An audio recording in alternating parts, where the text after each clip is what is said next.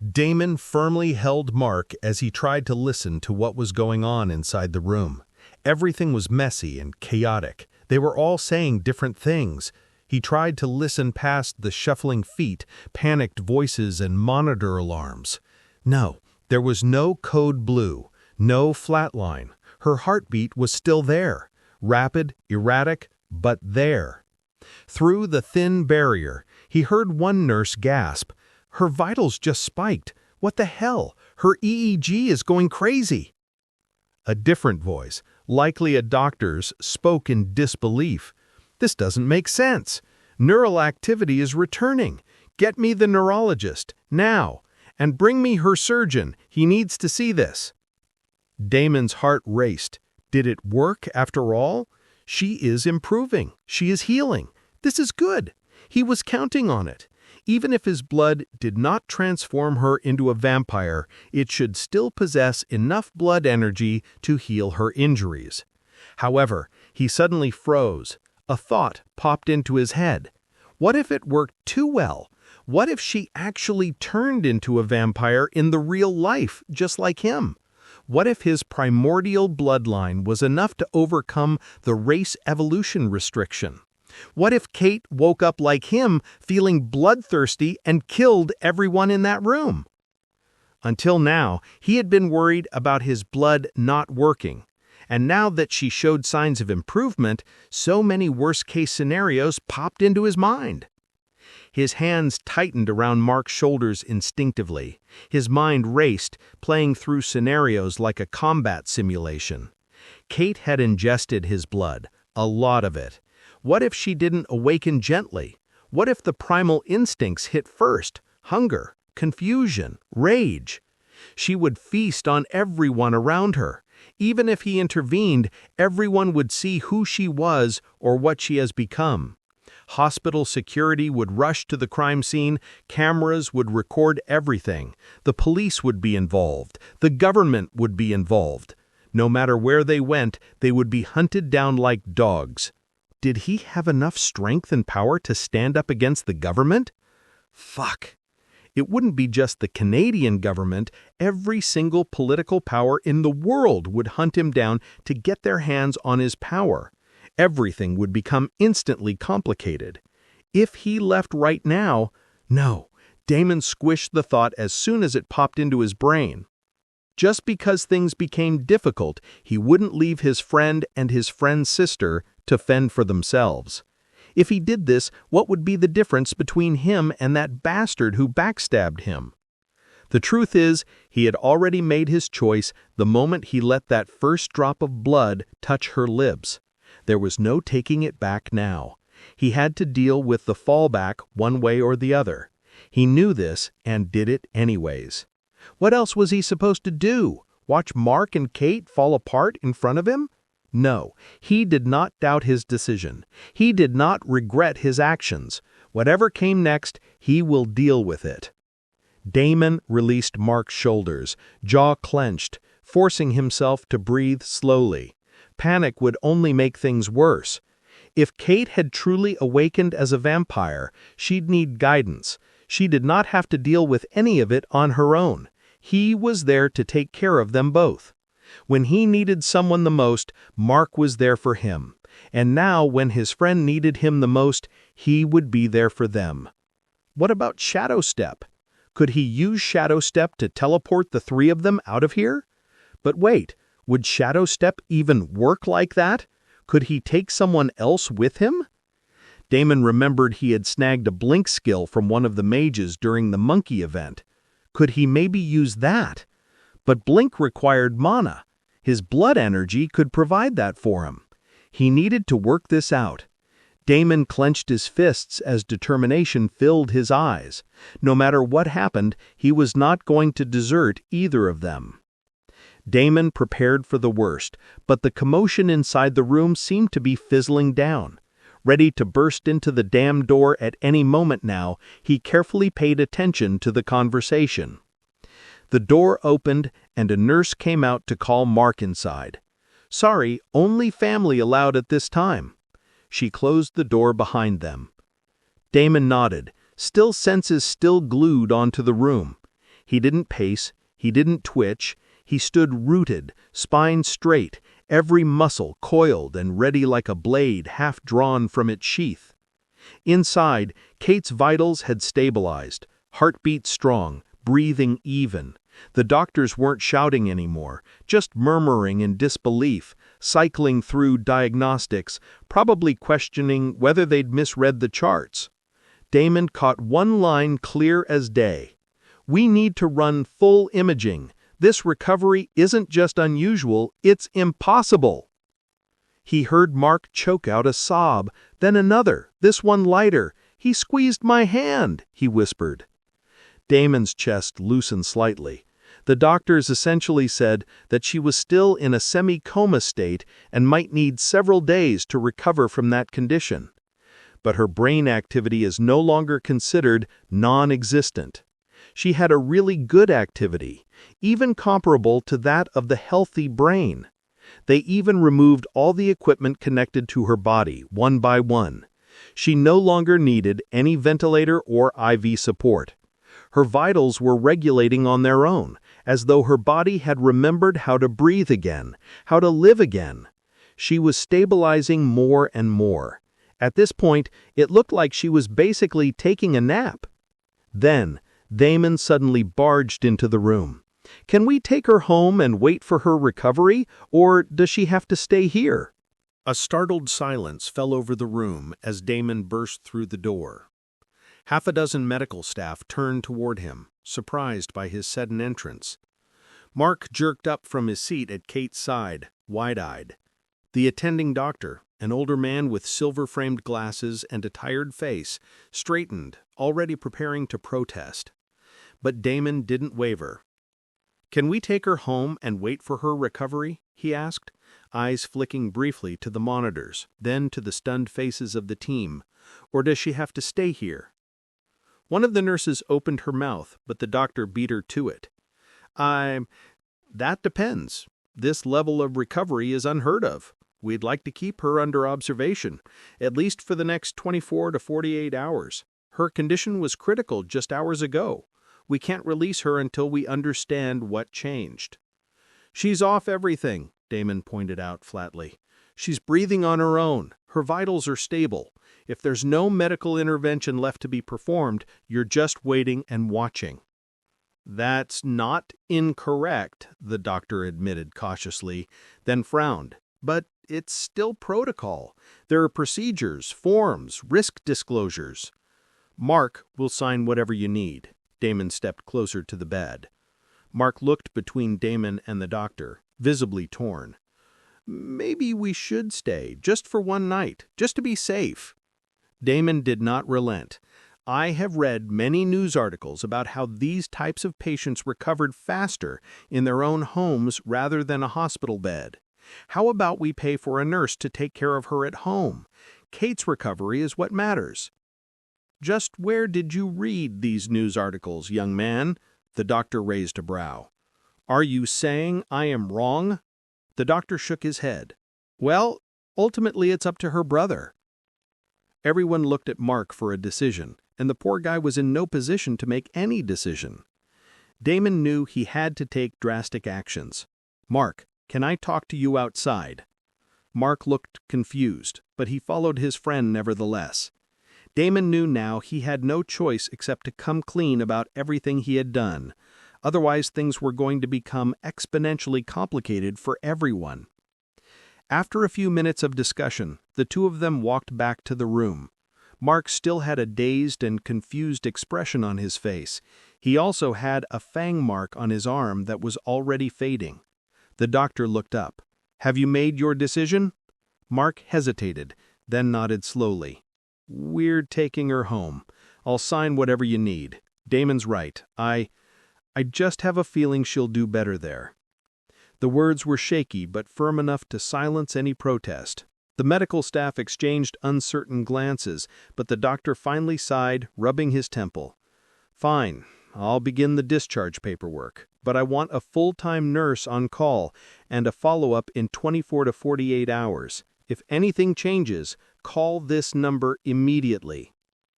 Remember, you are discharging her against the doctor's orders. You will be responsible if something happens to her. Police will be informed." "Understood," Damon said. Behind him, Mark sat beside Kate again, gently brushing her hair with shaking fingers.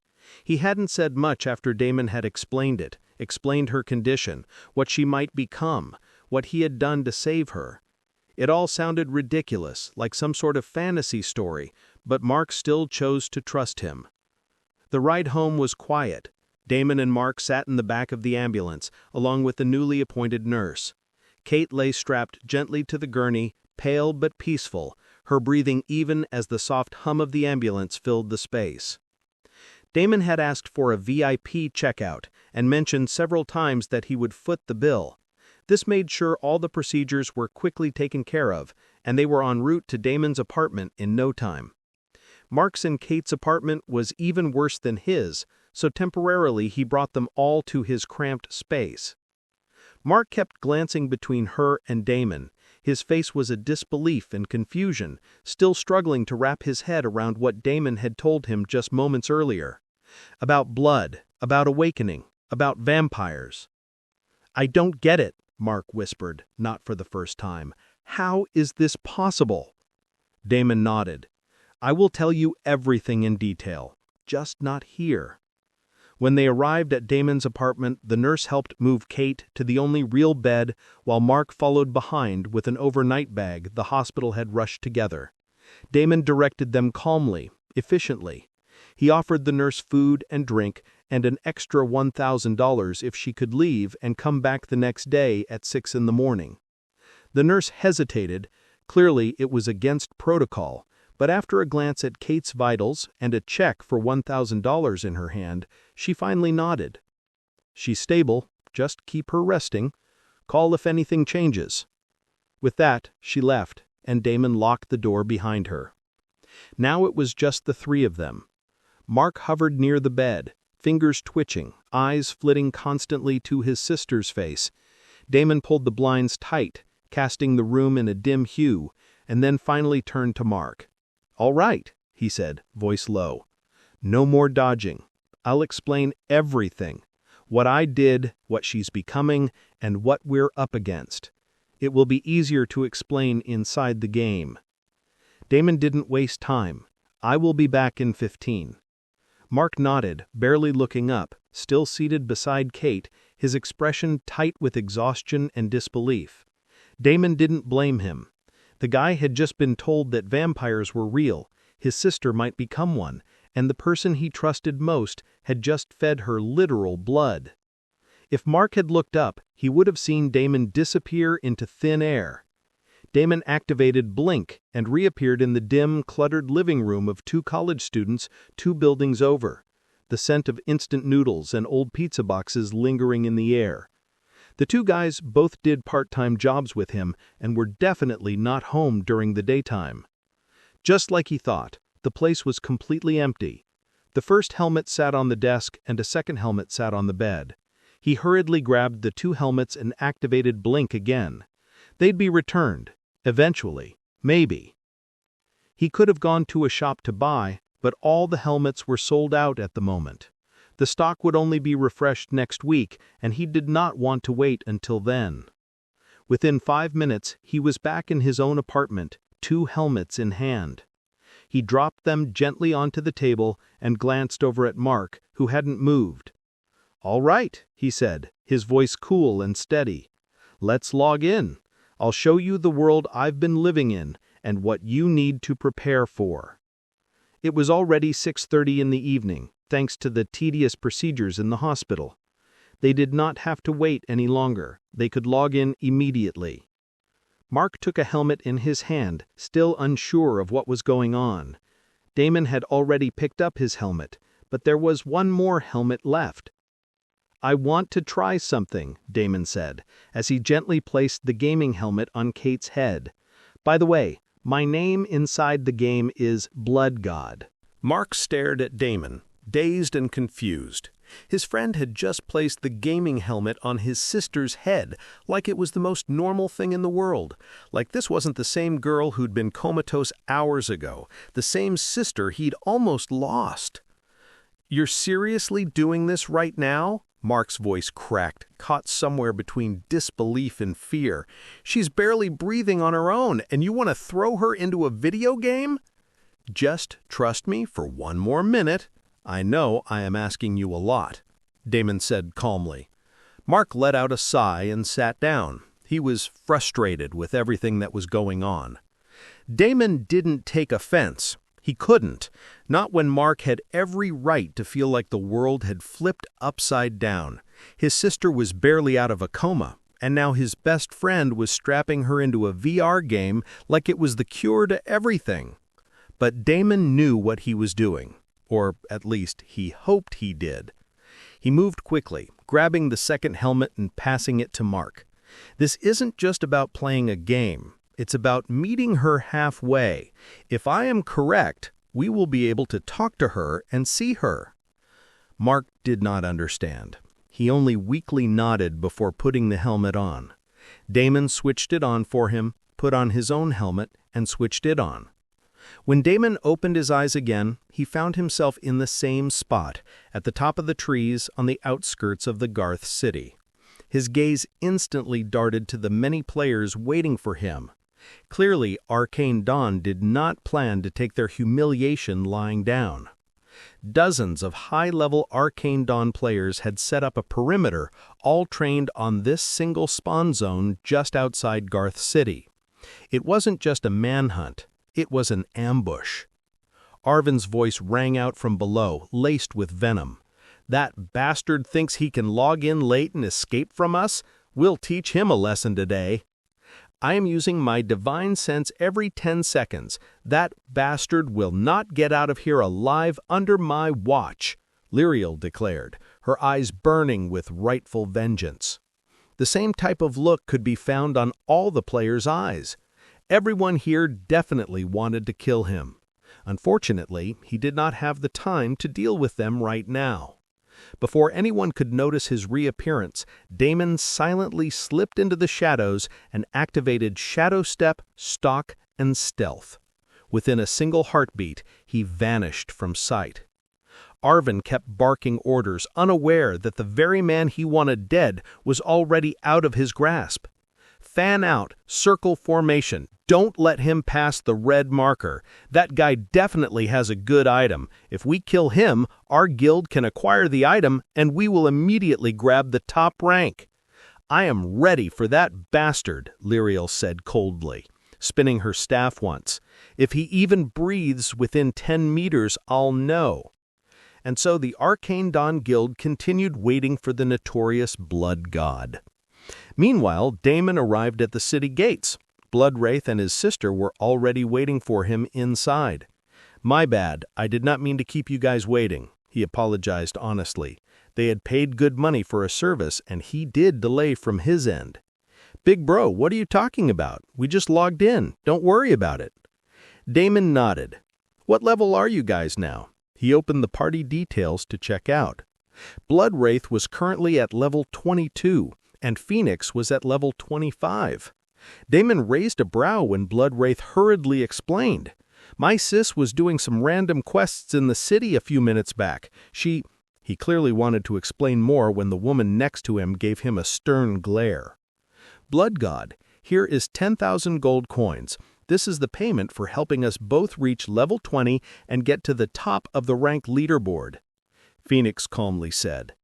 "You can consider the extra gold coins as bonus reward for doing it so quickly." Damon accepted the trade request without hesitation, the faint chime of coins transferring echoing in his ears. 10,000 gold was no small amount, especially not for early game players. With each gold coin currently going for 50 USD, 10,000 gold coins was a whopping 500,000 USD, an astronomical amount for a middle-class family. Bloodwraith was a whale who could casually toss out such a big amount for something simple as leveling. Of course, Damon knew these two were not just paying for the carry, and right on time, the proposal arrived. "I have a proposal for you," Phoenix said coolly. "We just gave you 10,000 gold coins just like that. You should now know the kind of means and abilities under our disposal. We can easily bring you up to the top 1% of the world. Everything you would ever want or ever dream of will be within your reach. You will live like a king, and your family will be treated like royalty." Damon smiled. He didn't interrupt. He let her continue. "I have a proposal for you," Phoenix said, her gaze steady. "We're not interested in playing fair. We're interested in winning, dominating, and we believe you are the key to doing that." Damon smiled. "So you know." Damon smiled. "So you know." There was a slight flicker of surprise on Phoenix's calm face, but the woman quickly hid it. "There is nothing to know. This was only expected." Bloodwraith looked between the two, struggling to follow the conversation. "Are you guys talking about the gold coin conversion? Big bro, I almost forgot to tell you.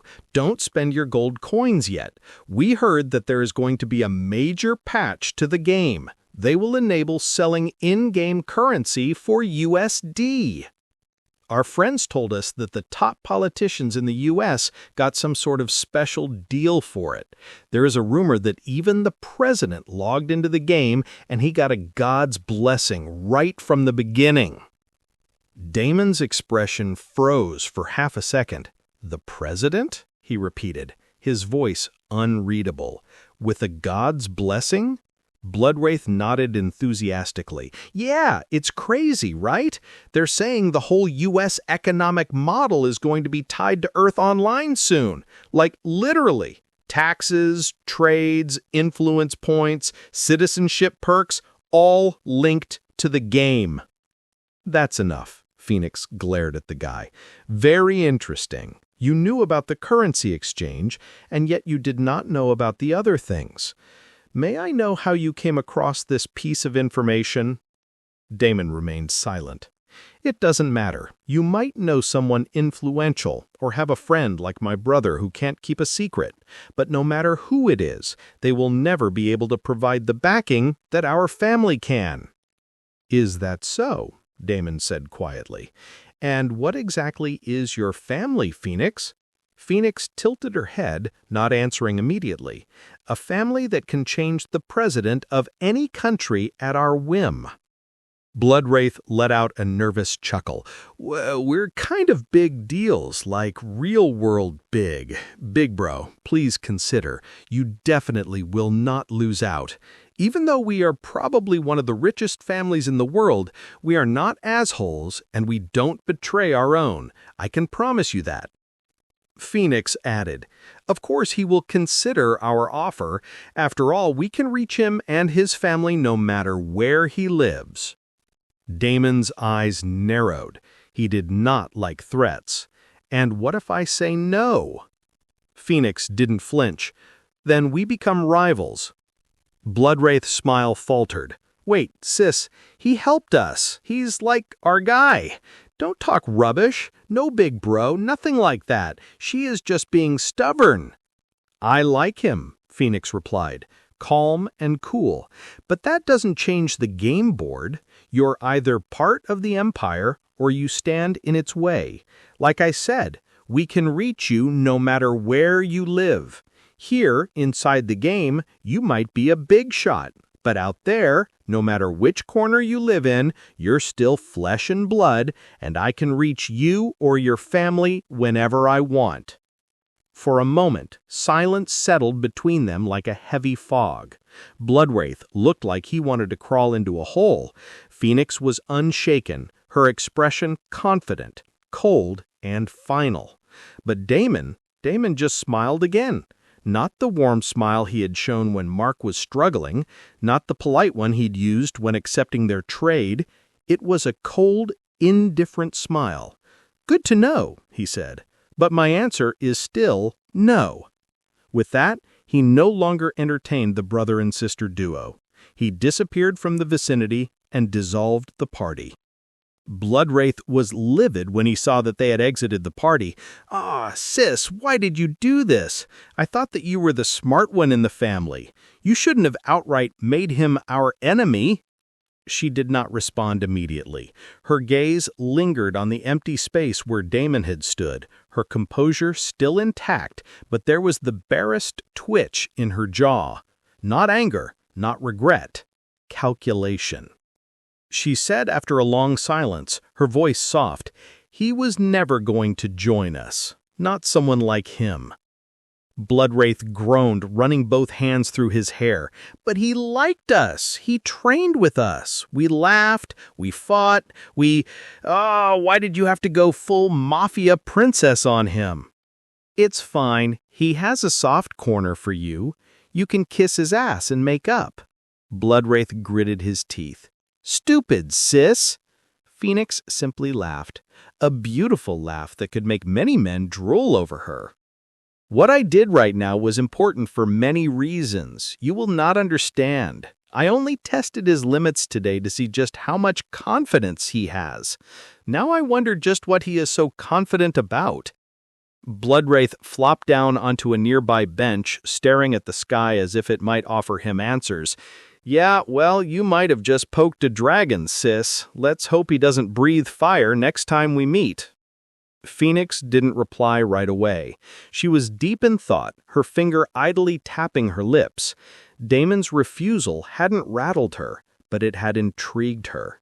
He hadn't hesitated, not bargained, not even asked what was in it for him. He'd simply said no, smiled, and walked away. That level of confidence was dangerous.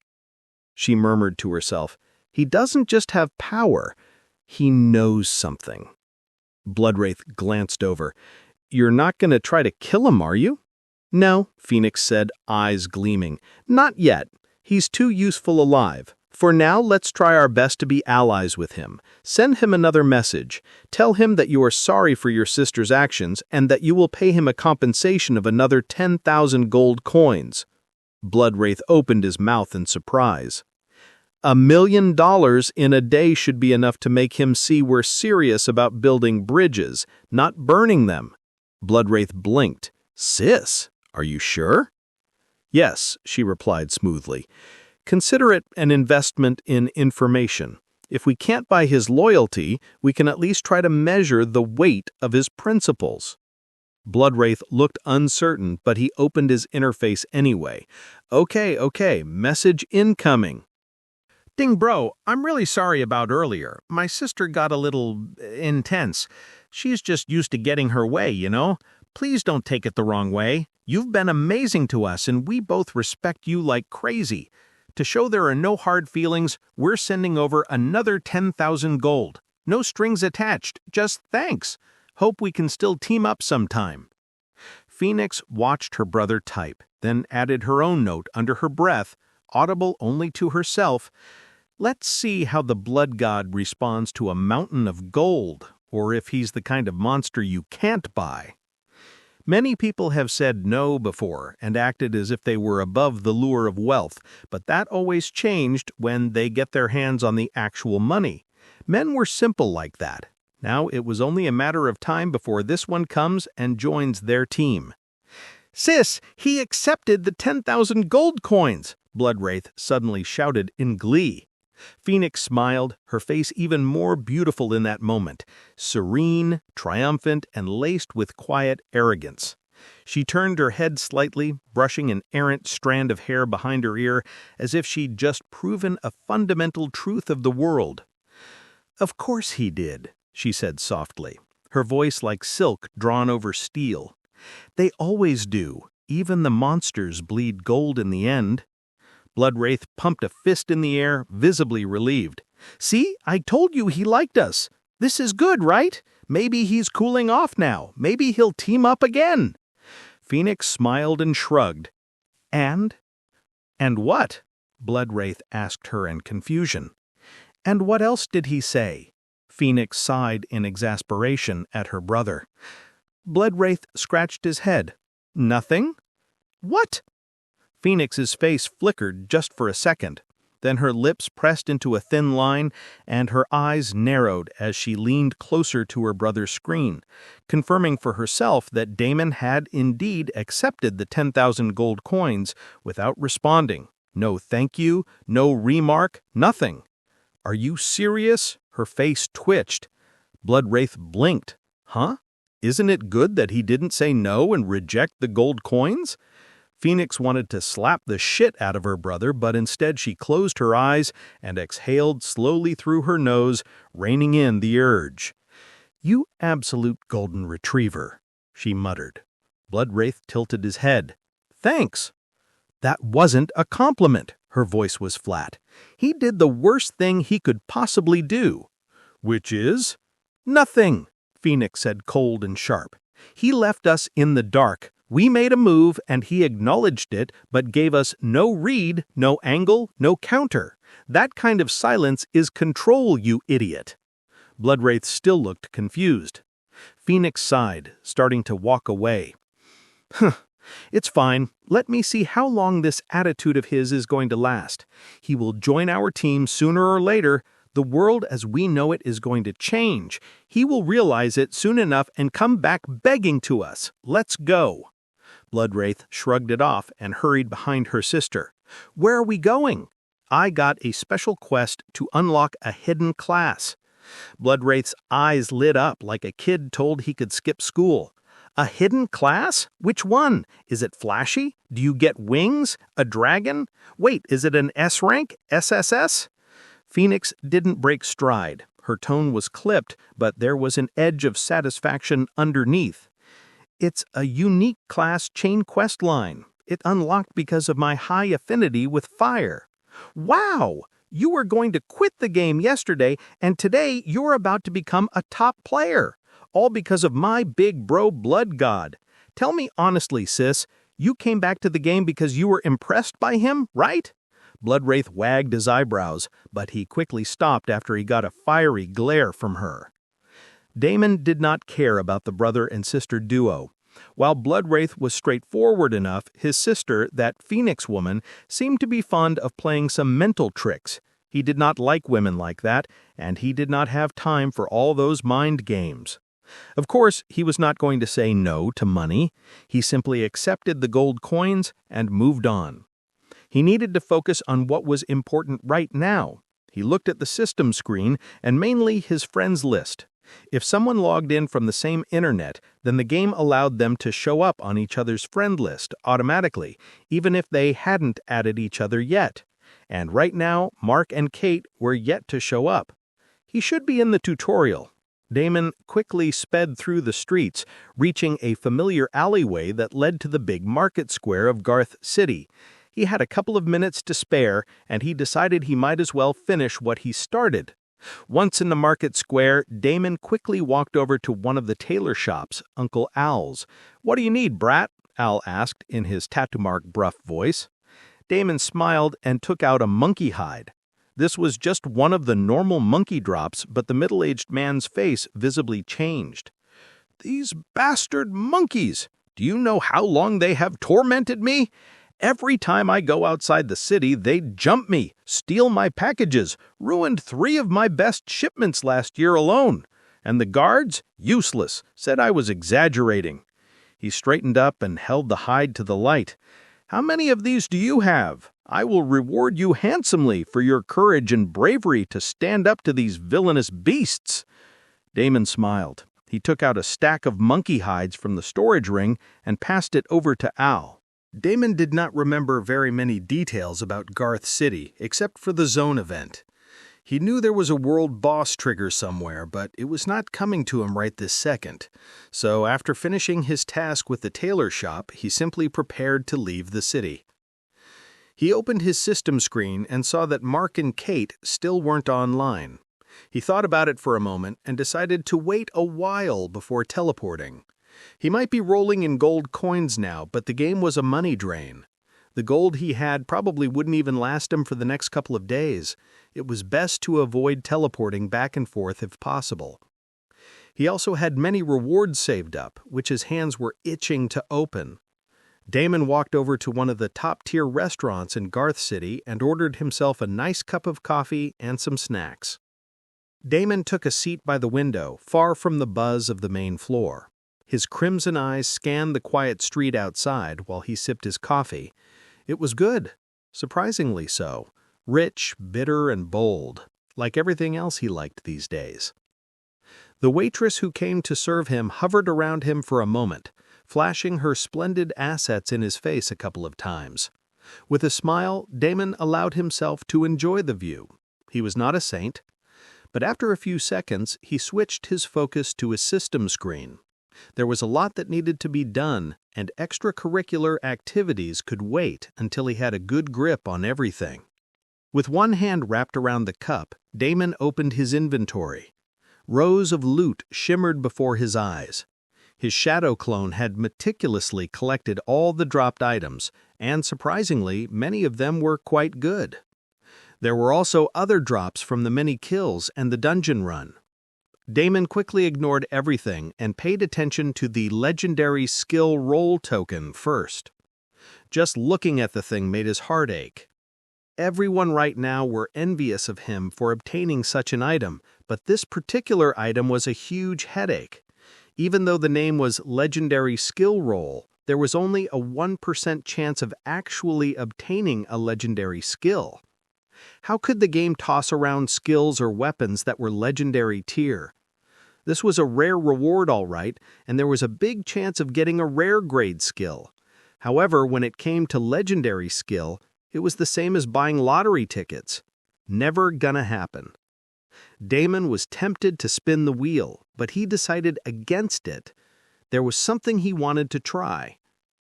There was a strange phenomenon in the Earth Online game called the Sky Full of Stars.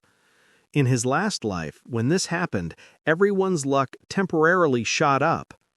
Damon had tried really hard to find out what event this was, but he could not. No one knew what the event was about. Whoever unlocked the event kept everything about it a secret. But for that one moment, where a beautiful scenery was painted across the sky and stars, everyone's luck shot up 100 times. It was only for a fraction of a second, but maybe he could make use of that fraction of a second this time around. Or maybe there were some beasts in the game that had a luck stat. If he could farm many such beasts, he could farm some luck stat points and then activate the skill roll. Damon decisively left the legendary skill roll token alone and moved on to the rare chests. He did not plan to wait for opening them and quickly popped them all open one after the other. Ding! You have opened Rare Chest X1. Ding! You have obtained Blood-Drenched Cloak Rare. Increases evasion and blood affinity. Ding! You have obtained Darkwood Essence X5. Ding! You have obtained Vampire Tooth Pendant Uncommon. Minor lifesteal on melee hits. Ding! You have opened Rare Chest X2. Ding! You have obtained Elixir of Crimson Veil. Temporarily conceals all hostile aggro and player tracking. Ding! You have obtained Shadow Meld Boots Rare. Grants 10% movement speed in darkness. Ding! You have opened Rare Chest X3. Ding! You have obtained Bloodthirsty Rune Shard X3. Can be socketed into compatible equipment for bonus crit chance. Ding! You have obtained Map Fragment Catacombs of the Forgotten Sun, Part 1 of 3. Damon's eyes narrowed at the last item. He hadn't expected that. He stared at the map fragment, lips curling into a slow grin. He remembered this dungeon. It was one of those side content places that most people ignored in his previous life because getting the last part of the 3 parts was nearly impossible. Most players had 2 out of 3 fragments and were stuck there. Finally, someone obtained the last part and then the dungeon was opened. Unfortunately, it was still only accessible by those who had all 3 parts, thanks to which this whole thing was a sore point for many. Damon also had no idea how to get the 3 fragments, so he simply ignored this one too. He already had several leads and did not want to waste his time on a random goose chase. As for the other items in the rare chests, He ignored the blood-drenched cloak. It was way too eye-catching, and he might as well be screaming from the top of his lungs that he was a dark faction player sitting around in the light faction. The boots were good. He switched out his beginner crappy boots with the new ones. He also equipped the vampire tooth pendant. "Nice," he muttered under his breath, his lips curving into a satisfied smirk. He took another sip of his coffee and mentally filed away the rest of the items for future consideration. The bloodthirsty rune shards could be used later once he got access to high-tier gear with sockets. There was no rush to use them. Damon then opened another treasure chest that he had obtained after the first dungeon clear. That was a silver-tier treasure chest. Different treasure chests had different grades based on how they were obtained. Some were graded common, rare, epic, and legendary, while others were graded as bronze, silver, and gold. This particular one was a silver one. Ding! You have opened Dungeon Reward Chest, Silver Tier. Ding! You have obtained Shadow Bone Ring, Rare, +5 Intelligence, +2 Mana Regen per second, and increases the potency of shadow magic by 10%. Damon whistled in excitement. Now that's more like it. He grabbed the ring and immediately equipped it. It synergized well with his current shadow skills and his boots. It also looked very cool with its sleek black design. A really good addition to his current gear. Well, his current gear was still mostly the newbie clothes, but that was going to change soon. Damon took another sip of his coffee and hurriedly went through all the dropped loot. Voila! He found a couple more shadow-type items. Amid the random vendor trash and mid-tier gear were 2 more shadow-aligned pieces, an obsidian-tinged shirt and a tattered shadow hood that granted minor buffs in shadow magic and a couple of extra stats. He mentally thanked the 2 players who had gotten this for him and equipped them. "This is shaping up better than I expected," Damon muttered as he pulled on the hood. It adjusted automatically, cloaking part of his face in shadow. Combined with his red eyes, the whole ensemble gave him the vibe of a walking nightmare. He leaned back, satisfied, and cracked his neck. The last thing was the Tier 2 class advancement token. A Tier 2 class advancement token had the ability to instantly upgrade a class by an entire rank. If someone used the token on a basic class like Warrior, it would start a series of chain quests and could evolve into something like Blood Knight or Dreadblade Gladiator, assuming the user met hidden conditions. But for Damon, things were different. He had no active class. He did not know if in future this might change, but there was no need to save such an item waiting for something to happen in the future. Besides, his path seemed very unusual with a mix of skills from various classes.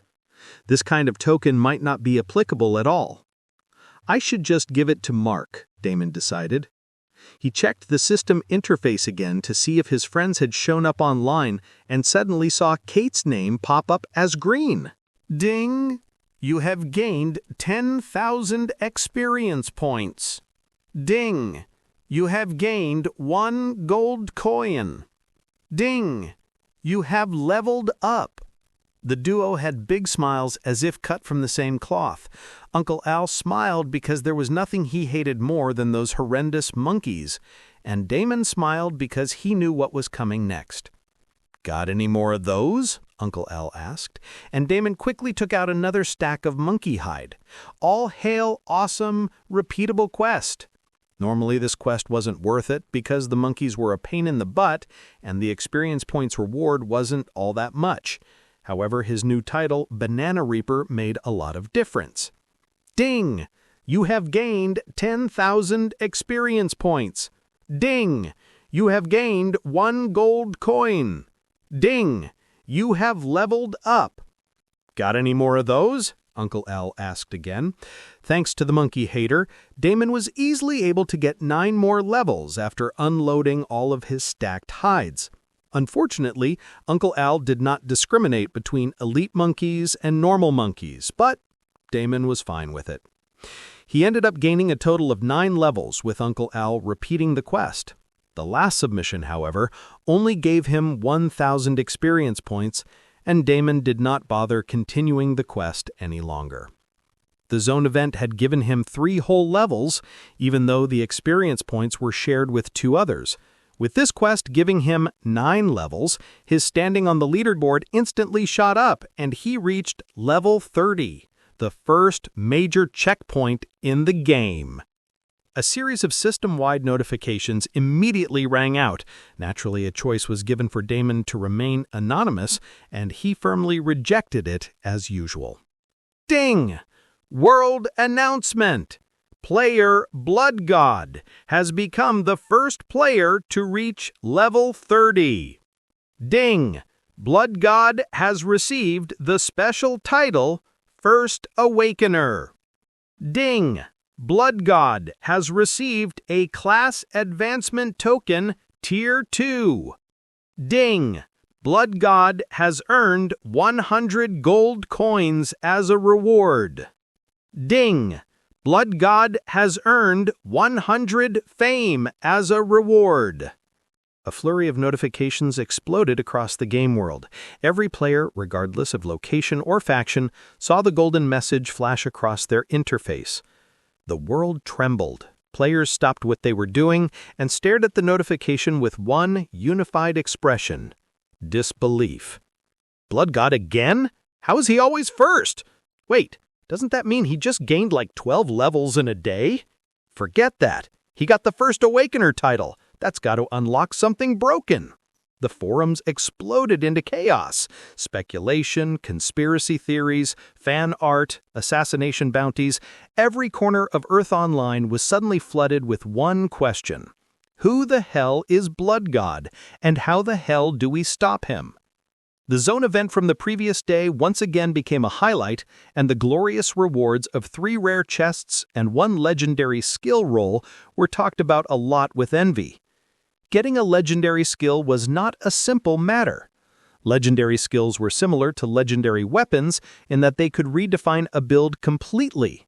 A whole class could be built based off a single legendary skill, and the person would instantly become a top player. But unlike gear, which could be lost, broken, or stolen, legendary skills were bound to the soul. They couldn't be traded, copied, or replicated. The players could only curse Blood God for obtaining such a good item. The game clearly gave a lot of chances for many people to become overpowered. But what happens when a single player amasses many such chances? The answer was simple. You got someone like Blood God, a walking glitch, a myth in the making. Not a player climbing the ranks, but a storm taking over the game. The forums were ablaze with memes and outrage. Blood God became the final boss of the game everyone wanted to take down. The truth was grimmer for many top guilds and solo elites. Earth Online was still new, still mysterious, but it was already clear that power snowballed. Hidden interactions between titles, bloodlines, quests, and unique class advancements meant that players who stacked early advantages could reach a point where catching up was no longer an option. And Blood God? Blood God wasn't just stacking advantages, he was collecting exceptions. The legendary skill scroll he obtained during the stone-skinned monkey event, bound directly to his bloodline, was one such exception. And now, with the First Awakener title and a Tier 2 class advancement token in hand, he stood at a crossroads few players would ever even glimpse. The guy was becoming untouchable, unassailable. Not a king on the leaderboard, but a legend etched into the game's very foundation. Outside Garth City, the Arcane Dawn's players were still camping the trees waiting for Blood God to show up. Their faces turned ashen when they saw the system messages. Their ambush, their plans, their pride, all of it shattered in a single golden flash. Level 30? Arvon's voice cracked, disbelief morphing into panic. How did he log in? We were right here. How did he get so many levels in such a short time? Wasn't he only 22 a few minutes back? L'Oreal's fingers tightened around her staff. Her jaw clenched. He was under our noses the entire time? On the other side of Garth City, Bloodwraith let out an excited shout and Phoenix stood frozen in her tracks. Her eyes were wide. She had clearly seen that Blood God was the same level as her just a couple of minutes ago when they had met in person, but now he had sprinted ahead, completely leaving her in the dust. "Level 30, Phoenix muttered. She gritted her teeth as a fiery aura erupted around her. Soon she will overtake that asshole. She clenched her fists in determination. Meanwhile, in Nira City. What? Blood God is not here anymore? Aurora bit her lips in frustration. Her team had been hunting that ruffian non-stop for the special hidden quest, combing through the forests outside the Nira City, but now it looked like all their effort was for naught. With these many gold coins, he could practically be anywhere in this world. She stabbed her staff into a python, the creature twisting and turning from the burst of divine energy before it turned into ashes. Was her hidden quest for an S-ranked legendary class going to be just a dream? The quest was right there in her hands, and yet it was slipping away like smoke. Aurora stared at the fading ashes of the python, her heart hammering in her chest. Blood God. The name now felt like a chain around her progress. A curse. She will soon break this curse and come out victorious. Another group in Nira City was equally unhappy. An underling of Daddy Brutal saw the system-wide announcement and cackled like a villain. "Boss, your strategy is working.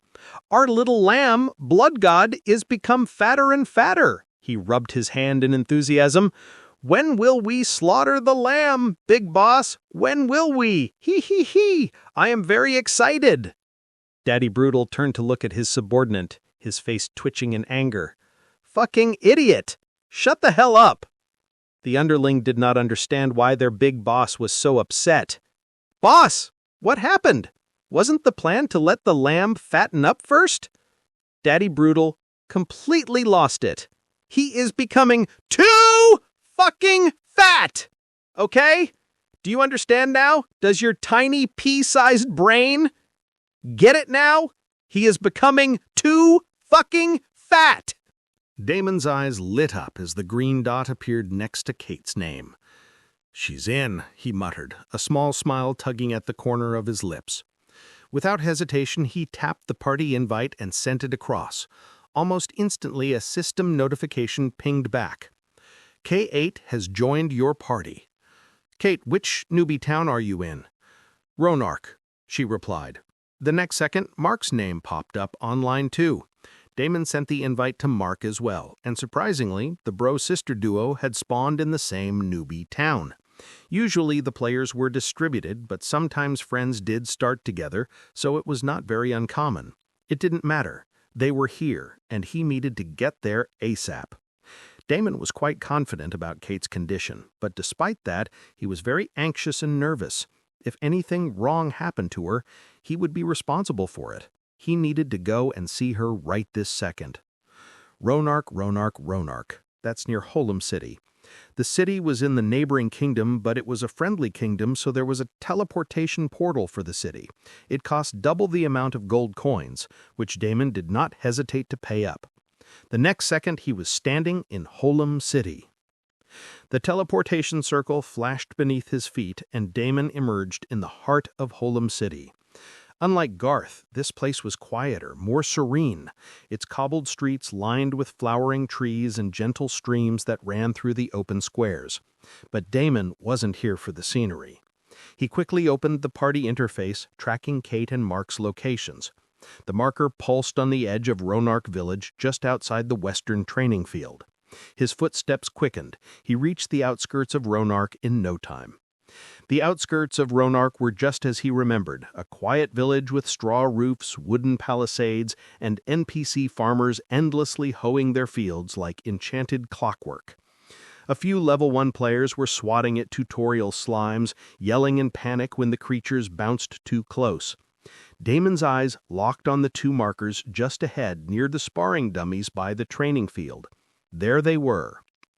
He arrived at the training field, and the first thing he noticed was a pale face completely and utterly lacking any and all emotions. Damon's eyes dropped. As soon as Kate saw him, without a word, she quietly bowed. "I am here to serve my Lord Master. Please give me your orders." "Fuck, I screwed up." "What did you say, Master? You want me to screw you?" "Huh?" Damon stared at Kate in confusion when he realized something was off. The next second, the woman burst into laughter.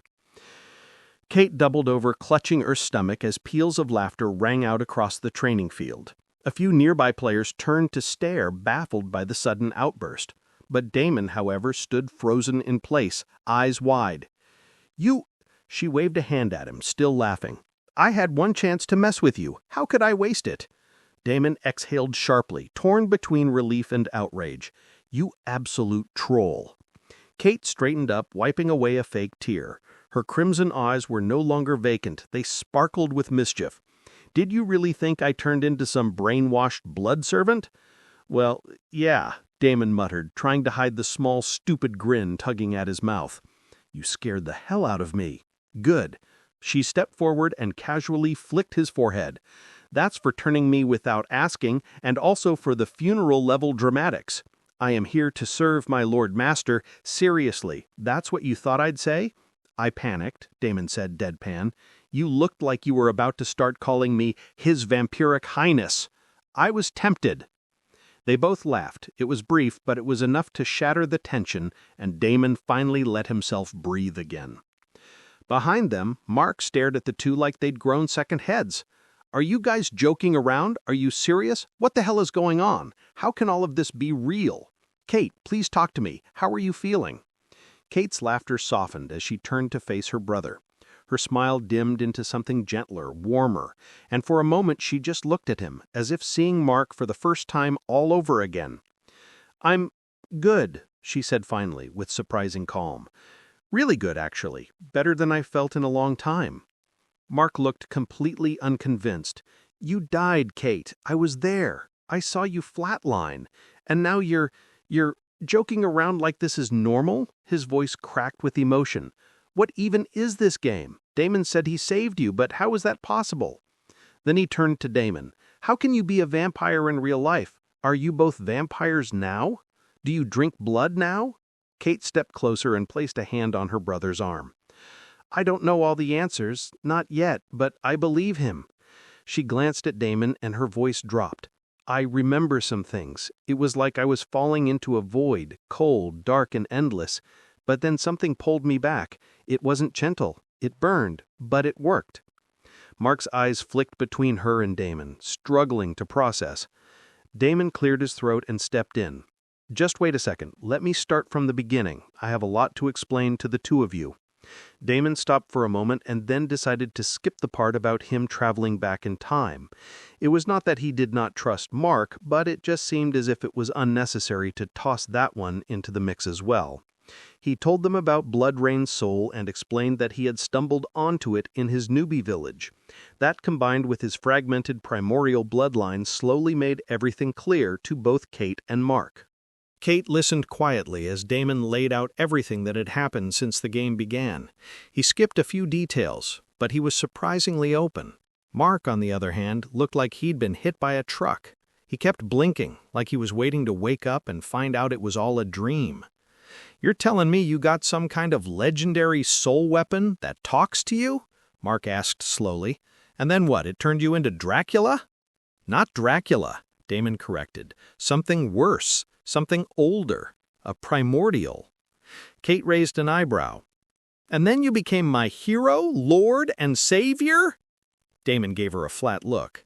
Okay, Kate laughed, holding up her hands. "I'll stop teasing." Mark glanced between the two of them like he was the only sane man left. "I don't know what's crazier, that this game lets you become a vampire in real life, or that my sister is laughing about it while calling you master." "I am never calling this doofus master," Kate huffed, mock offended. "Besides, I'm clearly the cooler vampire now. So what class did you pick up, huh? I need to know how strong I have to get. No way I'm letting you stay stronger than me." Damon grinned, something wicked dancing in his eyes. "You'll see soon enough." The three of them shared a laugh, and for the first time in a long while, Damon felt something warm settle in his chest. Like, just maybe, he was exactly where he belonged. He did not know how the world was going to change tomorrow, but no matter what, he would fight to protect this small world of his. Damon's mind wandered to Phoenix and what she said. She talked about a rumor that the President of the United States was personally going to log into the game with the God's blessing, but he already knew that it was not a mere rumor. During their conversation, he did not reveal any shock, but he was definitely shocked to find out that it was the President who started with a God's blessing. In fact, it was not just one person. In about 6 months' time, there were going to be 10 players who would enter the game with 10 different God's blessings. These 10 players would then become the backbone and strength of 10 powerful guilds, collectively called the Super 10. The thought made Damon's expression harden, his smile fading as the weight of what was coming settled on his shoulders again. The Super 10. He remembered that name well from his past life. The 10 pillars of chaos that had reshaped the game and, eventually, the world itself. Entire nations would align themselves with those players. A player like the President. Probably the other 10 players were other influential political people from around the world, from different countries. The identities of these players were always kept secretive, but from the way the nations aligned with them and the massive waves of recruitment of talented players, now Damon could join many dots. All of this made him wonder, did these people know something beforehand about how the game was going to change the world? Damon's thoughts spiraled. The President of the United States, world leaders, titans of influence, quietly entering a game that, at the time, was marketed as nothing more than the most immersive virtual reality MMO ever made. But looking back, how had they known? How had they prepared so thoroughly? Was it just foresight? Or had they been tipped off? Or rather, who was it who tipped them all off? A name entered his mind. All these players had what they called a God's blessing, so maybe the person who tipped them was a... He clenched his fists slowly, his eyes losing focus as paranoia and clarity warred inside his mind. Were the gods real? Were they watching? Had they chosen vessels in advance? And if so, what did that make him? A rogue variable? A mistake? Or maybe a threat? "Hello? Earth to Damon? Earth to Damon!" Kate flicked him on the forehead playfully. "What are you thinking about?" Damon blinked, pulled back from the depths of his spiraling thoughts by the light tap of Kate's finger on his forehead. Her mischievous grin was in contrast to the storm that had been brewing in his mind, but it grounded him, reminded him of the now, of the people he had to protect. "What are you thinking about?" she repeated, tilting her head. "Nothing," Damon lied, offering a small smile. "So, what class do you both want to pick?" Kate narrowed her eyes immediately. "That's a deflection. You are lying. I know when you're lying, Damon." Mark didn't say anything and shrugged. Damon raised both hands in surrender. "Fine. I was thinking about how the world's about to go to hell and that we're all standing on the fault line. Happy?" Kate smiled. "We'll deal with it. Together." Mark, still looking like he was waiting for an alien mothership to beam them all up, scratched the back of his neck. "Well, if the world is going to hell, then I'm going to need a strong class to stand next to you." Kate grinned. "You should go necromancer, then we can start a band, Blood and Bones." "Hard pass," Mark muttered. Damon chuckled. "Honestly, it doesn't matter what class you pick. If you both stick close to me, I'll make sure no one touches you. But you should choose something that matches your nature. Let's first take care of your awakening ceremony and then worry about picking a class." "What's that?" I will tell you about it. First, let's go to Neris City. I have the maximum influence there and might need some help from the vampire base." The three of them started walking into the forest. Damon summoned his clone, and Kate spent the next few minutes examining it, completely shocked. While she was messing around, Mark pulled Damon back to talk in private. I have no idea how to thank you." Damon waved him off casually. "Don't. Just stay alive. That's enough."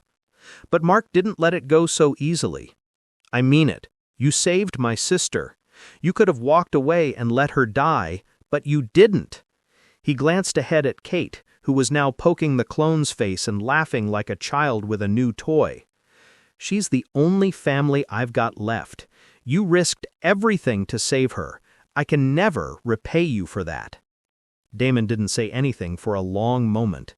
His jaw tensed, his gaze fixed on the horizon. He didn't know how to deal with gratitude, not when it came from a place so raw. Not after the way his last life had ended, drowning in betrayal. Finally, he gave Mark a short nod. "Don't get sentimental on me," he muttered. "You're going to make me think I'm a good person." Mark snorted. "Too late for that. You were always a good guy, Damon. Better than me, at least." "Have you read the forums?" Damon chuckled. "Fucking hell, yeah, how are we not talking about that? Blood God! Dude! You're famous!" Mark started laughing. "Ugh, groan!" Damon ran a hand through his hair. "I hate that name." "Oh, come on," Mark grinned. "You massacred a guild mid-event while farming elite monsters and players like it was a weekend hobby. You've got a blood-red name, the MVP title, a bounty on your head, and your own forum mega-thread with 50 pages of people arguing if you're a bug, a dev, or an actual demon." Damon groaned louder. "I don't want to know." "But you are famous now," Mark said with a smirk. "And I got to admit, it's kind of cool knowing the guy terrifying half the server is my childhood friend. You've always had that main character syndrome, man. Just embrace it." "Yes, blood god, my lord and savior," Kate laughed as she walked back to them. "Hey, do we need to bow to you every time we see you now? I mean, we are amongst royalty." Damon's face twitched. "You know what, Kate? It should be any time now." "What any time?" Kate looked confused. "Aren't you feeling a tad hungry?" Damon smiled. "Hungry?" Kate's eyes instantly froze. Fuck, yes, she was feeling hungry. Very hungry. Hunger was all she could think about now. She looked at Damon's wicked smile and slowly asked in disbelief, "Don't tell me." "Yes, my dear Kate. Vampires drink blood." Kate stared at him like he'd just told her the moon was made of cheese. "No," she whispered. "Yes," Damon said cheerfully. "No." "Yes." Damon was clearly enjoying this far too much. Kate clutched her stomach, her face frozen in a mixture of disbelief and horror. "Why didn't you tell me this earlier? I thought I was just craving burgers or something after that hospital visit. I was going to get the Big Mac." Damon burst out laughing. "Big Mac? Oh my God!" "Don't laugh at me, you idiot," she growled, baring her fangs, which, now that she noticed, had gotten sharper. "How am I supposed to get blood? I'm not going to bite someone. That's insane." "You'll learn to control it," Damon said, his tone calming now. "At first, the hunger's overwhelming, but after your first real feed, you'll stabilize. Come on, let's go and find something for you to eat." Kate looked reluctant, but when Damon's shadow clone dragged a half-dead wolf to them, she instantly jumped on the beast. One whiff of the blood and her eyes changed, darkened, deepened, turned feral. Without a word, Kate lunged at the wolf, fangs bared. She didn't bite like a person would. She bit like a starving animal, desperate, instinctual, wild. The moment her lips touched the creature's neck, a shiver ran down her spine and she started sucking. Damon watched silently. Mark had a complicated look on his face. A few seconds later, the wolf let out a faint whimper before falling silent. Kate's shoulders trembled, then gradually stilled as her breathing deepened. A flush of crimson spread across her cheeks, and her hunger began to fade. Finally, she pulled away, blood smeared across her mouth, her chest rising and falling like she'd just surfaced from underwater. She blinked, dazed, then looked up at Damon. "That was disgusting, but also..." She paused, licking a spot off her lip. "Really, really good." Damon chuckled. "Told you, Big Mac just got dethroned." Kate wiped her mouth on her sleeve and stood. "I'm still not biting people." "You say that now," Damon grinned. "Give it time." Kate huffed and dramatically turned away. She was about to say something in protest when suddenly a system screen flashed in front of her. "Ding! Your transformation is complete. Ding! You have been sired by the touch of a primordial bloodline. Do you wish to accept your god's blessing?" Kate looked at Damon for a moment and then selected yes. All the joking aside, she knew that the man standing in front of her had saved her from definite death. After all that, she was not going to reject his good intentions by being some prude who couldn't handle being a vampire. After all, Damon had always been... Kate shook her head. There was already so much going on, and she did not want to dredge up some old feelings and make everything messier. She selected yes, and instantly her face changed. Both Mark and Damon rushed to her. What happened? Kate couldn't answer. A look of pain filled her face as her body arched slightly and her chest lit up with a deep crimson glow. The mark of her bond with Damon's bloodline ignited like a rune etched in flame. Symbols not from any known language shimmered around her, orbiting her body like satellites, then, just as suddenly, were sucked inward and vanished beneath her skin. Ding! You have accepted the blessing of a primordial. Ding! The grade of your blessing is minor. Ding! All your stats are increased by 50. Kate collapsed to her knees, panting, her hands clutching at the glowing mark over her chest. The runes had disappeared, but the heat still lingered in her bones. Damon reached her side in an instant, crouching as Kate tried to catch her breath. Mark hovered behind, panic flickering in his eyes. But Damon wasn't panicked. He recognized this. If he was not wrong, then this was a sort of awakening. The next second his suspicions were confirmed. A system screen flashed in front of him. Ding! Kate 8 has accepted the blessing. Ding! A bond has been forged through the blood pact and Kate 8 has become your first bloodbound follower. Ding! She has received minor blessing. All her stats are increased by 50. Ding! The stronger the blessing, the stronger the bond and the influence. Bloodline stabilization is required before altering the grade of the blessing. Damon stared at the cascading system messages, each one more unexpected than the last. Bloodbound follower. Kate, his first. He looked at Kate again. Her aura had changed. She was a lot stronger now. Mark, watching silently, asked the obvious question. Is she okay? Damon didn't answer right away. He stood slowly, offering Kate his hand. She took it, rising to her feet with effort, her expression a blend of awe and confusion. She just became my first follower. For a second, he was worried about how his friends were going to react.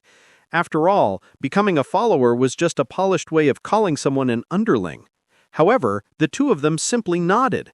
It looked like they had already expected something like this to happen. Sweet! I got a big stat bonus! Kate grinned, checking out her newly modified body. She could zoom and run a lot faster now, and she was sure as hell enjoying it. Kate dashed forward suddenly, zipping between two trees before flipping off a low-hanging branch and landing beside them with a grin that screamed trouble. I think I could race a car now, or run one over. Mark looked at her, half impressed and half terrified. I don't know whether to be proud of you or scared. Kate smirked. Both. Definitely both.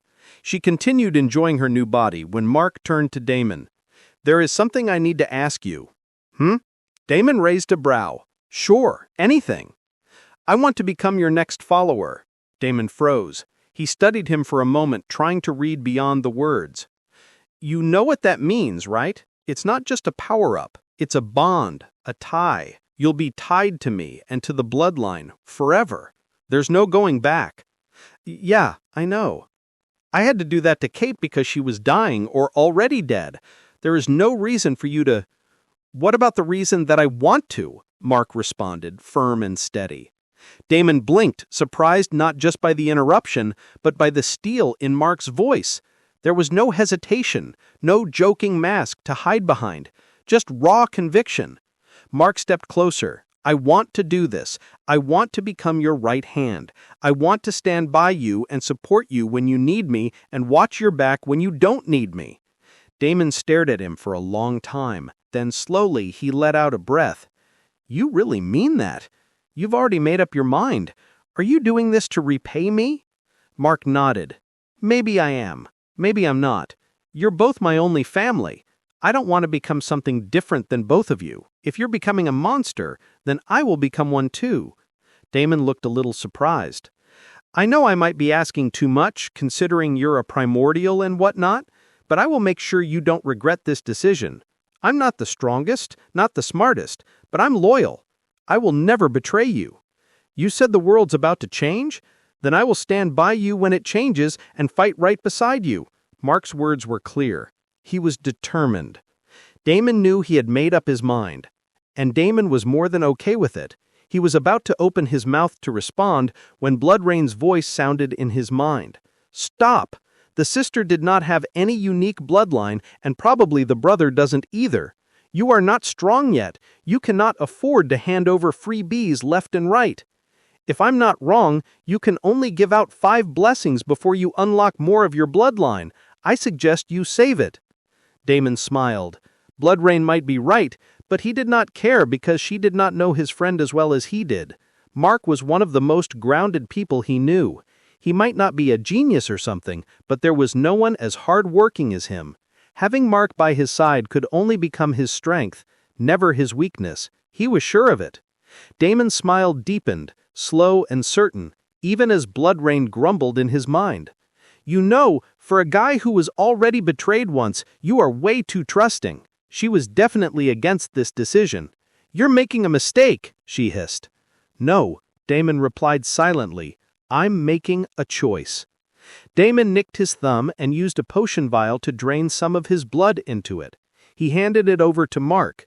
"You sure?" Damon asked one last time. Mark didn't blink. He drank the blood in a single swig. The next second, he clutched his heart, dropped the vial, and doubled over, a hoarse scream ripping from his throat.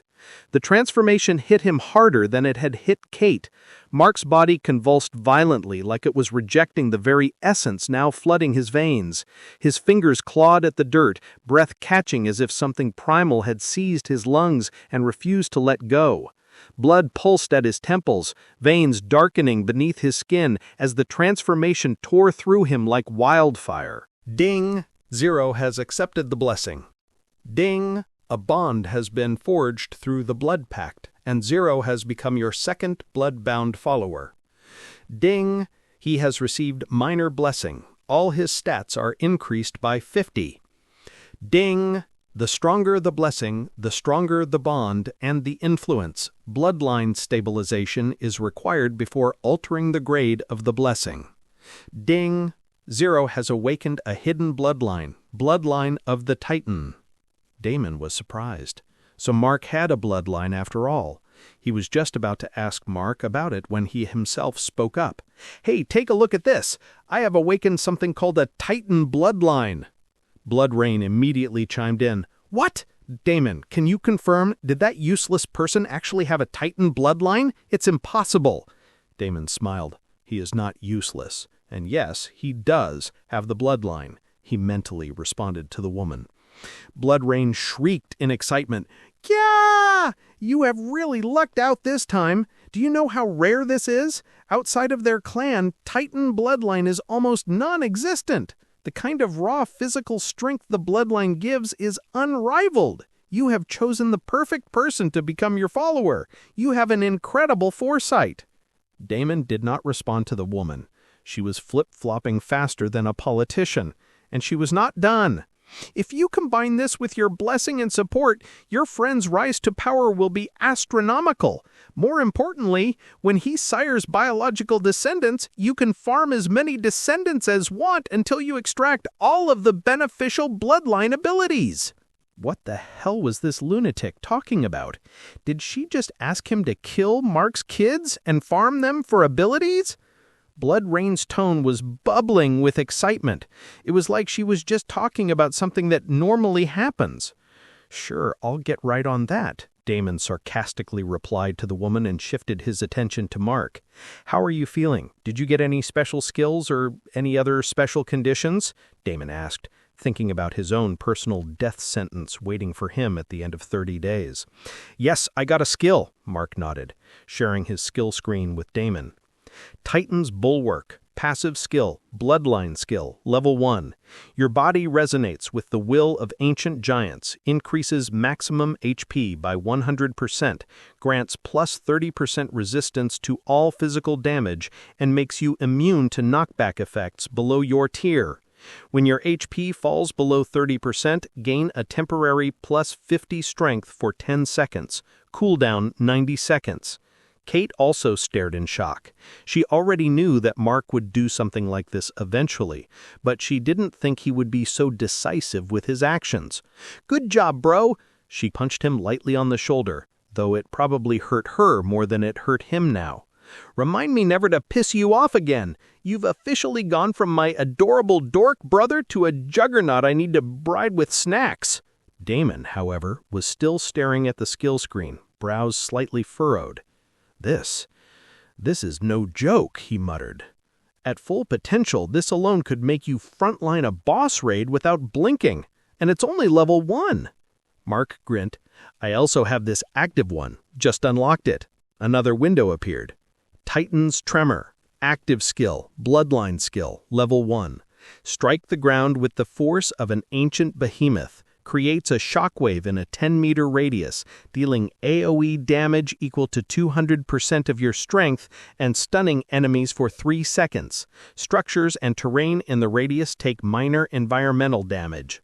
Kate's jaw dropped. "This is simply too overpowered." Mark shrugged with mock modesty. "It's nothing much."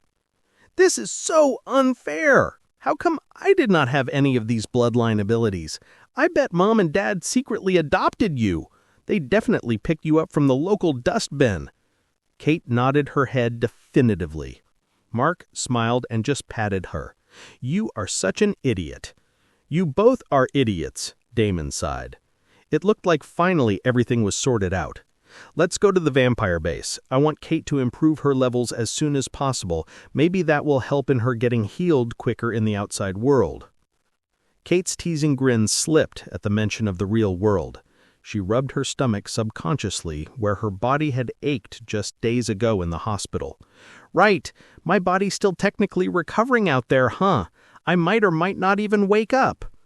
Damon gave a slight nod. "Your condition might have stabilized, but you're still not in the clear.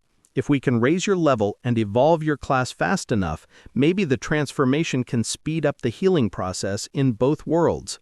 Mark nodded seriously. Damon had already purchased the vampire charms for the duo from another shop in Garth City, run by a known vampires NPC. He handed them the charms, and the two of them equipped them immediately. Thanks to the increased stats, the duo were able to easily match Damon's speed, and they were in the city area in no time. Starting with this many stat points was simply ridiculous. Even though Damon would probably outshine them in the future, it would require a lot of hard work on his part. On the other hand, these two got an instant power-up right from the get-go. Good. If anybody deserved an easy life, it was these two.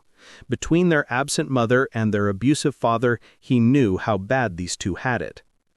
Damon fished out gold coins for the teleportation, and the three of them finally arrived in Nira City. But the small city was no longer as quiet and calm as it used to be. The amount of Divine Temple and Holy Church players had once again increased in the city area and the nearby forests.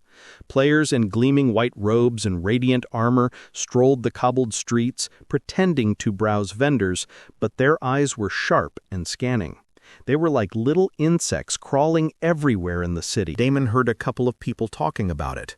Apparently someone leaked online that a special quest will unlock for priest and paladin class players and holy healers if they manage to kill him or even spot him and report the location to the church. Huge bounties were on his head in both the Mercenary Guild and the Adventurers Guild. Of course, normal player guilds also had extensive rewards for cornering him. The entire city had become a death trap. The players had even started doing unofficial checkpoints all over the city and at the city gate entrance. Most of these players had the Golden Lotus Guild tabard and were clearly from Aurora's Golden Lotus Guild. Damon's face twitched at this new development. It looked like they wanted to trap him, corner him, and catch him like a mouse in a trap. It's only been 3 days since the game launched. Wasn't this a bit too soon to go all in? Damon, what are we going to do now? Mark and Kate looked troubled. Those 3 guys have been eyeing us since we arrived. Do you think they found out? Damon smiled. They need 3 more years of experience before they can compete with me. He had half a mind to take on the whole gang, but now, with Mark and Kate, the things he needed to get done had drastically increased. He couldn't afford to simply keep messing with these idiots. Let's go this way. He led the group to the old hag shop. A couple of people seemed interested in following them, but Damon lost them soon enough by taking multiple weird turns in the city streets. These idiots did not have enough manpower yet, so it was easy enough to ditch them.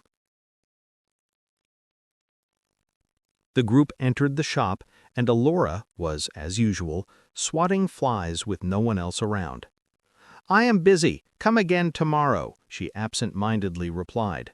However, the next second, her eyes flew wide. "My lord, my lady!" She immediately appeared in front of them with a speed that defied her hunched frame, bowing so low her nose nearly brushed the dusty floorboards. "Forgive me, I did not recognize your exalted presence." Kate blinked. Mark stared dumbfounded.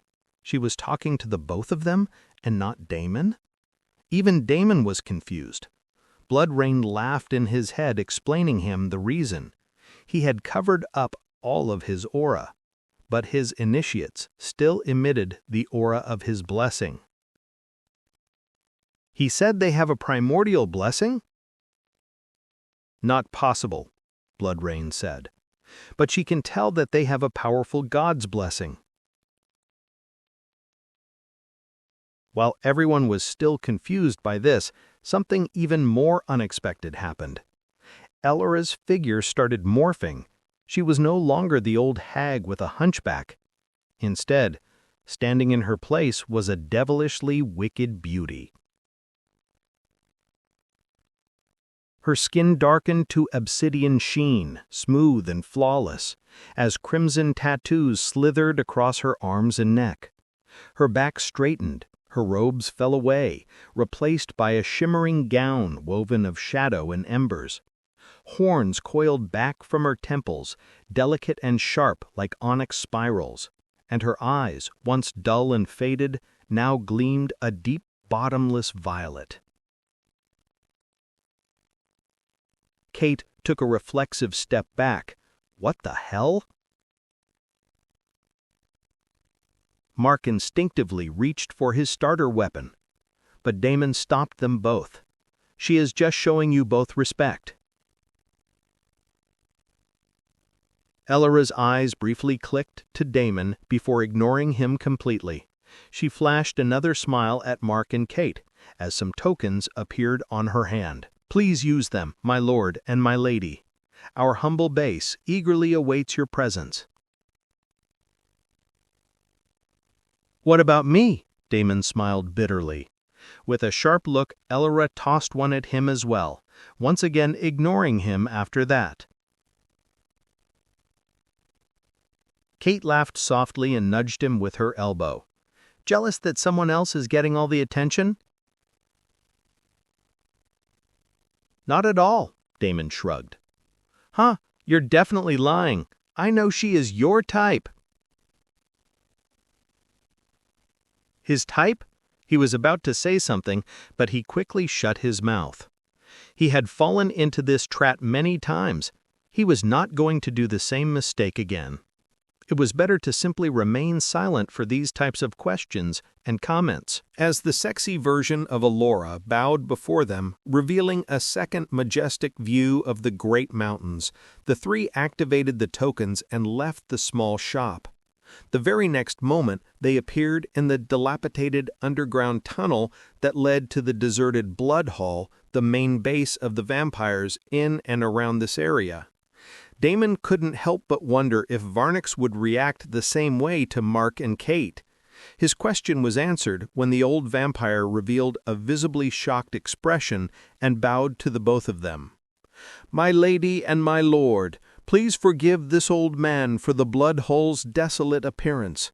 Welcome to our humble abode," Varnix intoned reverently, his deep voice echoing off the cracked stone walls. He lowered himself to one knee, crimson cloak pooling around him like a shadow. "We had not anticipated your descent this soon. The blood stirs and the sanctum responds." Kate blinked. Hi." Mark just smiled awkwardly. Damon shook his head. These two need to learn a lot. Unlike them, he knew how exactly to take advantage of situations. "Lord Varnix, I met these two newly awakened bloodlings wandering about. They seem to lack the memory of their origin. Perhaps there is some way you can help them to become stronger and reclaim their place in the dark faction." Varnix's gaze sharpened with sudden understanding. So they are not merely of the blood, but of the old blood, unaware of their calling." He rose slowly, reverence in every motion. "Then it is my honor, no, my duty, to serve." Varnix gestured to the hallway beyond, where the darkness now parted in slow, swirling tendrils. "There is a trial chamber below the sanctum. It was once used to awaken fledgling nobles. If they survive the trial, the blood reveals their path." "If they survive?" Mark asked, raising a brow. Varnix's smile was gentle, and just a little terrifying. "Growth demands risk, young lord, but fear not. You shall not face it alone." "Oh, that's good. Looks like you will have some help," Damon nodded. But the next second, Varnix simply added, "I meant your God's blessing will always be with you." Damon's face twitched. "I guess you are screwed then," he smiled bitterly. "These trials are usually tough. Just do your best. No need to risk anything, especially Kate." "Yes, master," Kate playfully winked. But Damon quickly grabbed her and looked at her pointedly. "Listen to me, I'm not joking. Your condition is weird. I don't know what's happening to your body in the real world, so don't unnecessarily take any risks." "Geez, okay, I know, you dummy. I'm just playing with you." "Kate." "Okay, no more playing. I will listen to you, all right?" She pouted. Varnix cleared his throat awkwardly. "If my lordship and my ladyship would follow me." He led them both further underground, and when Damon tried to follow, he quickly turned to give a sharp glance. "I guess I'm not welcome there." Damon chuckled awkwardly. He watched the three of them disappear and then decided to get back to his business. There was a lot that needed to be done, and he did not plan on babysitting Mark and Kate forever. That would only be detrimental to their growth. He helped them get a foothold in the game, and now it was up to them to carve out their own path, just like he had. Damon turned back toward the main blood hall chamber. The small orb on the altar was still glowing faintly.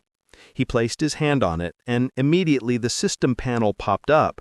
Thanks to Bloodwraith, he had more than enough money to contribute to the rebuild. Quest: Rebuilding the Blood Hall. The Vampire Race Hall lies in ruins. Do you wish to contribute towards its restoration and become its founding pillar?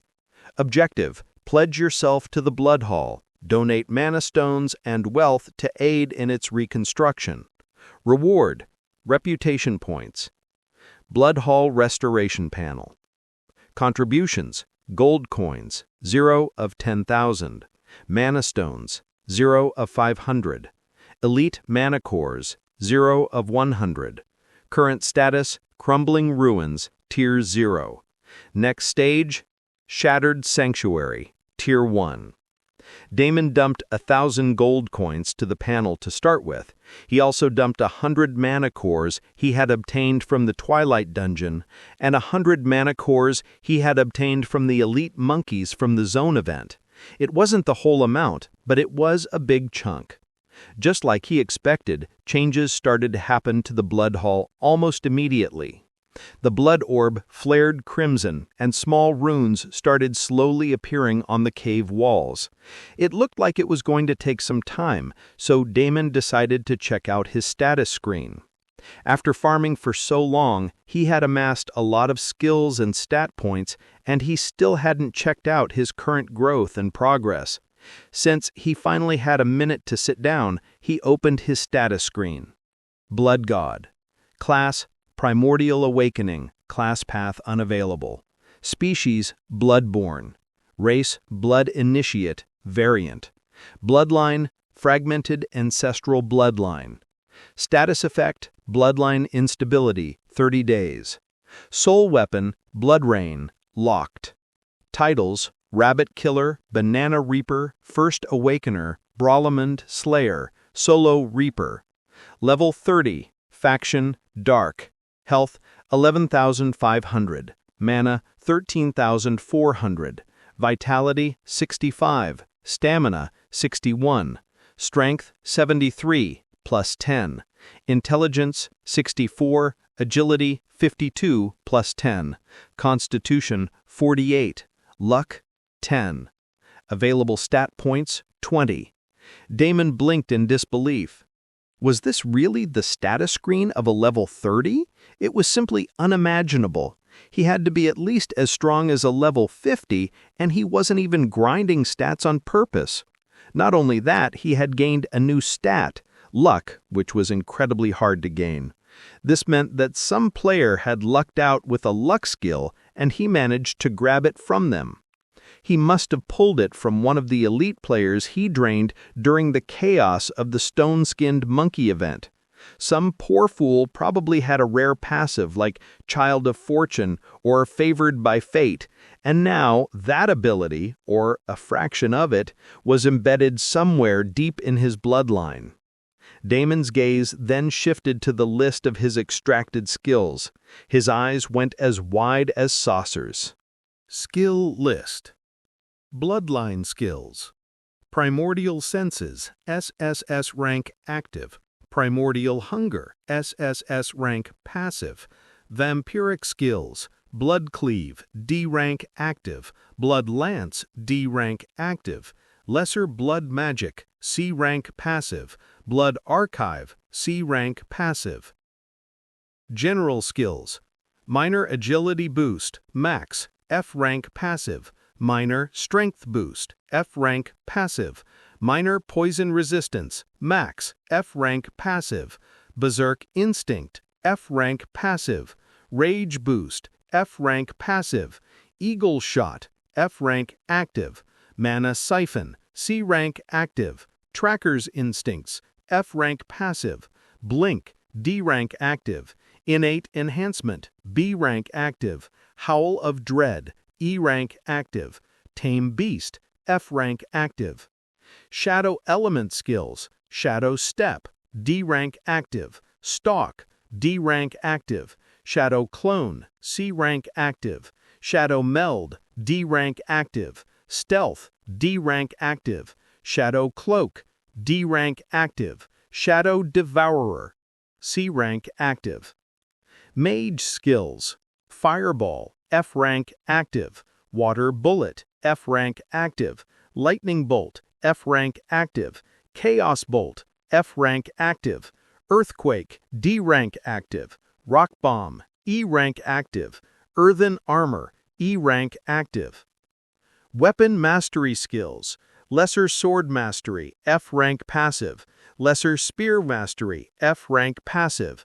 Lesser Bow Mastery, F rank passive. Lesser Dagger Mastery, F rank passive.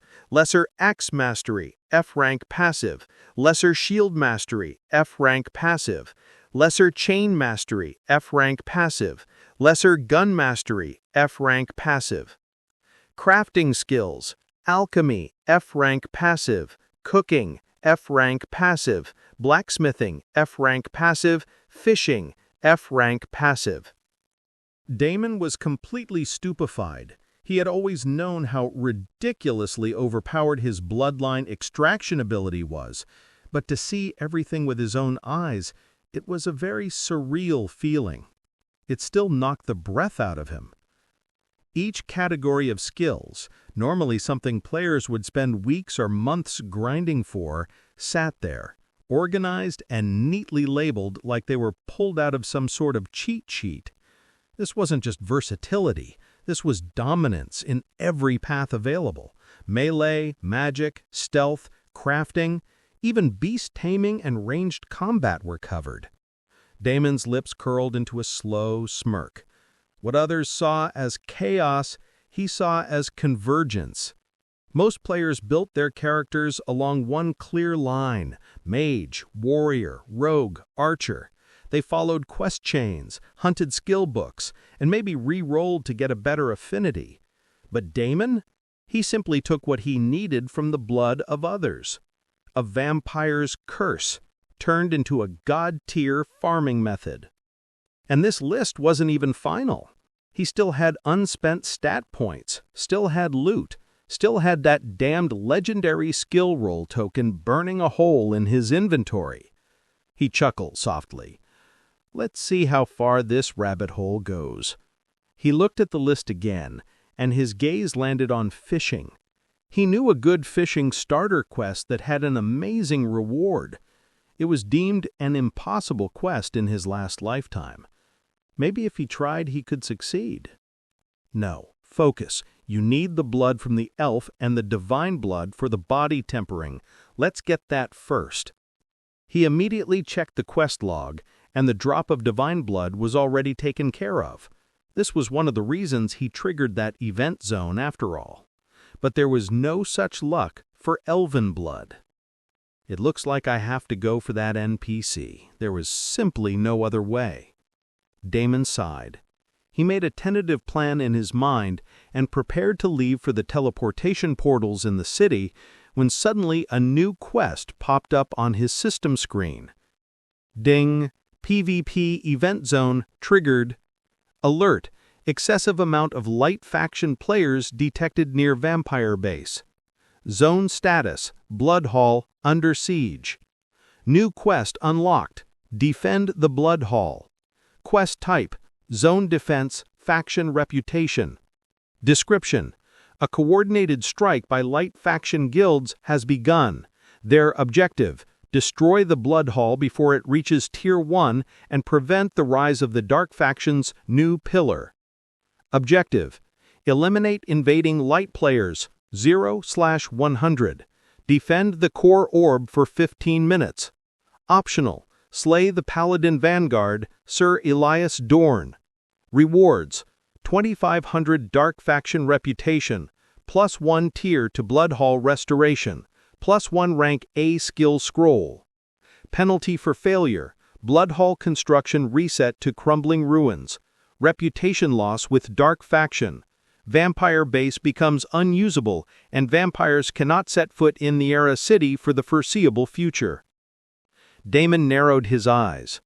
What the hell? How did this quest pop up now? He stared at the quest silently for a moment before he realized that he was the very reason this quest had popped up. The many priest and paladin players who were behind him and had come to Niera City to hunt him down had indirectly triggered a faction quest line that is not supposed to pop up for another 6 months at the least. Damon let out a low, incredulous laugh, shaking his head. He hadn't even intended to speedrun this part of the faction storyline, and yet it had happened. He cracked his knuckles and revealed a big grin. It was time to test his new skills and abilities. Grinding players seemed to be a lot more lucrative, so why not go at it? He quickly activated Shadow Meld and reached the entrance to the vampire base, the small well. He crouched behind the crumbling stone lip of the well that led into the Blood Hall. He could already hear movements and chatter. It looked like the enemy had found out their base location and was already at their doorstep. The quest had inadvertently revealed the fact that there were vampires in the game. Or did it? He quickly opened the local chat to check, and a second was enough to confirm what he needed. Interestingly, the quest had only revealed the presence of a dark faction. It looked like the existence of vampires was still a secret. It would remain so if he stopped the siege and would be exposed to everyone if he lost this siege. However, there was no way Damon was going to lose in this massive PvP gala. There was going to be a bloodbath, and no one can stop it. That stupid well is a base of dark faction? I've been roaming here for several hours and didn't find a single thing odd about it. Is the quest even correct? Shut up. Look, our Queen Aurora is headed for the well. She knows everything. We just need to follow her. Holy butterfly, did you guys hear? That villain, Blood God, shot up in rankings because of a zone event exactly like this. No, our event is a lot better. This should definitely push our Golden Lotus Guild to the top. Let's go, Golden Lotus! Golden Lotus! All the players started chanting.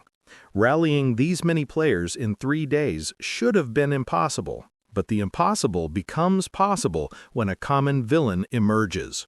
Aurora walked with a determined expression in front of the crowd.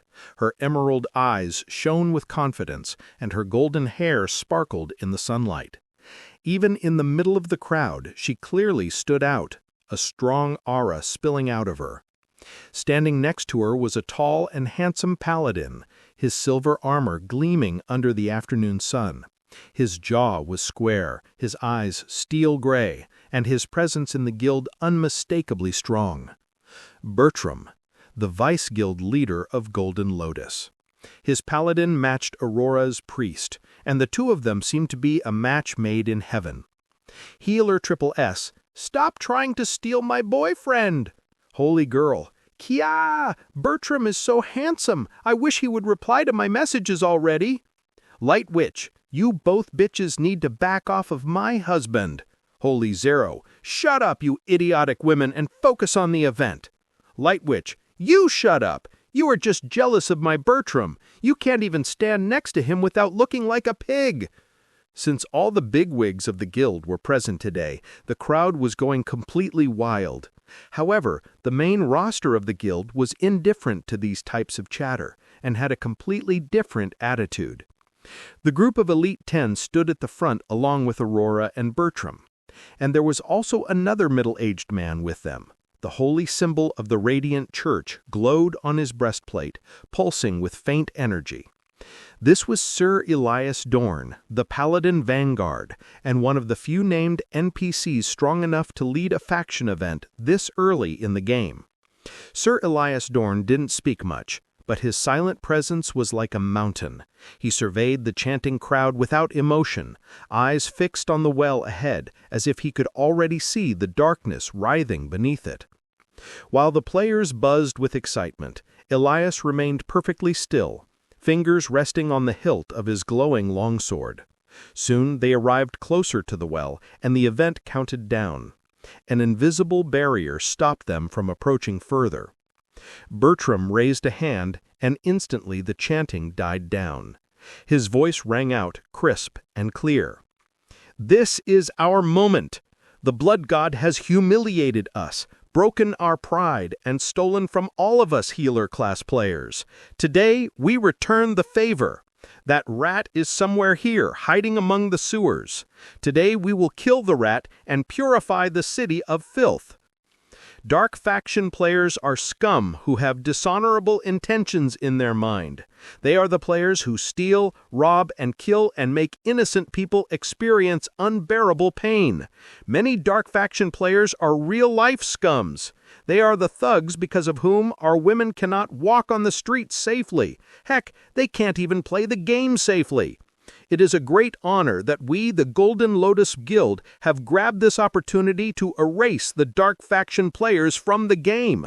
Let's kill the scum and the filth. Leave no one alive. Today, we will emerge victorious."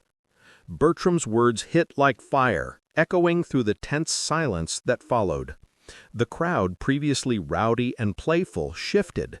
Their posture changed. Faces grew grim. The aura turned militant. What started as a PvP raid had morphed, on Bertram's tongue, into a crusade. Adding to his words, Aurora nodded, her staff rising high, casting a gentle golden light over the crowd. Immediately, everyone's natural health regeneration within the area increased by 5%. "Let the radiance guide our blades," she said softly, "and may no darkness escape judgment." "Golden Lotus!" Bertram roared again, his sword pointed toward the well. Behind them, Sir Elias Dorn remained still, but his blade slowly slid free from its sheath.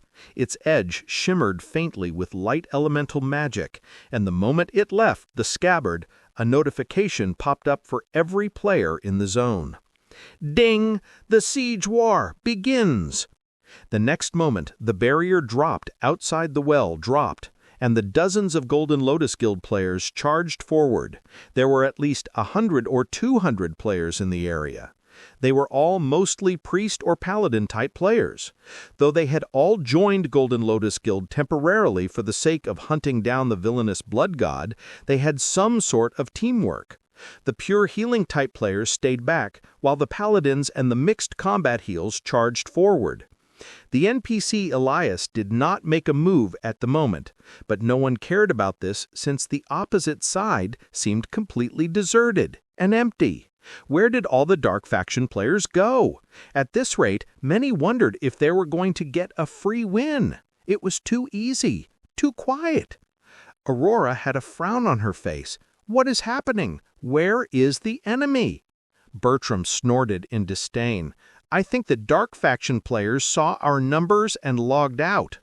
Aurora nodded, but there was clearly doubt on her face.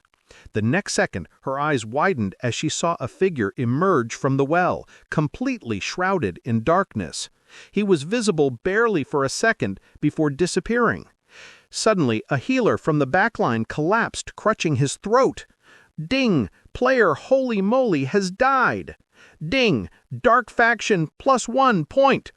Ding! Player Holy Moly has died! Ding! Dark Faction +1 point! The event just started? Someone died already? How could this be possible? A player shouted. When everybody turned back to look, a black shadow disappeared from the scene of the crime. Before they could think about this, another notification popped up. Ding! Player Heals for You has died. Ding! Dark Faction +1 point. The entire guild was left completely speechless. The well in front of them looked as deserted as always. No one had even seen the enemy yet. How could their side players be dying before the battle even began? Screams erupted from the rear ranks as panic spread. The tightly packed formation of priests began to fray. Some turned to look for the attacker, others instinctively cast healing spells into the air, confused and terrified. Aurora's voice rang out, urgent but steady. Stay calm. Formation. Stay in formation. Paladins, spread out and form a screen. Where the hell is he? Bertram growled, spinning with his blade drawn. Wait! There! I saw something! Moonbeam shrieked, pointing toward a tree. But by the time others looked, there was only a flicker of darkness melting into nothingness. Ding! Player Tender Grace has died. Ding! Player Angel Touch has died. Ding! Dark Faction +2 points. The entire guild was left completely speechless. The well in front of them looked as deserted as always. No one had even seen the enemy yet. How could their side players be dying before the battle even began? Screams erupted from the rear ranks as panic spread. The tightly packed formation of priests began to fray. Some turned to look for the attacker, others instinctively cast healing spells into the air, confused and terrified. Aurora's voice rang out, urgent but steady. Stay calm. Formation. Stay in formation. Paladins, spread out and form a screen. Where the hell is he? Bertram growled, spinning with his blade drawn. Wait! There! I saw something! Moonbeam shrieked, pointing toward a tree. But by the time others looked, there was only a flicker of darkness melting into nothingness. Ding! Player Tender Grace has died. Ding! Player Angel Touch has died. Ding! Dark Faction +2 points. The entire guild was left completely speechless. The well in front of them looked as deserted as always. No one had even seen the enemy yet. How could their side players be dying before the battle even began? Screams erupted from the rear ranks as panic spread. The tightly packed formation of priests began to fray. Some turned to look for the attacker, others instinctively cast healing spells into the air, confused and terrified. Aurora's voice rang out, urgent but steady. Stay calm. Formation, stay in formation. Paladins, spread out and form a screen. Where the hell is he? Bertram growled, spinning with his blade drawn. Wait! There! I saw something! Moonbeam shrieked, pointing toward a tree. But by the time others looked, there was only a flicker of darkness melting into nothingness. Ding! Player Tender Grace has died. Ding! Player Angel Touch has died. Ding! Dark Faction, plus 2 points. The entire guild was left completely speechless. The well in front of them looked as deserted as always. No one had even seen the enemy yet. How could their side players be dying before the battle even began? Screams erupted from the rear ranks as panic spread. The tightly packed formation of priests began to fray. Some turned to look for the attacker, others instinctively cast healing spells into the air, confused and terrified. Aurora's voice rang out, urgent but steady. Stay calm. Formation, stay in formation. Paladins, spread out and form a screen. Where the hell is he? Bertram growled, spinning with his blade drawn. Wait! There! I saw something! Moonbeam shrieked, pointing toward a tree. But by the time others looked, there was only a flicker of darkness melting into nothingness. Ding! Player Tender Grace has died. Ding! Player Angel Touch has died. Ding! Dark Faction, plus 2 points. The entire guild was left completely speechless. The well in front of them looked as deserted as always. No one had even seen the enemy yet. How could their side players be dying before the battle even began? Screams erupted from the rear ranks as panic spread. The tightly packed formation of priests began to fray. Some turned to look for the attacker, others instinctively cast healing spells into the air, confused and terrified. Aurora's voice rang out, urgent but steady. Stay calm. Formation, stay in formation. Paladins, spread out and form a screen. Where the hell is he? Bertram growled, spinning with his blade drawn. Wait! There! I saw something! Moonbeam shrieked, pointing toward a tree. But by the time others looked, there was only a flicker of darkness melting into nothingness. Ding! Player Tender Grace has died. Ding! Player Angel Touch has died. Ding! Dark Faction, plus 2 points. The entire guild was left completely speechless. The well in front of them looked as deserted as always. No one had even seen the enemy yet. How could their side players be dying before the battle even began?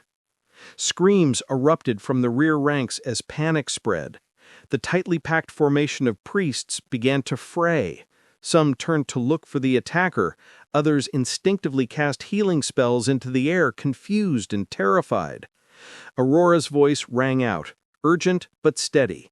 Stay calm. Formation, stay in formation. Paladins, spread out and form a screen. Where the hell is he? Bertram growled, spinning with his blade drawn. Wait! There! I saw something! Moonbeam shrieked, pointing toward a tree. But by the time others looked, there was only a flicker of darkness melting into nothingness. Ding! Player Tender Grace has died. Ding! Player Angel Touch has died. Ding! Dark Faction, plus 2 points. The entire guild was left completely speechless. The well in front of them looked as deserted as always. No one had even seen the enemy yet. How could their side players be dying before the battle even began? Screams erupted from the rear ranks as panic spread. The tightly packed formation of priests began to fray. Some turned to look for the attacker, others instinctively cast healing spells into the air, confused and terrified. Aurora's voice rang out, urgent but steady.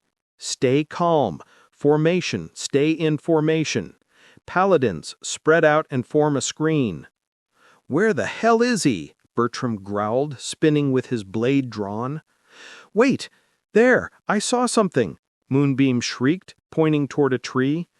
But by the time others looked, there was only a flicker of darkness melting into nothingness.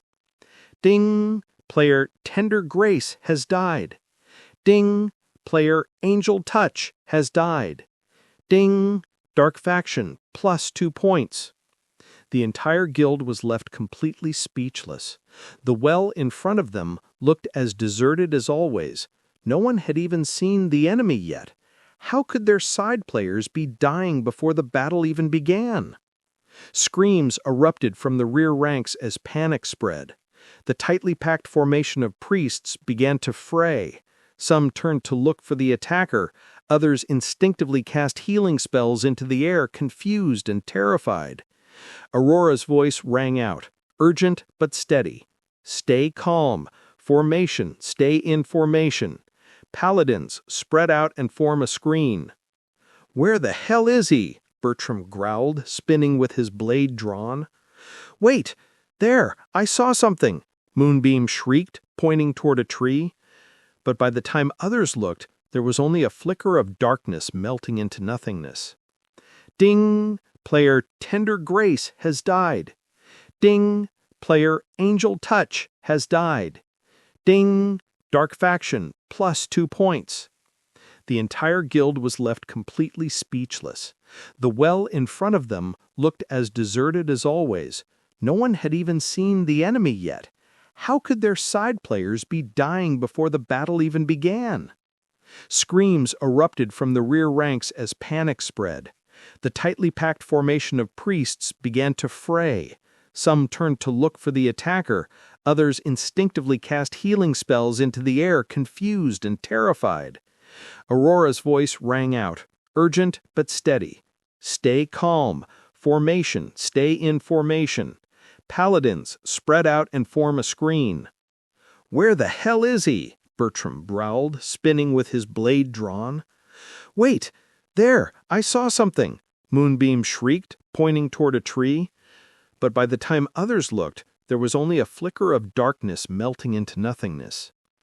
Ding! Player Tender Grace has died. Ding! Player Angel Touch has died. Ding! Dark Faction, plus 2 points. The entire guild was left completely speechless. The well in front of them. Before Aurora could think, something sharp slit her throat and she felt a cold hand on her neck. Then, without any warning, the man grabbed her with a force and grip that made her pant. "Blood God!" she gasped. He was sucking something out of her that made her feel dizzy. At the same time, a slight tingling sensation welled up in her stomach and lower abdomen. Her eyes widened further in shock as the emerald eyes stared into the demon's predatory eyes. Unexpectedly, a splash of crimson appeared on her cheeks before the last bit of her life drained away. Was she blushing and aroused right now as this maniac held her and killed her slowly?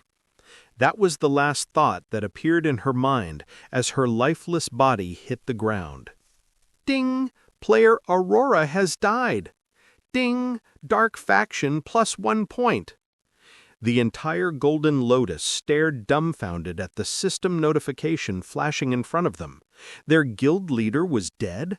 The woman whose skills had made them submit to a new guild in 3 days was already dead?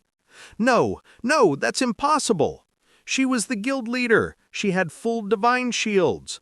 How did he even get through all that? Bertram's scream tore through the air like thunder. His eyes were locked on Damon, on the man who had just executed Aurora and humiliated their entire guild in front of the entire server. A single man versus hundreds. And yet the single man easily takes down the damned guild leader? Their entire guild became a joke in a single moment. Rage seethed from every pore of his body. "Blood God, you're dead!" The battlefield trembled. Holy and divine spells began lighting up the sky like a war had been declared from heaven itself. Bertram waved his broadsword and came at Damon at full speed, but it was already too late. Damon once again disappeared and appeared next to another healer on the back line. Ding! Player Heal Me Senpai has died. Ding! Dark Faction +1 point. Bertram was livid. Blood God, get back here! If you are a man, stop running like a coward and fight me face to face. Then you will see who is the bigger man. Come on, stop hiding, you fucking bastard! Get the hell over here! Damon, on the other hand, completely ignored him and his taunts about his manhood. His general worked just fine. Thank you. There was no need to get into petty dick-measuring contests. Another scream, another flash of red. Ding! Player Blessing Beam has died. Ding! Dark Faction +1 point. Bertram's grip tightened around his sword hilt, his knuckles white with fury. He spun in place, divine energy wreathing his blade, but it was like trying to strike wind. Everywhere he looked, Blood God wasn't there, and someone else had fallen. At this point, it was clear to everyone that he was using Blink, or a skill similar to that. What they did not understand was how his mana reserves were this insane. His simple physical stats were so overwhelming. Blood God might be the current top player on the leaderboard, but many of their guild members were level 15 and above. Their attacks shouldn't be this weak and pathetic in front of him. It was simply illogical. The numbers didn't make sense. The math didn't add up. Even with coordination and good positioning, they were getting shredded, one by one. He was picking them off like mosquitoes. Healers were dying mid-chant. Paladins were turning only to find their targets already vanished. The sacred ground beneath their boots was supposed to protect them, and now it was just a golden stage for a massacre. Ding! Player Saintly Boop has died. Ding! Dark Faction +1 point. Ding! Player Light Touched has died. Ding! Dark Faction +1 point. Bertram knew that he couldn't allow things to continue like this any longer. He needed to do something drastic. Otherwise, their guild would never recover from a loss like this. His gaze immediately drifted to the NPC Elias, who was standing there like a mountain. This bastard! Bertram's face twitched. This asshole was one of the reasons they were sure of their victory in this siege, and they were yet to do anything. He was standing like a statue while Blood God was massacring them one by one. What kind of bullshit NPC was this? Bertram's voice cracked through the battlefield like lightning, raw and desperate. Sir Elias, please, do something! The Paladin Vanguard didn't move. His gleaming armor remained still under the golden light, sword still sheathed at his side. The sacred sigil on his breastplate pulsed faintly, almost mockingly, like the heartbeat of an uncaring god. Bertram's fists clenched. You're the one who issued this damn quest. How can you just stand there while our people are? Elias finally shifted, not much, just a tilt of the head. Conditions unmet, he said flatly. What? The NPC's eyes slowly turned toward him, silver irises glowing faintly with divine magic. The Blood Hall core has not been threatened. No defensive protocol has been triggered. You have not been overrun.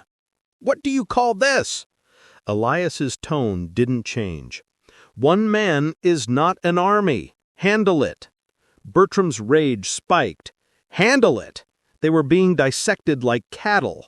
Their guild leader was dead. Morale was shattered. And now this glowing tin can was giving him a tutorial response. This freaking lunatic was indeed a one-man army. Fuck this, he muttered, turning back to the battlefield just in time to see another notification ping across everyone's system screen.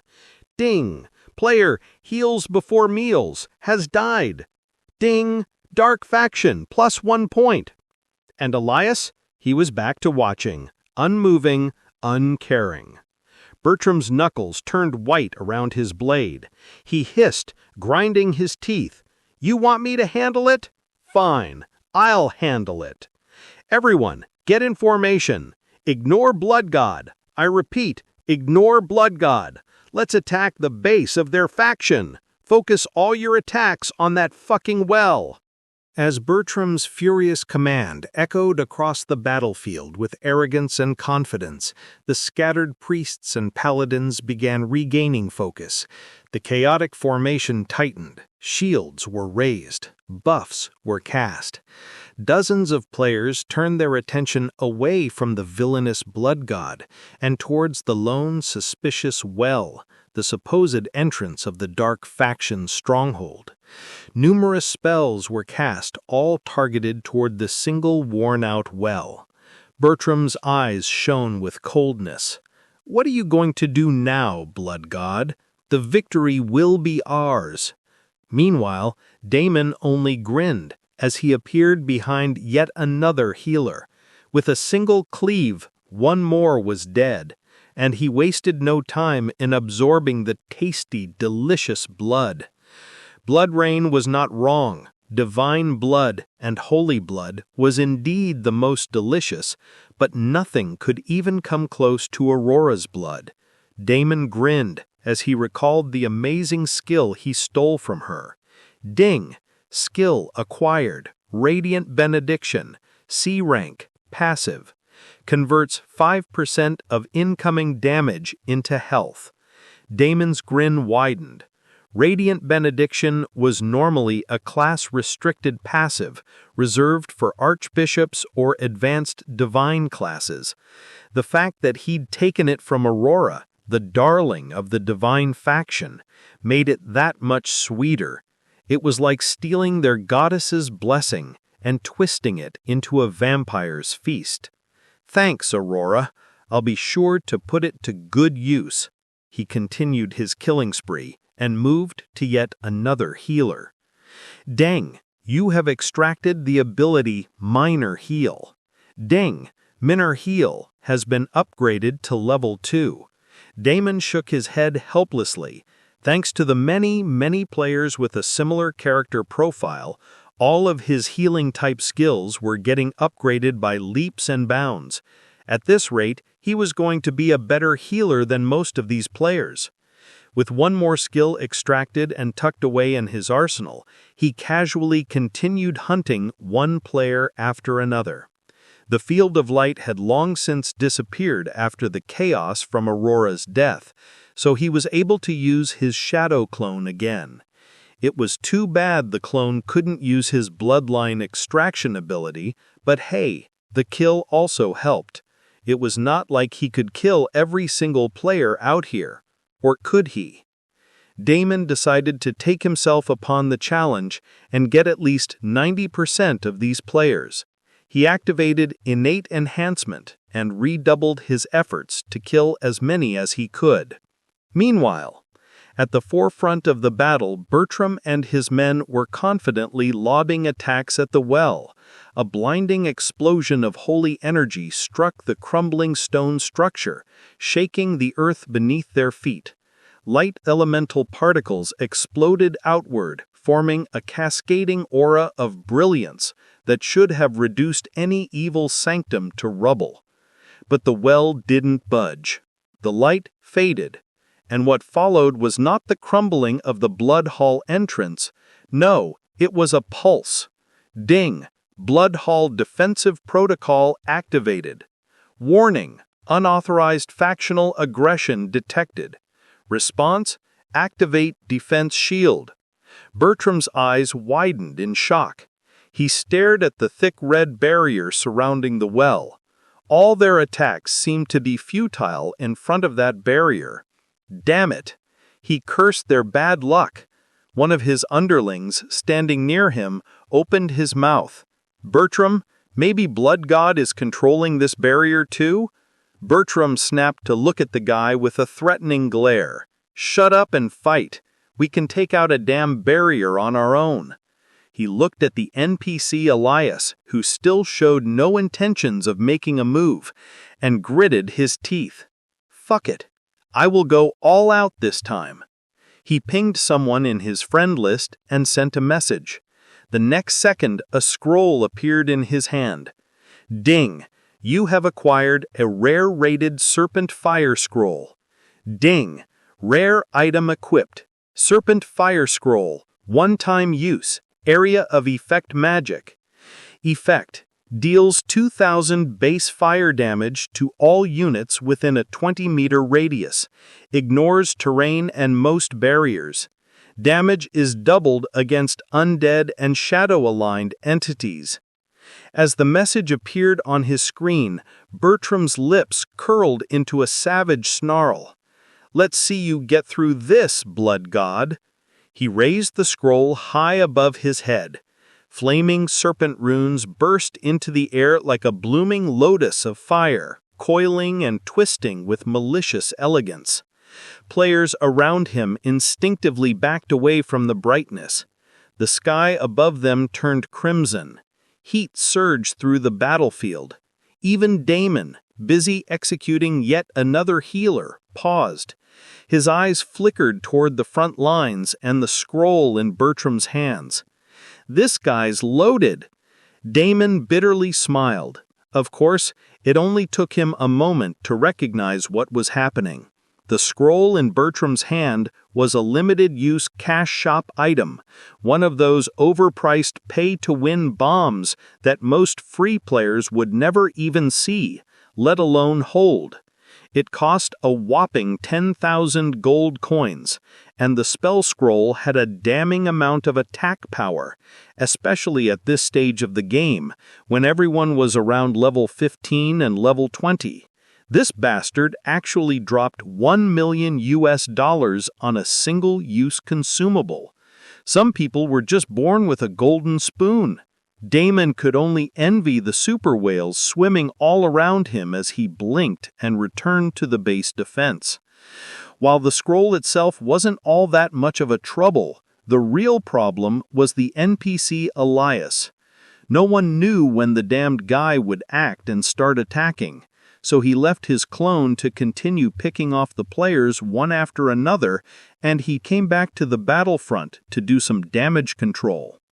Maybe it was time to stop farming and put an end to this ridiculous event once and for all. Finishing the event before the timer ran out could also net him some brownie points. Damon immediately used Blink once more and appeared right next to the well. The next thing he did was touch the barrier and cast a spell. When the Serpent Fire spell detonated, a huge eruption of emerald-tinted flame exploded outward from Bertram's position, racing like wildfire across the battlefield. It surged toward the well and everything around it, completely engulfing the protective red barrier and washing over any unlucky players too slow to retreat. One serpent after another emerged from this sea of flames and started attacking the barrier repeatedly. Every time they struck, the serpents did a significant damage on the barrier. If it continued like this, then the barrier was going to collapse in no time. However, Damon had no plans of something like that happening. He directly placed his hand on the barrier and started erecting multiple divine shields one after the other. Bertram's jaw dropped to the ground when he saw what was happening. How can divine shields be popping up around the barrier, soaking in the damage of the flame serpents? Was someone from their guild betraying them? But one person shouldn't be able to erect so many barriers. What was going on? Unfortunately for him, the serpents continued to crash and burn against the divine shields, not even touching the actual barrier. The integrity of the barrier remained well above 70%. Bertram went livid. He had thrown $1 million at this siege already, and it still was not enough? How was he going to explain that $1 million to his father? He started shouting at the NPC, filled with panic and anxiety. "Do something, damn it! He's killing everyone!" Completely oblivious to his plight, Sir Elias remained unmoved. Bertram did not know what to do anymore. The serpent fire died out just like that, barely making a dent in the barrier. More and more players continued to fall. Several other players had arrived at the scene right now, but there was a whole barrier around the battlefield, preventing the outsiders from joining. Not that anyone was complaining, no one wanted to join this bloodbath. Finally, Bertram completely lost it. What am I supposed to do now? What can I do to make you fight that bastard? Tell me. I will do anything. Fuck you, you high and mighty piece of shit. You talked so much nonsense about being a knight and a goddamn part of Light Faction. Now why aren't you doing anything? Why don't you just kill him already? The NPC was visibly annoyed by Bertram's words, with Bertram's reputation, no doubt, taking a nosedive. However, the NPC did answer his question. Unless the integrity of the barrier falls below 50% or the leadership of one side dies, I cannot enter the battlefield. Bertram's eyes shone. The man's words gave him an idea. Killing Blood God looked like an impossible task at the moment, but he was not the only leadership in this event. Aurora was already dead, which only left Bertram on the scene. What if he committed suicide on his own? Then the NPC would have no choice except to enter the battlefield. Bertram gritted his teeth, veins bulging on his face. Even if I die, I will make sure to take you down with me. I will be the one winning in the end. I will be the one having the last laugh. An expression of utter craze and madness appeared on his face. Damon looked at him for a moment, and he could immediately guess what he was going to do. Heck, this was precisely why he hadn't touched Bertram or any of the elites of the Golden Lotus Guild until now. But it looked like the other party finally figured out the trick to get the NPC involved. He clicked his tongue. Since there was nothing he could do right now to stop this, he activated Blink and appeared in front of Bertram. Can you stop being edgy and saying cheesy lines like some sort of third-rate villain? I guess you are a third-rate villain, so kudos to you. His palm blocked the wound, and within a few seconds, lesser blood magic helped him move the blood energy and completely absorb it. Bertram's lifeless body fell down with a thud, a look of shock and anger etched on his face even as he died. Ding! Player Bertram has died. Ding! Dark Faction +1 point. However, Damon did not look pleased. He had to fight with Elias, a level 100 NPC. This was not going to go well. Elias finally made a move. The knight got into his stance. The glowing holy emblem on his chest pulsed once, then again, before settling into a steady golden light. His hand rose. In one fluid motion, he drew his long sword. A soft metallic chime followed, far too gentle for what it heralded. The blade was simple in shape, yet its surface shimmered with layers of enchantments. Divine light ran along the edge like water, humming with barely contained energy. Ding! Zone update. Elite named NPC Sir Elias Dorn has entered the battlefield. Across the field, players who had survived thus far stared in stunned silence. Elias's presence changed the atmosphere entirely. The level 100 NPC was going to fight for them. Finally, there was some justice in this world. Everyone waited in bated breath for the damned villain blood god to die. Elias raised his sword toward Damon. "Darkness shall fall today," he said in a voice that echoed across the battlefield, and everyone cheered. The sword was already swinging. A beam of light shot toward Damon like a cannon blast, burning through the ground in a straight line. Damon leapt to the side, but even in dodging, he could feel the heat singe the edges of his cloak. "Yeah," he muttered, blinking behind a nearby rock. "This is going to be very annoying." The beam curved mid-air. The attack hadn't died just yet. Damon had less than a second to respond. He gritted his teeth, activated Shadow Step, and vanished once more just as the divine light vaporized the stone he had taken cover behind. A moment later, he reappeared near the corpse of one of the fallen healers, eyes locked on Elias. From the sidelines, no one moved. The surviving players, now reduced to a fraction of the original crowd, watched with a mix of awe, fear, and grim fascination. None dared interfere. This was no longer a siege event. This was a clash of monsters. Damon immediately added whatever stat points he was saving into his agility. Not that it was going to help. The guy was a monster. As a level 100 Holy Knight, he was already completely awakened, probably had a fully developed pseudo-mana core, and to top it off, should have undergone 2 rounds of evolution, one at level 25 and the other at level 75. Just like how Damon's first race evolution had given him a big bump in stats, human beings also had their own race evolutions.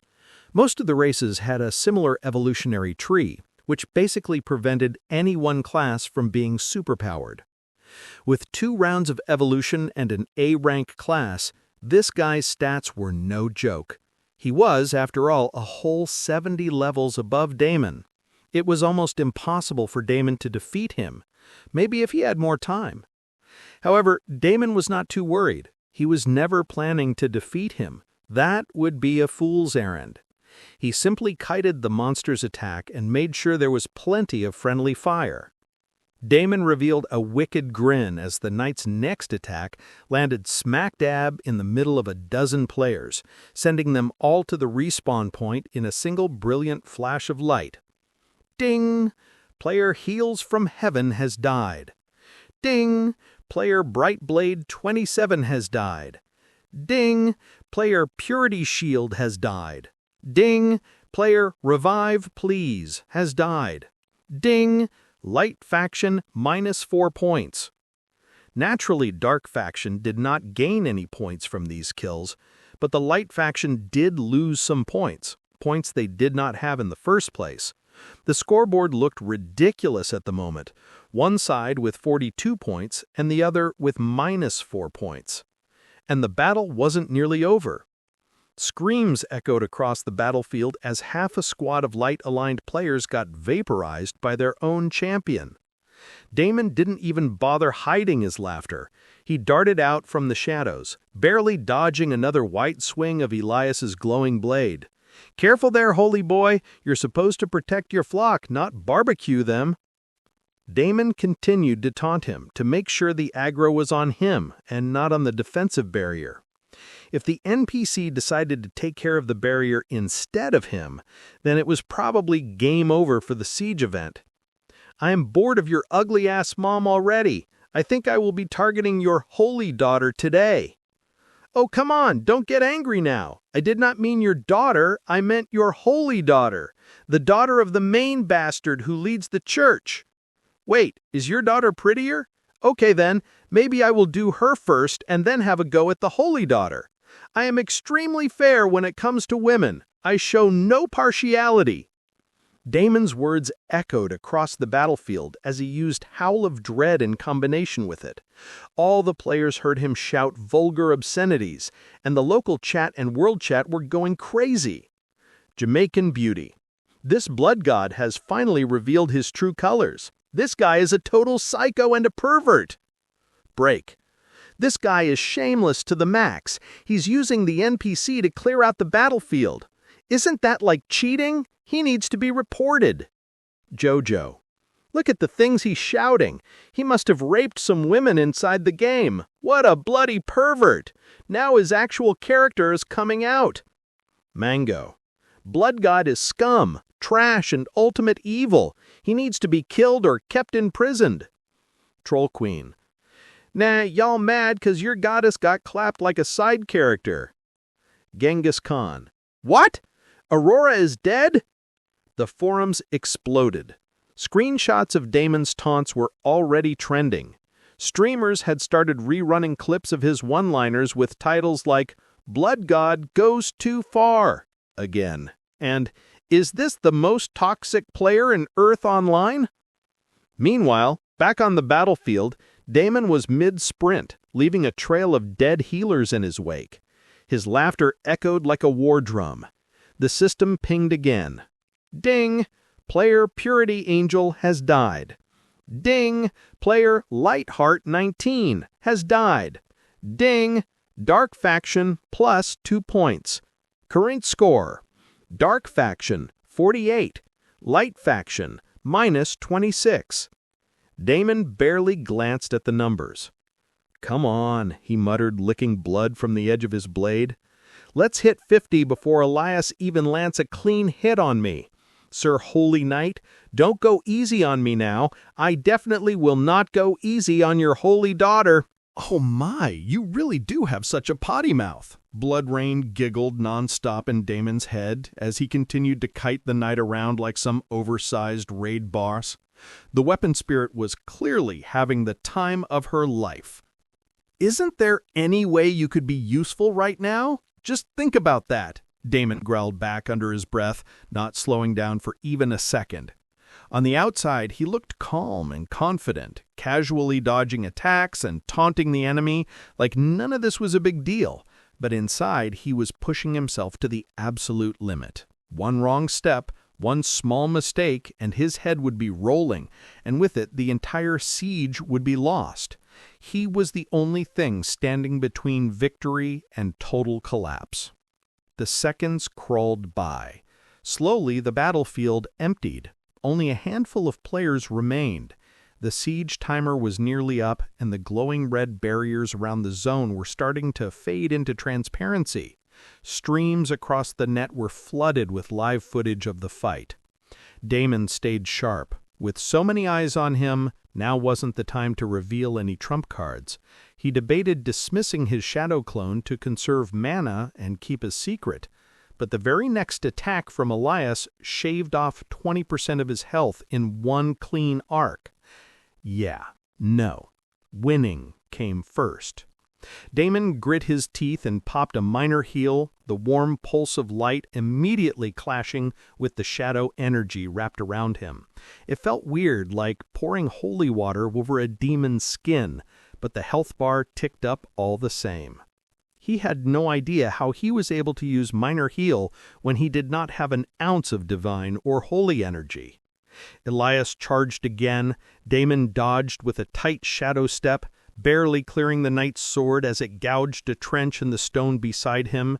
Pebbles rained down around him as he reappeared behind a broken wall. Then the system message came. Ding! Final phase triggered. Siege war. 1 minute remaining. Damon's eyes narrowed. 1 minute. He just had to survive 1 more minute. But Elias wasn't going to make that easy. The Holy Knight raised his blade to the sky. A pillar of divine light shot down, wrapping around his body in burning gold. Damon cursed. Shit, he's buffing. Warning! NPC Elias Dorn has activated Sanctified Wrath. All attacks deal double damage. Armor penetration increased by 60%. Cooldown 5 minutes. Damon dashed out from cover, ducking a slash that would have torn him in two, and started sprinting toward the last pocket of surviving light players. The group of players started scampering, running towards the knight. By now, everyone was painfully aware of the strategy Damon was using, and yet there was little they could do about it. It was like they were playing dodgeball, and death was coming for them, but they simply couldn't do anything about it. However, the few survivors were a little more skilled than the others. They quickly changed their positions and stood behind the knight. They have survived until now following a strategy, and were not about to change it now. "You cannot kill us, blood god!" one shouted. They were right behind the Golden Knight, and if Damon used Shadow Step to sneak attack, then he would get caught in the trap first.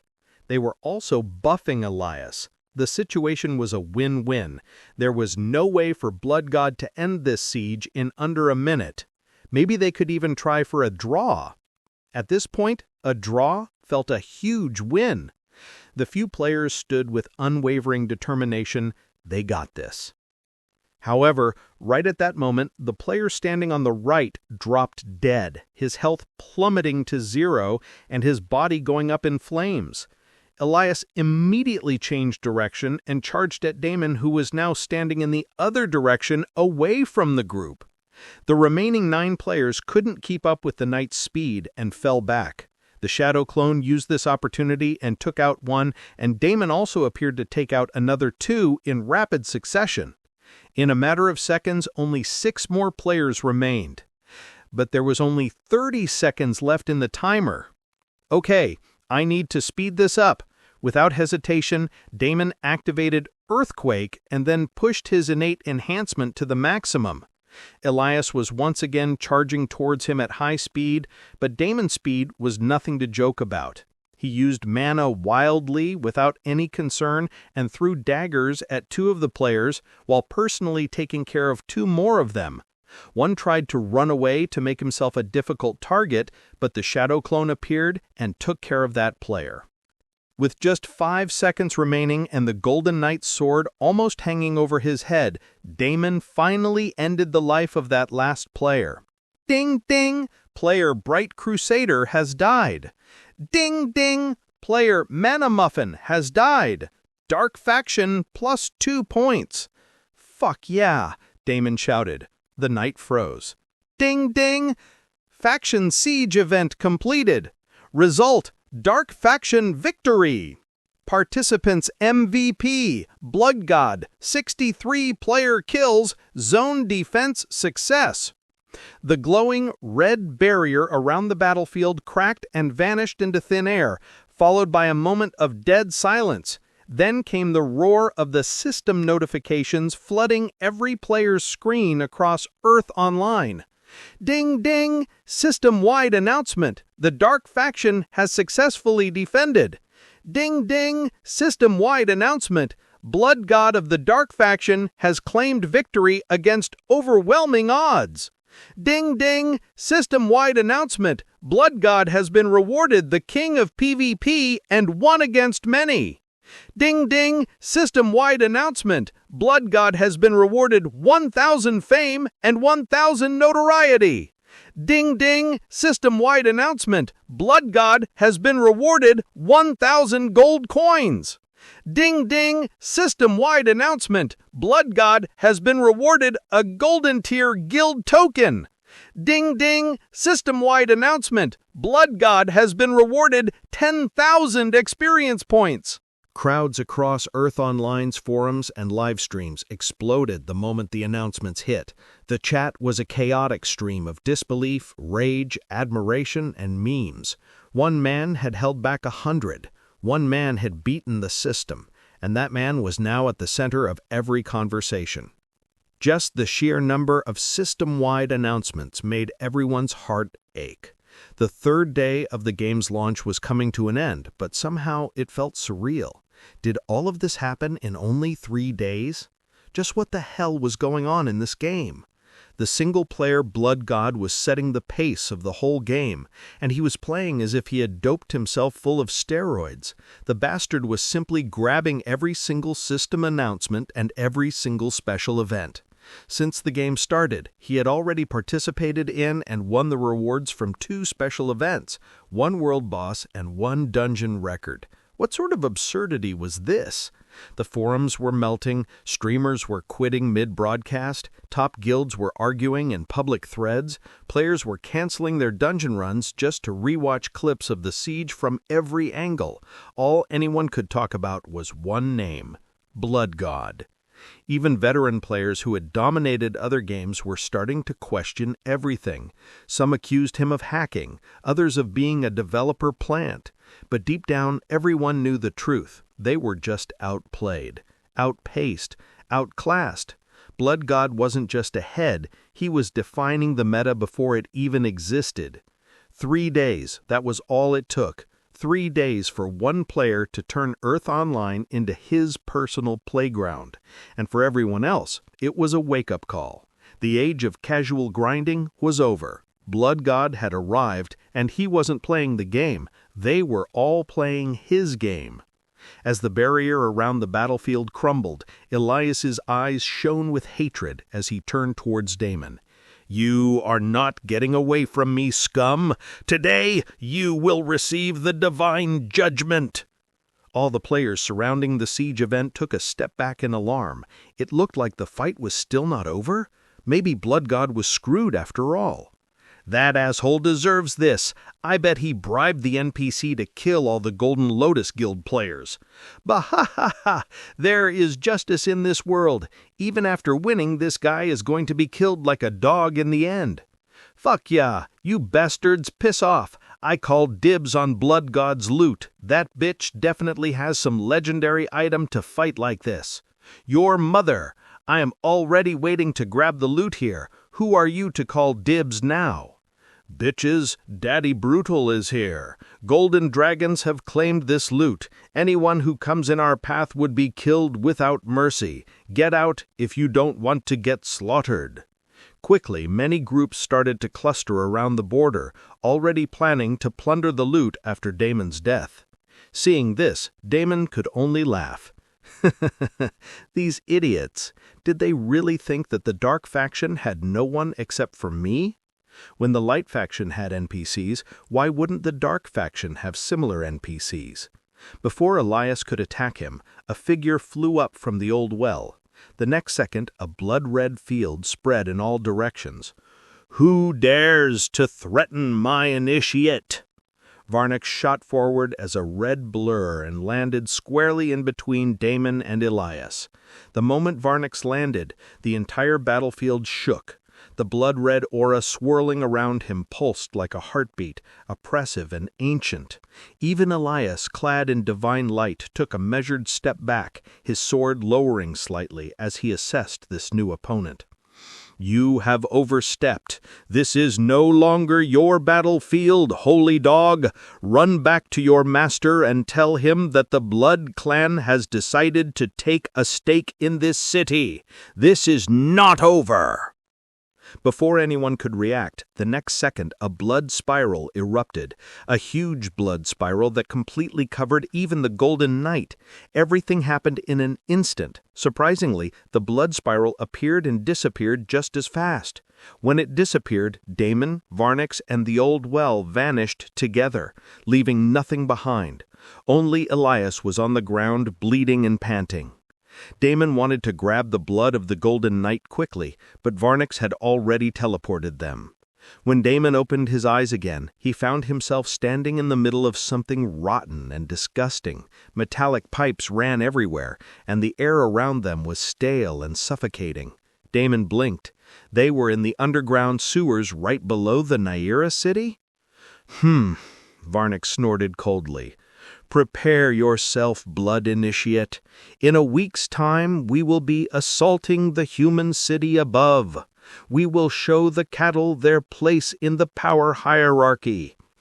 We will loot, plunder, and pillage the city, leaving behind nothing. Their men, women, and children will become our blood slaves. Their coffers will become our war fund. Their temples will burn, and their gods will weep. Their city shall fall, and ours shall rise." Damon nodded. He had won the siege. He had survived the Golden Knight. But now, things were changing. It looked like the siege had triggered another set of events that weren't supposed to happen for a long time. This was not that good for him. These faction war events were ripe with rewards, and he needed more time to prepare to win the damn thing. If the events in the game changed so much, then his knowledge about the past would become obsolete. He needed to play his cards carefully here.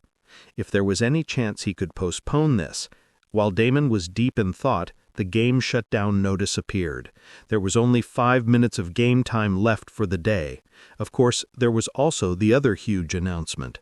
Just as the countdown of the game shutdown began, a new system-wide announcement popped up. Ding ding! System-wide announcement. In-game currency exchange is now available. Please check the local city bank for more details. Damon woke up back in his room, completely and utterly exhausted. Today had been a hell of a day, starting with bringing Kate back and turning Mark into a vampire, and ending with a goddamn mini-faction war. He removed his helmet and placed it on the table and looked at his two friends. They seemed to be peacefully sleeping with their chests rising and falling. They showed absolutely no signs of movement at all. They are not logging out? Damon scratched his chin, staring at them for a couple of seconds. He silently walked over to the coffee machine and brewed himself a fresh cup. He looked at the two again as he sipped his drink, and still no movement. "Impossible," Damon muttered. This could only mean that both Mark and Kate were still inside the game, probably still participating in that special trial for vampire bloodlings with a noble heritage. Damon narrowed his eyes at the two sleeping figures on the couch. Kate's fingers twitched slightly, but her breathing was deep and even, completely still apart from that.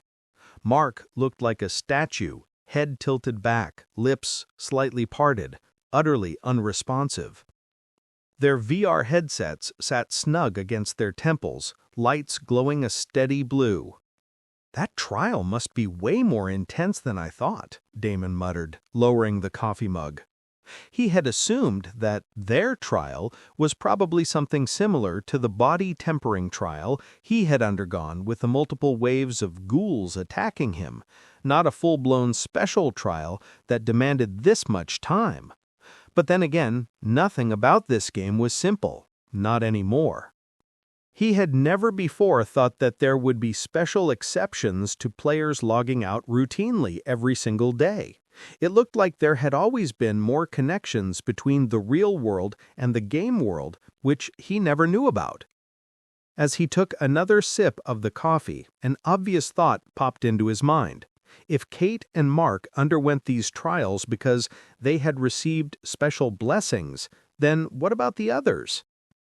If what he had hypothesized so far was correct, there was a whole slew of players going to enter the game with the so-called God-tier blessing. These wouldn't be ordinary players, they were the top politicians and bigwigs of the real world who held the world's economy in their hands.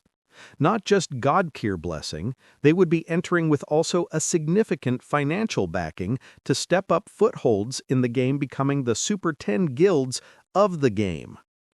Damon had always wondered who the actual players behind the Super 10 was, and now he could finally think about some things. Did these Super 10 players already know about the game world and the real world slowly merging? If they also had God-tier blessing, then they too would probably undergo trials like Kate and Mark in their race and get another round of buffs. Now he understood why these people were ridiculously strong. If the world was simple, his rebirth would have been all about getting revenge on the bastard who backstabbed him. But now everything was different. More than being petty about that revenge, which he would never forget, he needed strength. If he needed to stand in league with these people behind the Super 10, he needed all the strength the game could offer, and then some more. He needed to plan things better and not get caught with whatever the system tosses his way. Fighting with NPC had already revealed many of his strengths and weaknesses. Damon made a tentative plan in his head as he finished his cup of coffee, locked the main door, and laid on the floor to take a long nap. He was so very tired that he fell asleep almost immediately. When he woke up, he found the two still hooked into their helmets. Damon checked the time, and it was already 4 in the evening. There was only 1 more hour until the game opened again. He decided to use this time to get a good hour of exercise in. Damon stretched, cracking his back with a wince as he got up from the floor. His muscles were stiff, and his body still carried the weight of everything that had happened. But physical weariness wasn't the problem. His mind was buzzing with thoughts he couldn't shake. Kate and Mark were still logged in. It had been nearly 12 hours. He spared them another glance, still motionless, still breathing steadily, still deep in the game. It was a sobering reminder that Earth Online wasn't just a game anymore. It was a second reality, a proving ground, a battlefield, a trap, and an opportunity all rolled into one. And the lines between it and the real world were blurring faster than anyone could have predicted. Damon threw on a hoodie and headed for the building's small gym downstairs. He then changed his mind and decided to go for a run. The gym was not going to cut it anymore with his improved body. The run felt a lot better.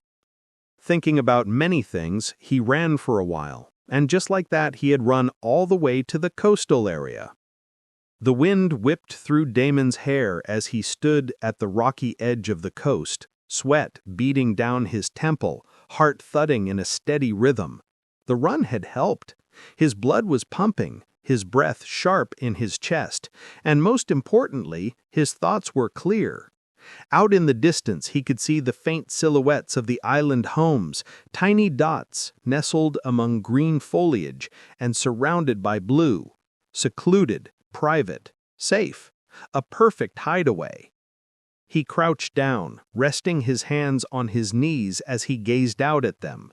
Most people would see nothing but waves and mist. But Damon's vision, enhanced ever since his in-game awakening, pierced the haze. He could make out the shape of a dock, the slight glint of a solar panel, even a wind turbine lazily spinning on one rooftop. If things keep escalating like this, I'm going to need a real-world base just as badly as a virtual one, Damon muttered, standing back up. The game wasn't just bleeding into real life anymore. It was carving deep roots. And if he was being hunted inside Earth Online, it wouldn't be long before people started looking for Blood God outside of it. He turned away from the coast and started jogging back home, mind racing with plans. Secluded real estate, burner identities, backups for everything. If he was going to be the apex predator in this new world, then he needed to be untouchable, both in-game and out. Damon returned to his apartment, and he was half an hour late to log back into the game. Mark and Kate were still inside. He checked their condition and placed his helmet back on. It was time to get cracking on some of his to-do list items. The world around him blurred, and within moments he was back in the sewers. Except this time, they were no longer the sewers. The exact replica of the blood hall had somehow appeared in this new location, and Varnix was standing right there, in front of the sacred blood pool and the altar. Varnix turned to give Damon a look and nodded in approval. You did well in defending the blood hall. He turned back to the altar in deep thought, not wanting to continue the conversation. Damon didn't care too much about it and casually walked to the new exit. He already had 2 pending quests with the vampire, which was probably why he was getting the cold shoulder. Rare quests did have this effect on the NPCs. If a player completed a higher rarity quest, then the rewards would be exceptional. On the other hand, if the player takes his time and fails to finish the quest, the penalties would be equally troublesome. Either ways, Damon did not plan to prolong these quests any more than he had to. His plan today was to catch up on grinding and farming for mana cores. This would help him finish rebuilding the Blood Hall quest and, at the same time, help him farm more attribute points and skills, stabilizing his foundation a bit more.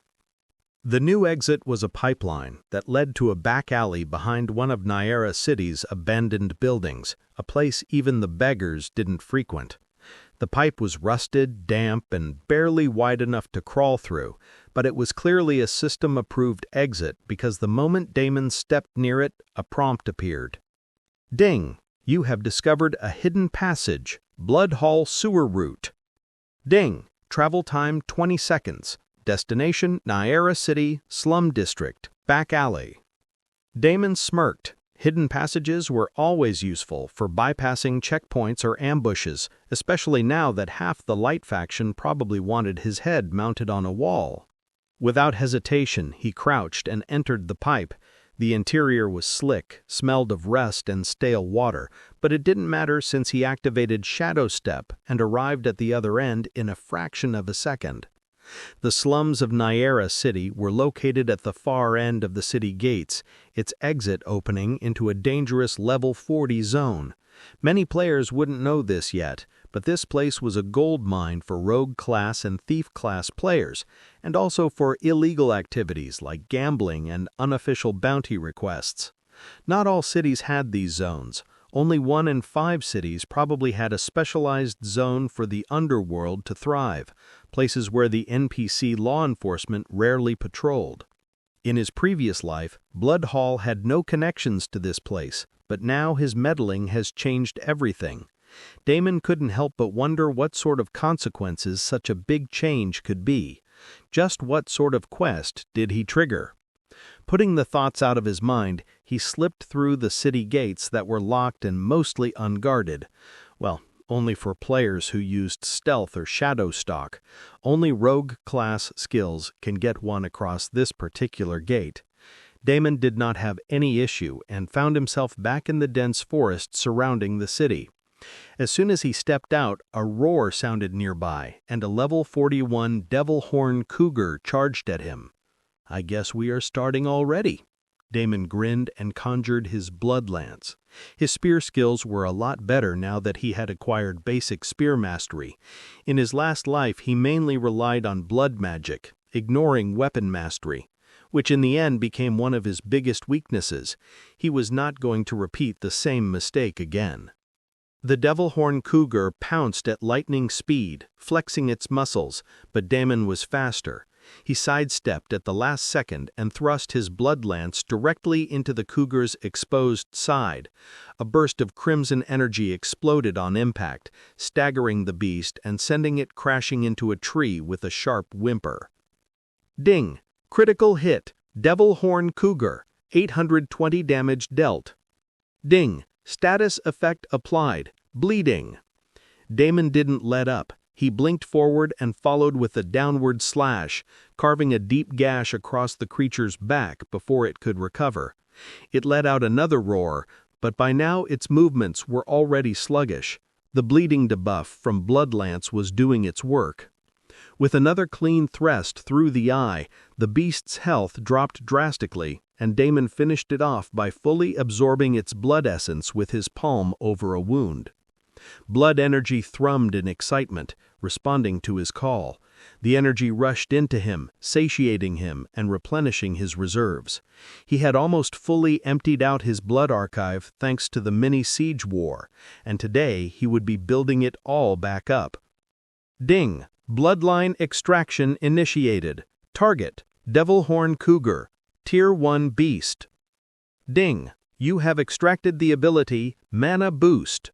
Mana Boost, F rank, active, consumes 10 mana per second to temporarily increase strength and agility by 5%, duration 15 seconds, cooldown 60 seconds. Ding! You have slain Devil Horn Cougar level 41. Ding! You have gained experience points. Not a bad skill. Damon closed the notifications. He had a similar skill innate enhancement, which was better, so he probably wouldn't be using this particular skill a lot. He summoned his shadow clone, who neatly dug out the mana core from the corpse. The corpse then disappeared, leaving behind the thick hide of the cougar and a silver coin. Damon pocketed the loot and continued to move through the forest. Not long after, another cougar sniffed him out and charged at him. Damon indifferently dealt with the beast and kept going. His first target today was the Twilight Hollows dungeon. Though he had already run this dungeon before, he wanted to grind his shadow skills some more, and the dungeon was located conveniently close to his current location, so before leaving the territory, he decided to have another go at the dungeon. Damon happily whistled and slaughtered his way to the dungeon, very pleased that Nyera City had once again become sparsely populated like it should be in the first few days of the game launch. All of his stalkers were busy dealing with the 5-hour respawn cooldown that followed a siege event. Finally, some peace and quiet. Within a few minutes, he reached the dungeon portal, but just as he was about to enter, Damon's face changed. He suddenly ducked down, and the faint glimmer of a dagger revealed itself in the spot where his head previously was. Damon did not hesitate. His body acted on instinct as he activated Blink and tried to get into the dungeon. But before he could move, dark chains appeared out of the shadows on the ground and bound him from all sides. Damon's eyes widened further. The first shock was that the person attacking him had somehow managed to hide even from his heightened senses. The second shock was that this person was able to match his speed and agility and use the skills of the game very naturally, as if he was born with it. Earth Online was a very combat-intensive game, and it involved moving one's actual body and fighting as if one fought in real life. Normal players and common people would not be able to achieve this level of combat technique in a mere 3-day time. Now, he was dealing with someone else entirely. Damon's mind spun. The rogue-like attack techniques and the shadow skill mastery, these two things immediately reminded him of someone. Ghost, the #1 rogue player in the game. In his previous life, this single player was the terror of many top guilds and even Super 10. He was a living nightmare whose name was whispered in every war meeting, every strategy forum, and every blacklist across Earth Online. He didn't lead a guild. He didn't need to. Ghost was a one-man faction. He never announced his presence, never posted on forums, never streamed, and yet his presence was felt everywhere. Guild leaders offered bounties just for sightings. Rumors said he once assassinated a high-ranking NPC, derailing an entire faction quest line. Others claimed he'd solo-cleared a 50-man raid boss. His achievements were all unbelievable. He alone held the undefeated record in the PvP hall. At the same time, there was also another thing the rogue was notoriously famous for. The man liked to visit brothels. The only place anyone ever saw him was in the famous red light district of Janai City, which was renowned for its mixed-race brothels. At first, these were just disregarded as mere rumors, but eventually more and more reports popped up, and everyone was very confused by the man's enigmatic, ruthless combat style and his notoriety for spending several hours in pleasure houses. However, in the end, when it came to combat, the guy was an absolute monster. There was no doubt about it. What puzzled Damon the most about this legend was his sudden disappearance from the game after 2 years. He was standing at the peak, completely dominating many leaderboards, raking in several achievements, but all of a sudden one day, he disappeared from the whole scene. After that, no one had heard from him or seen him. There was no news about him at all. His name eventually disappeared from the leaderboard, and he was not to be seen anywhere, even in the internet news and discussions. It was as if the guy never existed. Damon had always wondered what had happened to him, and now someone like that could possibly be standing right in front of him, purposefully attacking him and starting a fight with him. Even though he was very curious about this man's abilities and how he was able to match him in combat, he also felt very excited at the moment. After all, he was facing Ghost, one of the top fighters in the game. Damon wanted to see just how far he could push himself when his opponent was this madman. The chains tightened around Damon's limbs like constricting vipers, holding him down and pulling him back. But it lasted only a moment. Damon immediately activated Shadow Meld and disappeared into the shadows, no longer being able to hold him back. However, this time he did not exactly rush into the dungeon. This was a rare opportunity to come face to face with such an expert. He did not want to miss it. Ghost's voice floated through the trees, low and unhurried.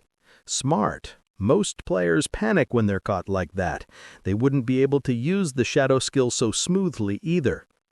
Damon stepped out of the shadows, blood lance in one hand, fingers crackling faintly with dark energy. And you're not like most players. A short silence, then Ghost dropped down from a nearby tree, landing with the silence of a falling feather. He stood tall now, though not bulky, lean, dangerous, and coiled like a predator. His face remained half covered by the signature black mask, but Damon could see the corner of his mouth curl up slightly beneath it. No introductions needed, I see. Of course not. Who doesn't know the one and only Ghost? A flicker of surprise passed by the man's eyes. How do you know my name? Damon smiled. I do know your name, and I know you've been following me all the way from Nyera City. May I know the reason for this special attention?" As he spoke, Damon disappeared and appeared right behind Ghost, his lance already digging into the man's body. But the next second, the ghost's body disappeared into a puff of smoke, and he reappeared in another spot. "Do I need another reason? It is fun to play our little game of running and catching." Ghost laughed loudly. The next second, numerous shadow tendrils sprang up from the ground, and Ghost was AWOL. Damon tightened his grip on the lance. He had a feeling that this was not going to be easy. Before he could finish the thought, all of a sudden, shadow tendrils started randomly lashing out at him from every direction like the limbs of a furious beast. Damon moved instinctively, ducking, flipping, blinking, using shadow step to dodge. Still, one tendril caught the edge of his shoulder, and even that glancing hit drained a chunk of his health. "So it's like that now," Damon muttered, as his body twisted mid-air as another tendril nearly pierced his thigh. From within the dancing forest of shadows, Ghost's voice echoed again. "Just saying hello to my new best friend." Damon smiled. "Let me return the greeting then." The next second, he unleashed a loud ass howl of terror with every ounce of power he had. Damon's howl of terror tore through the air like a sonic boom laced with malice, flooding the area in a wave of fear-infused energy. Ghost gritted his teeth and in the end resisted the fear effect, not fully succumbing to it like a newbie, but the split-second gap was all Damon needed. He instantly arrived behind Ghost, his claws digging deep into the man's neck. Then, without hesitation, he ruthlessly slashed the assassin's throat, drawing blood energy from the madman himself. In his final moments, Ghost stared at Damon with a face full of shock and astonishment as the life drained out of his eyes. His lips moved, trying to speak, but no sound came out, only a quiet gurgle of disbelief. Damon held his gaze the entire time, watching the light fade from Ghost's eyes. That same unstoppable legend reduced to a bleeding corpse in under 30 seconds. Even the impossible was possible with right skill set. A couple of seconds later, Ghost's body went limp and daggers clattered from his hands, both vanishing into shadow before they could even hit the ground. Then a slew of notifications popped up. Ding! Bloodline extraction initiated. Target, a creature of the shadows. Ding! You have extracted the ability, Umbra's Lesser Shadow Magic. Ding! Notoriety plus 300. Ding! Shadow Affinity plus 1. Ding! You have gained experience points. Damon stood motionless, letting the notifications wash over him like a wave. Umbra? It was his turn to be shocked.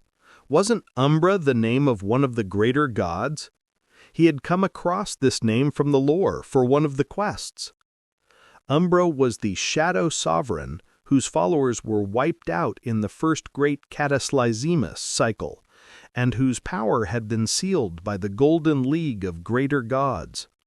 This was the only tidbit of information available, and now Ghost had a skill that was termed Umbra's Lesser Shadow Magic. Just like Damon, that guy might have also unlocked some ancient legacy, or worse, considering how he was no longer a human being and was classified as a creature of the shadow by the game system. Ghost, the rogue everyone thought was just a freakishly skilled player, might have been something else entirely.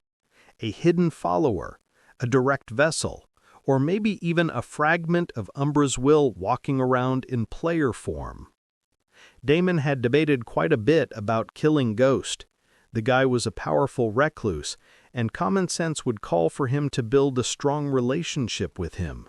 But at the same time, someone like Ghost could not be controlled. The guy breathed and lived for himself, and only for himself. Besides, he had a feeling Ghost would appreciate this form of treatment more. And just like he thought, Damon received a message the next second.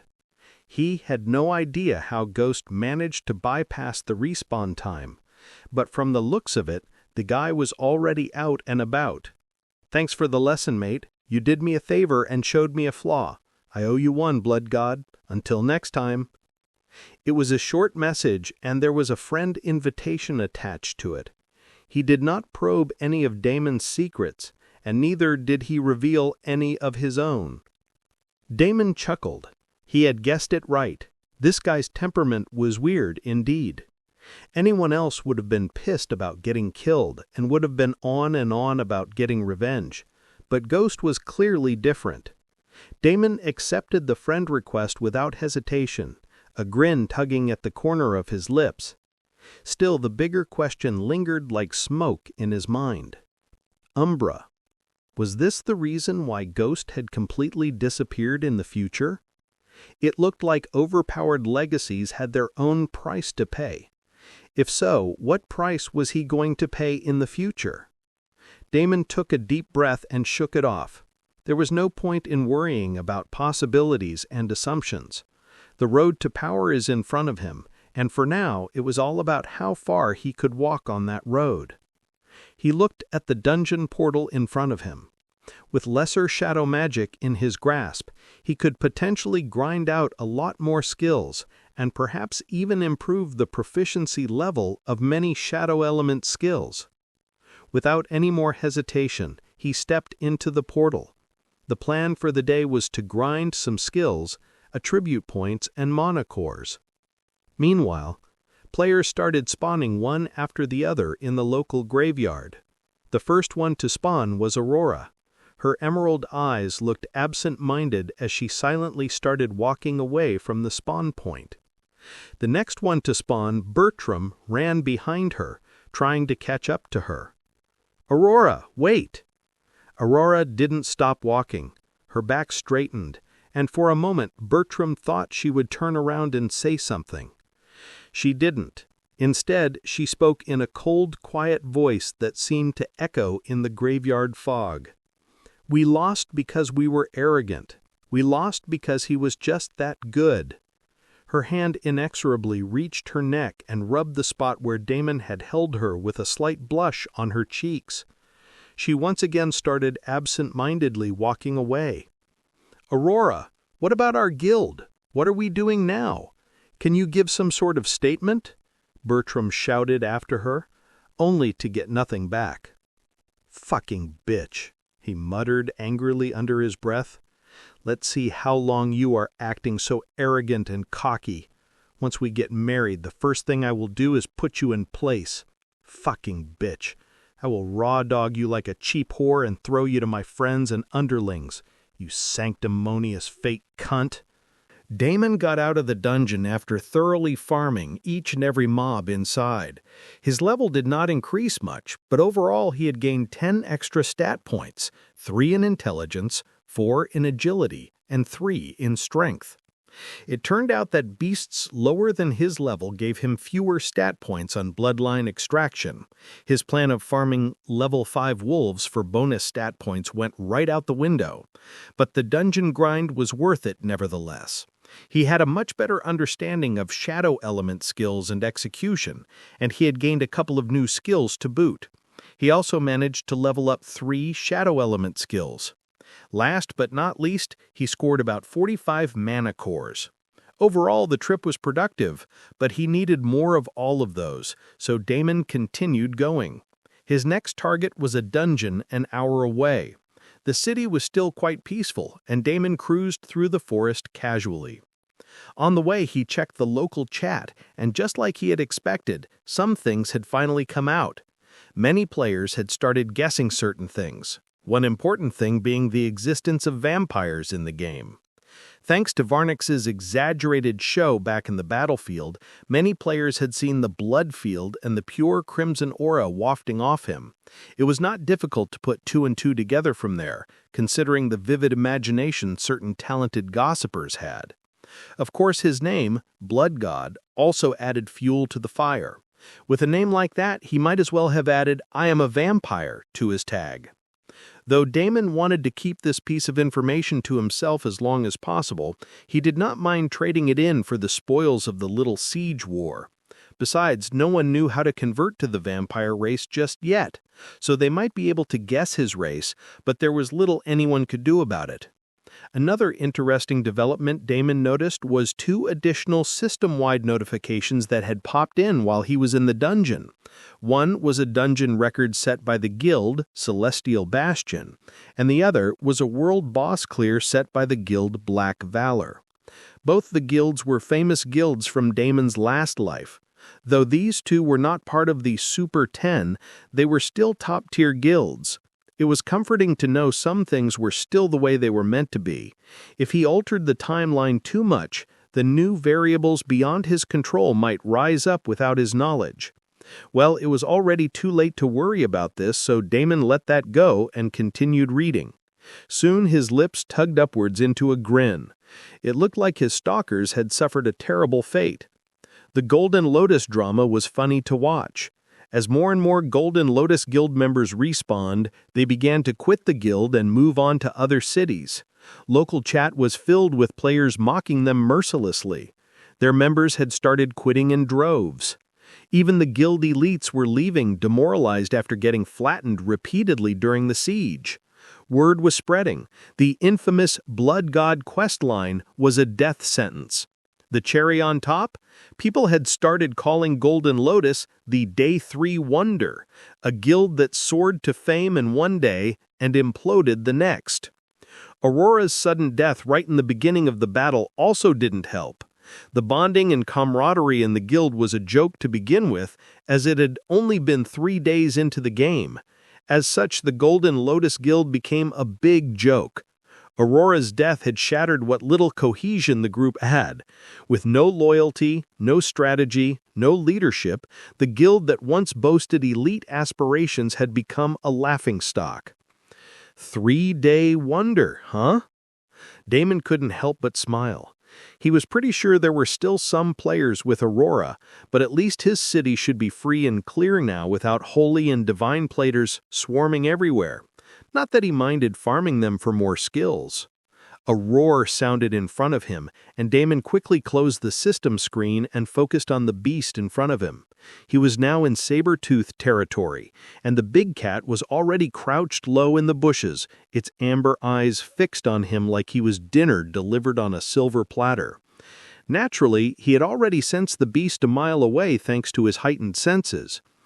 "Easy there, kitty," Damon muttered, cracking his neck as he conjured a shadow dagger. Umbra's lesser shadow magic gave him a lot more control over the shadow element than he had expected. He wanted to give this method a try. Ding! You have learned a new skill! Umbra's shadow dagger. Description: conjure a dagger made from condensed shadow energy. Costs 30 mana per use. Deals 200% weapon damage plus 10% bonus per shadow affinity point. If used from stealth or shadow meld, deals an additional 50% bonus damage and applies shadow wound for 10 seconds, reducing healing received by 25%. Damon's eyes gleamed as the shadow dagger shimmered into existence in his hand, sleek, black as void, and humming faintly with power. He spun it once between his fingers, testing its weight. Light as air, but the pressure in the air said otherwise. "Can I do 2?" He tried making another one, and immediately another shadow dagger materialized in his left hand. Damon had never really tried double weapon combat before, but now that he had the dagger mastery skill, he had a general idea of how to use 2 daggers to attack. If he leveled up the skill, he should get a better idea of the combat skill. "Thanks for waiting, kitty. Let's go." The level 45 Sabretooth, who was threateningly prowling all this time, revealed an angry expression hearing his remark. How dare this human treat him as a joke? The beast roared and pounced the next second. The Sabretooth lunged, claws outstretched, fangs gleaming with saliva. It was fast, but Damon was faster. He vanished mid-step using blink, reappearing behind the beast in a crouch. Both shadow daggers slashed out in an X formation, cutting across the monster's hind legs just as it landed. A spray of blood and shadow burst into the air. Ding ding ding, critical hit, Sabretooth, 1090 damage dealt. Ding ding ding, shadow wound applied. The beast shrieked and twisted, swiping its tail like a whip to knock him away, but Damon ducked low and slipped under it, his daggers dancing across its underbelly in a flurry of shadowy arcs. The hits could be better, but they were good enough to get the job done. The saber-tooth tried leaping back to reset the fight using its wind affinity and increasing its speed, but Damon activated Shadow Step and reappeared mid-air above the beast, both daggers pointed down. Not happening. He plunged the blades deep into its spine as he dropped down, driving it into the dirt with a crunch. Shadow energy rippled through the impact zone, coating the earth in writhing tendrils of darkness. Damon ended the beast and absorbed all of the blood energy he could get his hands on. Ding ding, bloodline extraction initiated. Target, saber-tooth mauler. Ding ding ding, you have extracted the ability Wind Zone. Ding ding ding, you have killed the saber-tooth mauler. Ding ding ding, you have gained experience points. Damon shoved the loot into his ring and tested the new skill, Wind Zone. Wind Zone, E rank, active. Creates a localized area of turbulent wind around the user, expanding up to 10 meters in radius. All enemies within the zone have their movement speed reduced by 20%, while the user's speed increases by 30%. Duration 12 seconds. Mana cost 60. Cooldown 90 seconds. Damon raised an eyebrow as he read the description. Now that's interesting. He activated the skill, and in an instant, the air around him burst into motion. Leaves and dust swirled in a tight circle, forming a low roaring cyclone around his body. The wind wrapped around him like a living cloak, making his hair whip wildly and his clothes flutter. He darted forward, testing the effect, and sure enough, he felt lighter, quicker. Each step had a spring to it, and his acceleration was noticeably sharper. Damn, this pairs beautifully with Blink and Shadow Step. The swirling zone persisted as Damon moved, following him like an aura, and he imagined it in a crowded battlefield, slowing enemies down while he zipped through them like a blade in a storm. It was a mobility spell and a disruption field rolled into one. Definitely keeping this. He deactivated the skill and let the winds die out, the world returning to stillness once more. He checked the friend list, and it was still grayed out. Damon did not like this. He clenched his fists and pumped up his speed yet again, as he started farming more saber-tooth maulers. "Why does it have to be these cute kitties?" Blood Rain whined, but Damon did not answer. After Shadow Element, he decided to farm some Wind Element skills, as these could really complement his current combat style. Shadow for stealth and burst, Wind for speed and control, and Blood for power. It was an absurdly lethal combo if he could master it properly. The next saber-tooth didn't even get a proper roar out before Damon zipped in with Wind Zone activated, chaining Blink into Shadow Step and carving a spiral of cuts across its flanks. Blood Rain cooed, "Oh, I do love when you're quiet and deadly. So focused, so cold. Are you mad, darling?" Damon did not answer. The saber-tooth fell, then another, and another. Damon farmed like a storm given form, wind swirling at his heels, shadow dancing at his fingertips. The forest began to quiet, the local predators thinned out, their mana cores claimed, their blood harvested. Ding ding, you have extracted the ability Wind Blade. Ding ding, you have extracted the ability Swift Step. Ding ding ding, dexterity +1. Ding ding ding, wind affinity +1. Soon Damon hit level 35, and he stopped farming. He did not want to increase his level any further without finishing the special body tempering quest. He checked the quest details again. A drop of elven blood and a drop of divine blood. He already had the drop of divine blood, and now for the elven blood. Damon decided that randomly farming players hoping that someone would be of elven descent was a fool's errand. He needed a proper plan of action.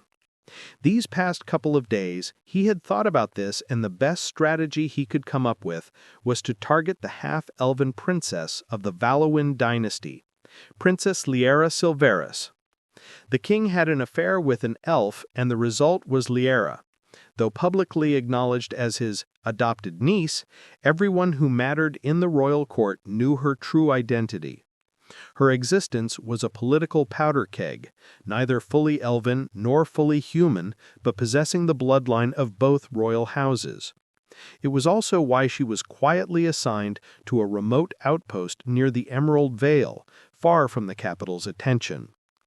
In Damon's last life, she had only become relevant to players much later, during the Forest War arc, when high-level quests revealed her bloodline and strategic value.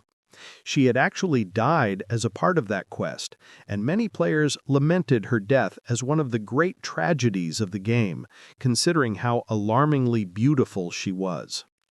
Damon did not want to touch this part of the storyline just yet, because there were several treasure chests and other drops to be farmed here. If he messed up with anything, then he might lose a lot more. But now he did not want to wait any longer. With the sword still hanging over his neck and his execution date set at the end of the month, he was risking a lot more by not taking this shot.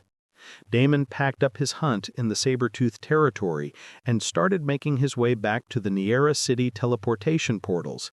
It was time to go to Valuan Dynasty, the neighboring kingdom. The teleportation plaza was still lightly populated, most players either out grinding or licking their wounds after the recent siege.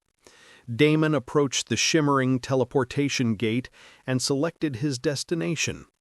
He paid the fee, and the portal shimmered brighter.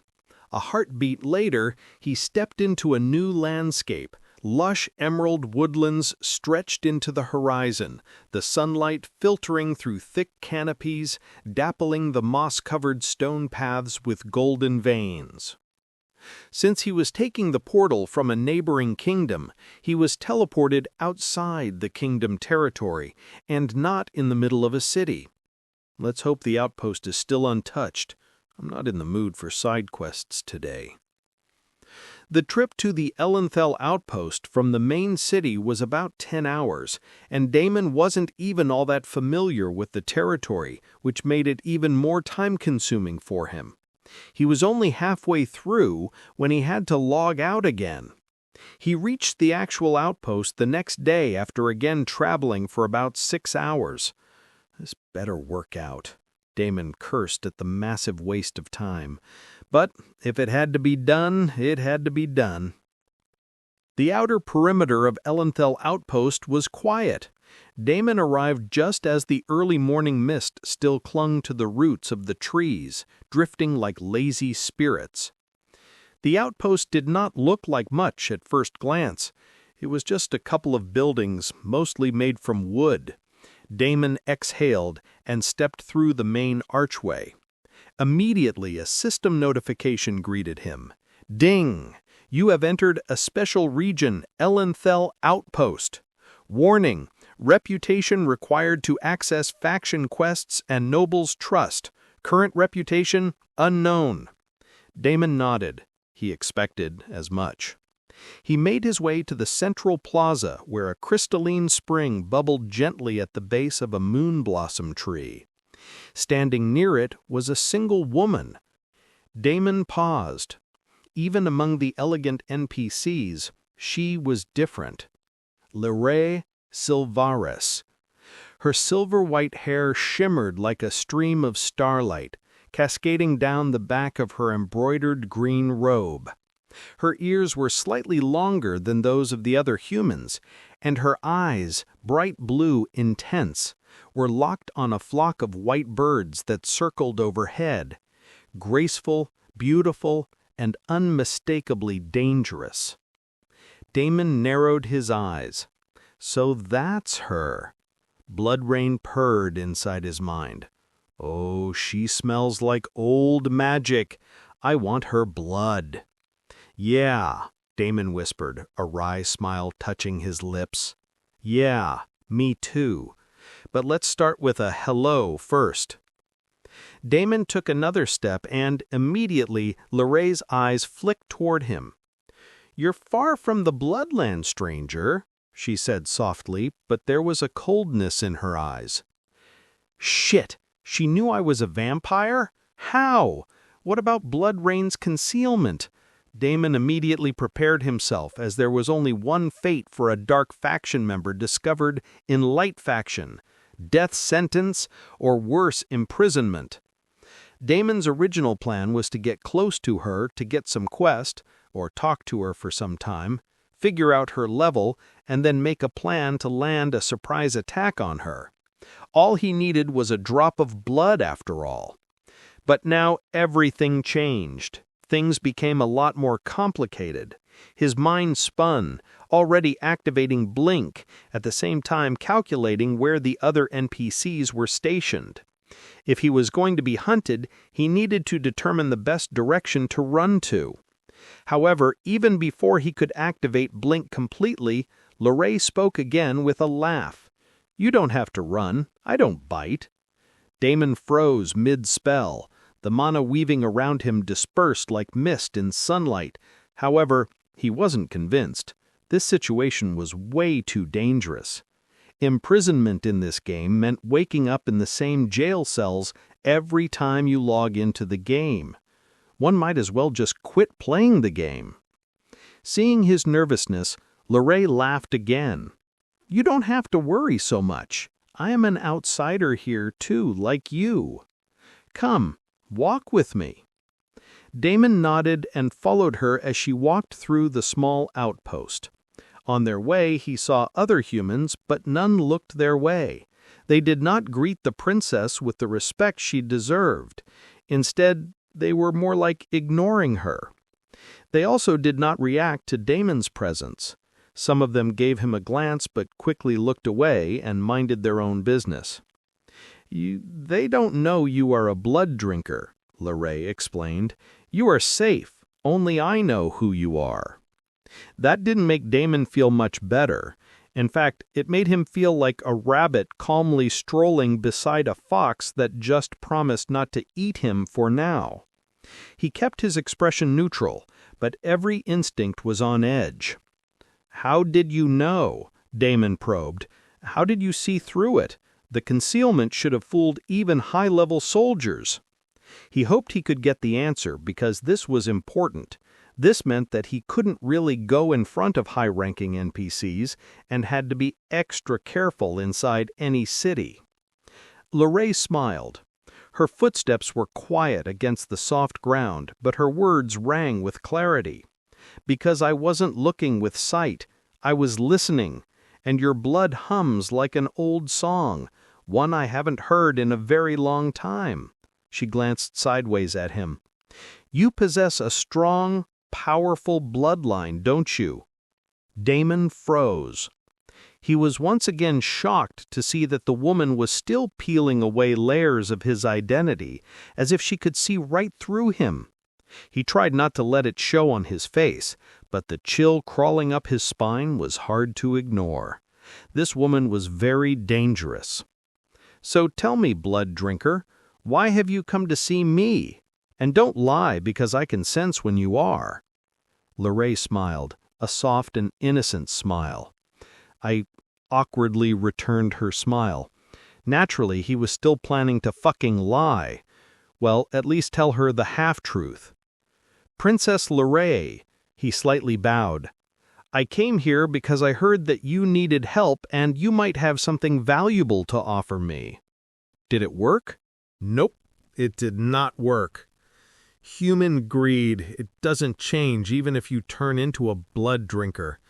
Lorray smiled, but Damon could tell that the elven woman had become slightly colder towards him. If she was neutral before, she was now definitely leaning towards hostile. "Look at me, what could I possibly have to give to you?" Lorray continued walking. "I am not the princess you have come looking for.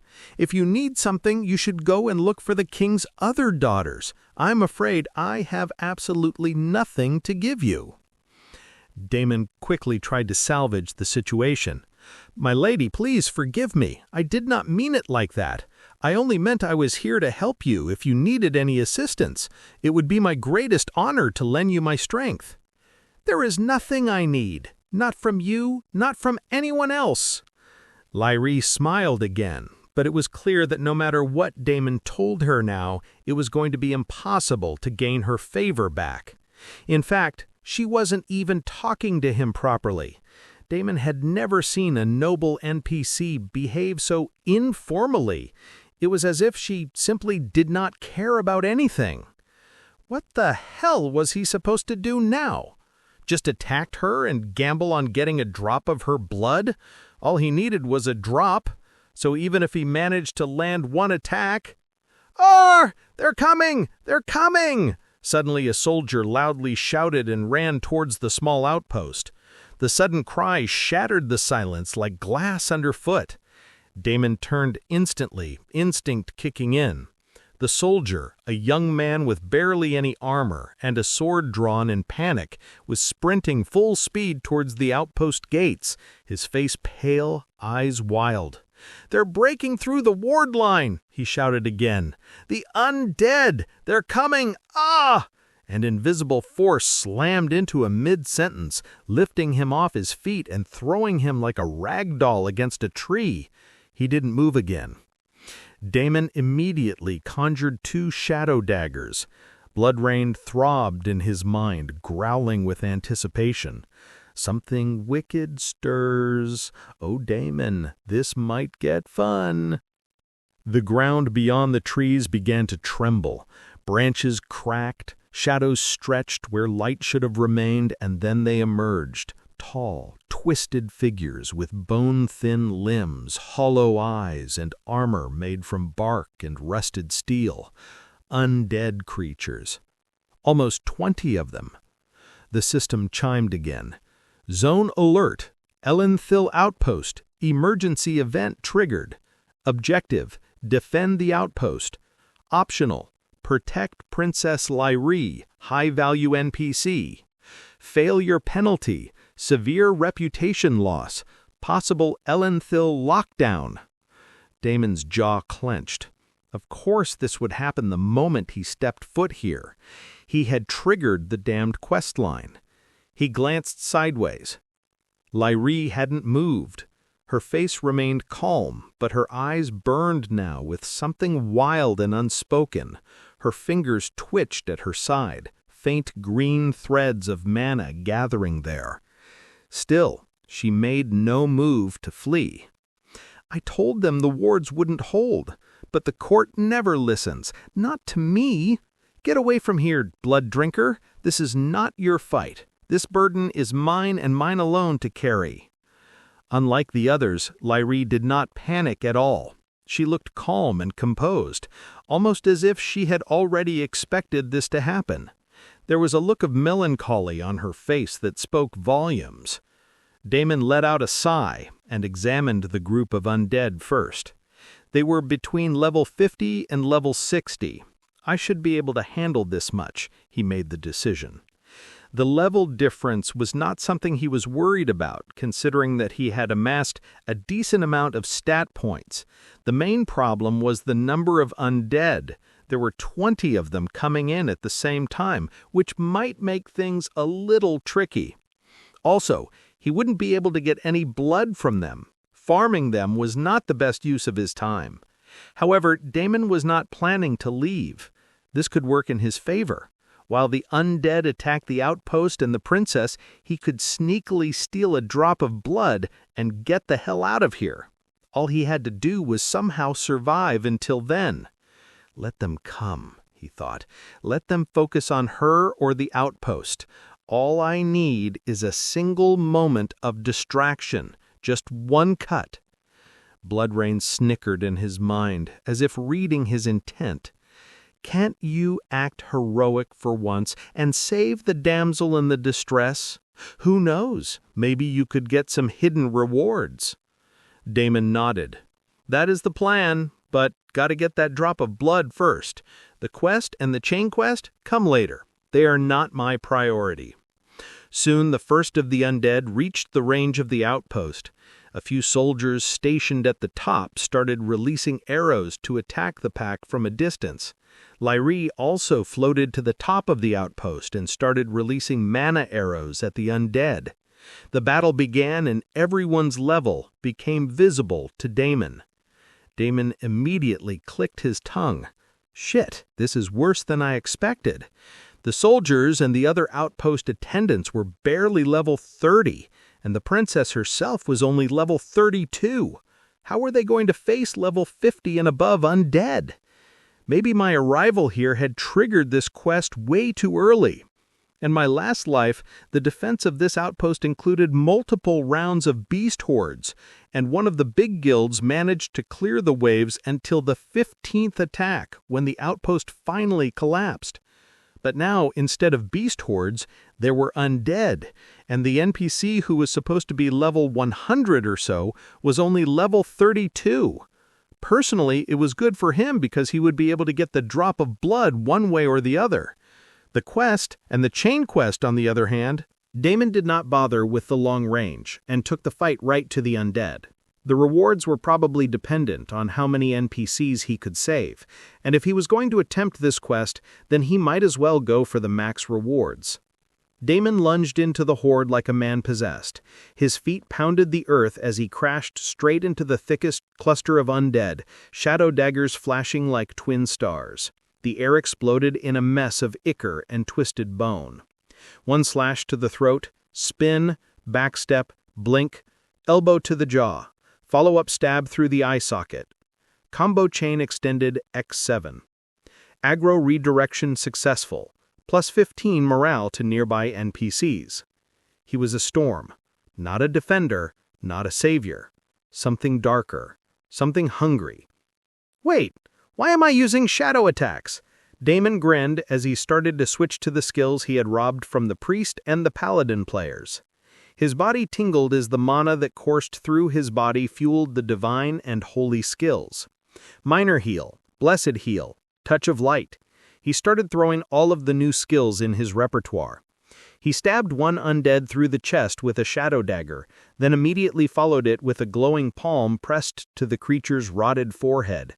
Touch of light erupted outward in a flash of radiant energy, disintegrating it on the spot and searing two more that got too close.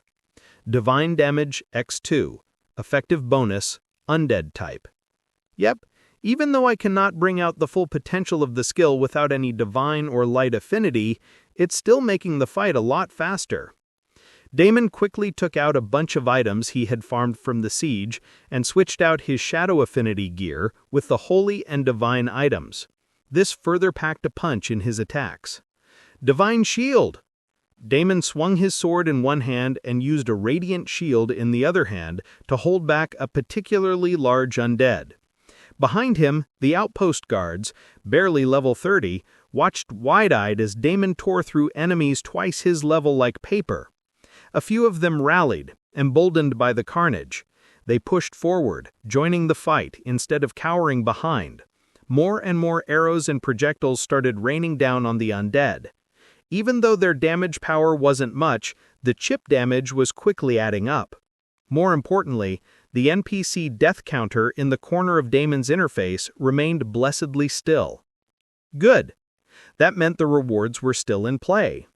He had no idea what tier this questline was, but if it was anything like the ones he remembered from his past life, the more outpost members he saved, the higher the bonus and the more likely the next phase would unlock. A rare skill, a hidden title, a unique trait, even a faction-specific quest chain. All of that was possible. The battlefield pulsed with chaos and light, and at its center, Damon moved like a paradox given form, holy energy radiating from a vampire cloaked in blood and shadow. His divine shield clashed with a skeletal warhammer, golden sparks flying as the shield held strong. He kicked off the stunned creature and launched a blessed heal at another undead closing in on him. Yet another one threatened to stab him in the back, but Damon did not have to make a move to take care of it. A chunky fireball landed on the undead, blasting it into scorched fragments mid-lunge. Lear was helping him. Damon smiled and continued his onslaught. With the help of the outpost squad, taking down these guys was simpler than he expected. Each undead should be giving plenty of XP points, but since all the rewards were shared between the whole outpost, he was barely getting any. This was fine by him, as he did not want to level up all that much right now before doing his body-tempering ritual. The fight continued, and soon the undead numbers had already been reduced by half. They were, however, dangerously getting close to the outpost. Damon unleashed an earthquake, slowing down their advance a little more. Lear's eyes shone as she followed his cue and cast her earthen element spell. A forest of stone thorns erupted from the ground ahead of the horde, perfectly timed with Damon's earthquake. The combined effect disrupted the undead formation, sending several crashing into the sharpened rocks while others stumbled in the quaking earth. Damon flicked his eyes toward her, an elf who was a dual mage. Not bad at all. Their eyes met and Lear nodded at him. That hollow disinterest from earlier was gone, and now replaced by camaraderie. Damon surged forward, capitalizing on the wave of momentum. With swift, divine aura-enhanced sword slashes, he brought down 2 more of the undead casually. The undead never stood a chance. Damon's blades flashed through rotting torsos and shattered skulls.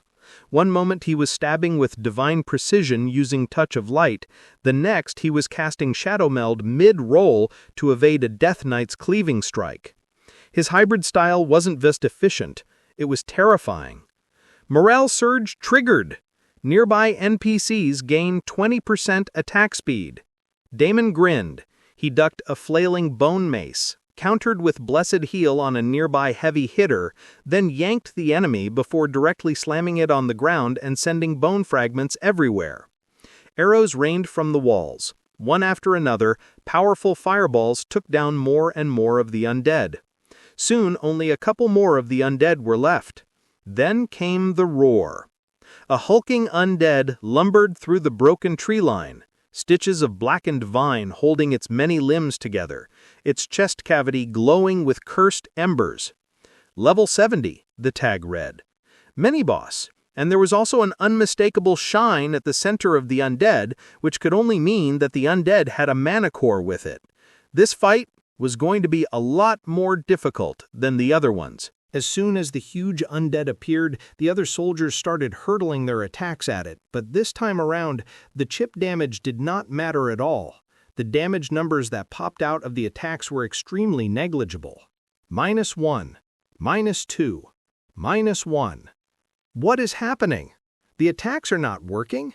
The soldiers started panicking. Lorraine's expression turned serious. She glanced at the soldiers next to her who were already pissing their pants in fear. She shook her head and then turned to Damon. "Blood Drinker, I can take down that monster in a single attack, but I need a minute to prepare the attack. Can you hold on for a minute?" "You better hurry," Damon nodded.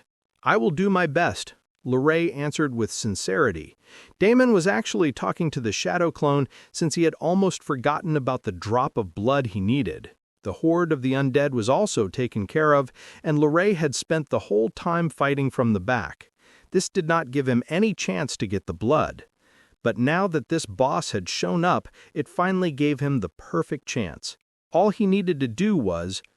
Damon intentionally did not go all out with the undead abomination, and only sparingly used his divine and holy skills.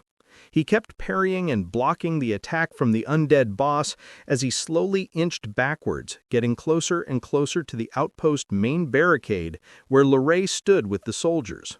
"Hurry up!" Damon shouted again, and Lorraine quickly regained her composure. She gritted her teeth and began casting. Soon, a huge ball of fire appeared in front of her. However, it was nothing like an ordinary fireball. The intensity of the raging flames was akin to a sun, and it threatened to burn the very air around it. Lorraine lifted both hands toward the swirling inferno, her lips moving in an ancient incantation that didn't match any known elemental chant Damon had ever heard. Her aura flared wildly, gold and white embers rising like feathers caught in a solar wind. Soldiers nearby instinctively stepped back, shielding their eyes from the searing brilliance. The orb of fire pulsed once, twice, then began condensing, shrinking in size, but growing impossibly dense, as if she were compressing a star into the palm of her hand. This was clearly the most difficult step of the attack. And it was exactly at this time that the undead came shockingly close to the outpost. Lorraine grit her teeth to keep her focus when a shadow clone silently materialized next to her, rising from her shadow. While everyone's focus was fixated on the hulking abomination, the shadow clone swiftly made a small scratch at the back of Lorraine's neck on her milky white skin. Damon immediately blinked right next to Lorraine and casted a divine shield, preventing any damage from reaching her. Without missing a beat, he absorbed the drop of blood smoothly. Damon's grin was hidden behind the golden light of his divine shield, which shimmered protectively around both him and Lorraine. Perfectly timed, perfectly clean. The clone had already melted into the ground. No trace, no alert. Lorraine didn't even flinch, her focus locked onto the miniature sun now hovering over her hands, compressed and trembling with barely contained destruction. But blood rain was purring inside Damon's mind, nearly drunk with delight.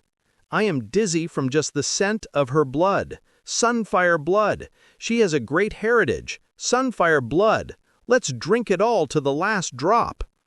Damon ignored the bloodthirsty weapon spirit and continued his fight with the undead abomination. He no longer had to hold back, so he unleashed his full power, quickly bringing down the abomination. When its health dropped to 50%, the abomination suddenly let out a horrifying shriek, and a swirl of nether erupted out of it. The air around them became bleak and corrupted, and the nether was contaminating everything. The grass became ashen in an instant, shriveling and crumbling to dust. The stones under Damon's feet cracked with black veins. Even the wooden barricades behind him began to rot and warp from the touch of the nether. Soldiers nearby gasped, stumbling back as the debuff notifications hit them. Everyone's stats instantly became halved by 50%. Lorraine could no longer hold her massive attack. She had no choice but to release it. The big ball of intense fire shuddered as her concentration wavered, then launched with a thunderous boom, tearing through the corrupted sky like a falling comet. It wasn't elegant anymore. It wasn't precise. It was pure, desperate annihilation. The orb exploded into a massive wave of fire mid-air, raw, uncontrolled, and roaring with fury as it descended onto the undead abomination. Even with the corruption smothering the surroundings, the heat from the impact seared the battlefield, turning the very air to flame. But the abomination survived. Barely. Its front half was charred, molten bones fused into grotesque armor, and its core flickered like a dying star, erratic, unstable, but still pulsing. It opened its mouth and screamed, a wail that made even the strongest of the soldiers drop to their knees. Status effect, fear shock, duration, 10 seconds. Corruption surge, all healing disabled. Howling in rage, the abomination charged towards the outpost, straight at Lorraine, its hollow eyes fixed on her. The elven woman trembled in fear. She had no strength left after using everything in the Sunfire attack. She had no choice but to die. She knew that no one was coming for her. "Father, I'm going to die. Are you still angry with me? Will you still not look at me?" The abomination raised its club, ready to smash her into a meat pizza, but the blow never landed.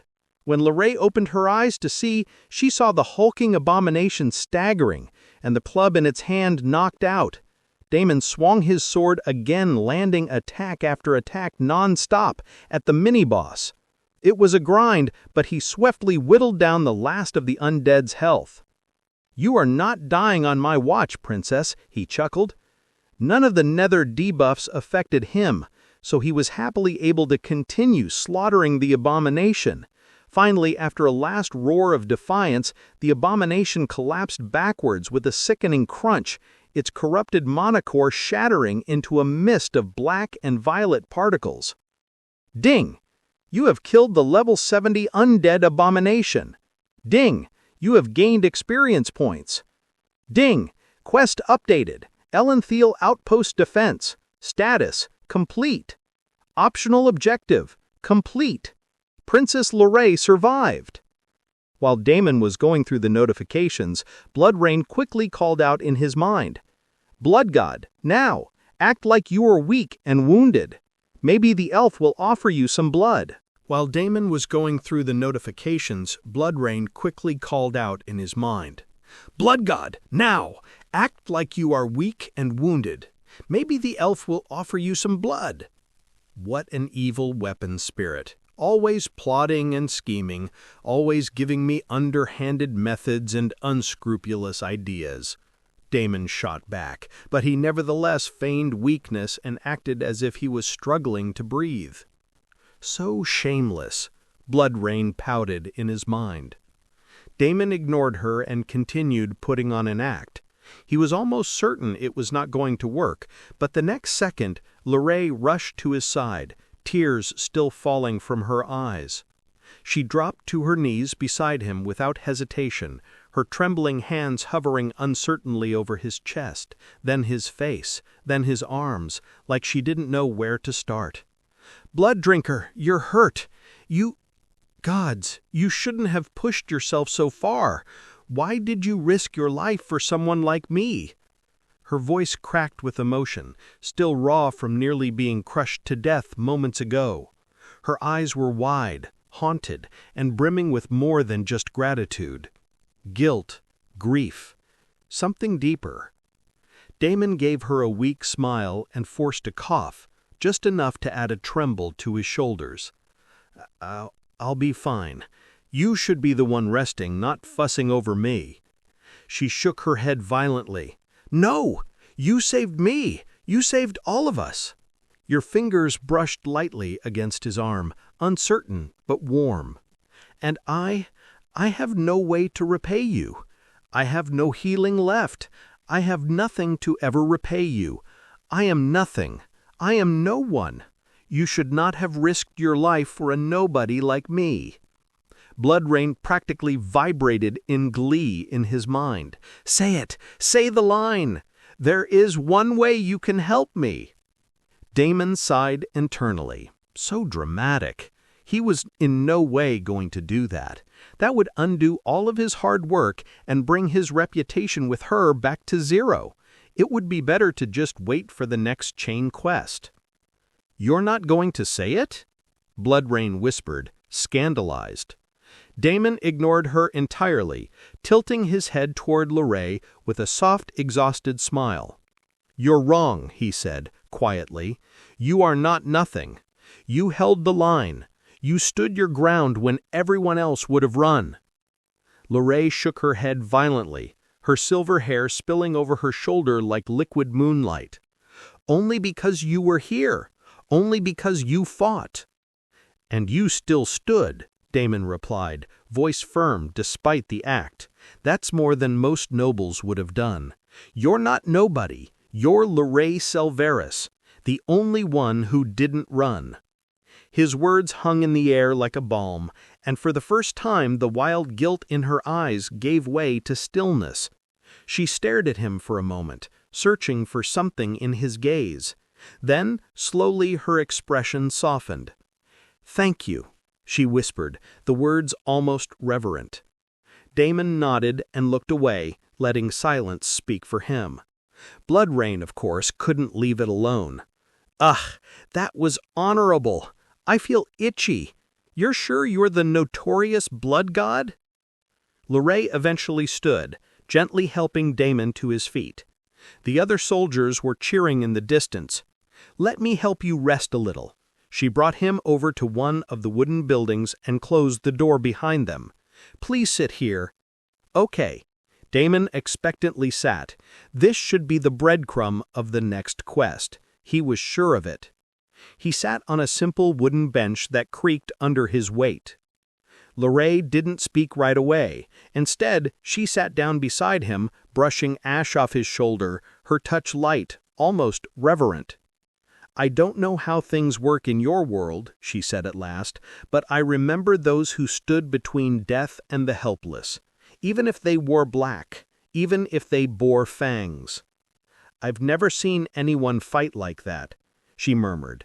"Not even my sisters, and they were trained by the spell guard themselves." He tilted his head slightly, listening with patience. Lorraine looked at him again, and for once there was no distance in her gaze. "You're not like the stories say about blood drinkers, about the dark faction." She paused. "You saved me, and didn't ask for anything in return." "Yet," Bloodrain whispered, smugly, in his mind. Damon chuckled faintly. "Maybe I'm just not very good at being bad." That made her smile, just a little. Lorray took a small wooden flask from a side shelf and placed it in front of him. "I don't have healing potions left, but I do have this. It's moonroot elixir. Not much, but it should help with the fatigue." He accepted the bottle but didn't drink, not yet. He watched her, studied her. She hesitated again, then added, "And if there ever is anything else I can do to help, just say it. You don't even have to ask." Damon frowned internally. Why was she still not offering it up? Had he not buttered her enough? He slowly took a sip from the bottle, thinking about what to do next, when a wave of warm nourishment swept past his body and mind. It was as if the fog covering his mind was lifted. Mental clarity buff applied, plus 10% spell precision. Duration, 30 minutes. Nice. Unexpected, but nice. Sitting beside him, Lorray was still watching him quietly. There was something unguarded about her now that wasn't there earlier when she wore the indifference of a noble cast aside. Damon immediately knew what to say to her. He set the flask down gently and leaned forward, not too much, just enough for her to meet his eyes. "I think you're wrong about one thing," he said softly. She blinked. "About what?" "You said you're no one, that you're nothing." He smiled. "It's fine if others do not recognize you. It's okay to feel alone and helpless. As long as you know who you are, that's all that matters. Time will slowly heal everything." Lorray lowered her gaze, the silver of her lashes fluttering. She then unexpectedly leaned forward, her face right next to Damon's, her warm breath on his face. The next second, her lips touched his cheek. Damon stilled. The contact was brief, soft, uncertain, like she was testing a boundary she hadn't meant to cross. Lorray lingered for a second longer than she needed to, then slowly pulled back, her pale cheeks now dusted with the faintest rose hue. Damon didn't move, didn't speak, just let the silence settle between them, warm and strange. Bloodrain was predictably screaming with glee in his mind. "She kissed you! She kissed you! Oh, how scandalous! She wants to offer more blood! I can taste it! You are not feeling too weak now, huh? Maybe I should ask you about some important things. Hey, Little Red, how about you tell me how to stabilize my bloodline?" Damon shot back to the weapon spirit mentally. Instant silence. Damon sighed inwardly. He looked at Lorray again. The half-elf blushed as she looked down. Her lips parted slightly, as if she wanted to speak but couldn't find the words. What was he supposed to do now? Damon scratched his head. Sing more words of flattery? Kiss her again? Women would always be his weak point. At least he already had the drop of blood. Otherwise he might get kicked out or something for misspeaking in this situation. "Thank you," he smiled awkwardly. "I have received a bigger reward than I expected." He threw some more flattery in just to be safe. Lorray's blush deepened at his words, and she looked away, the corners of her lips twitching into a half-smile that she couldn't quite suppress. "Don't say things like that," she murmured, voice quiet but steady. "Not unless you mean them." Damon winced internally. Crap! Had I laid it on too thick? His flattery reflex was strong, but this wasn't a tavern flirtation with a random NPC.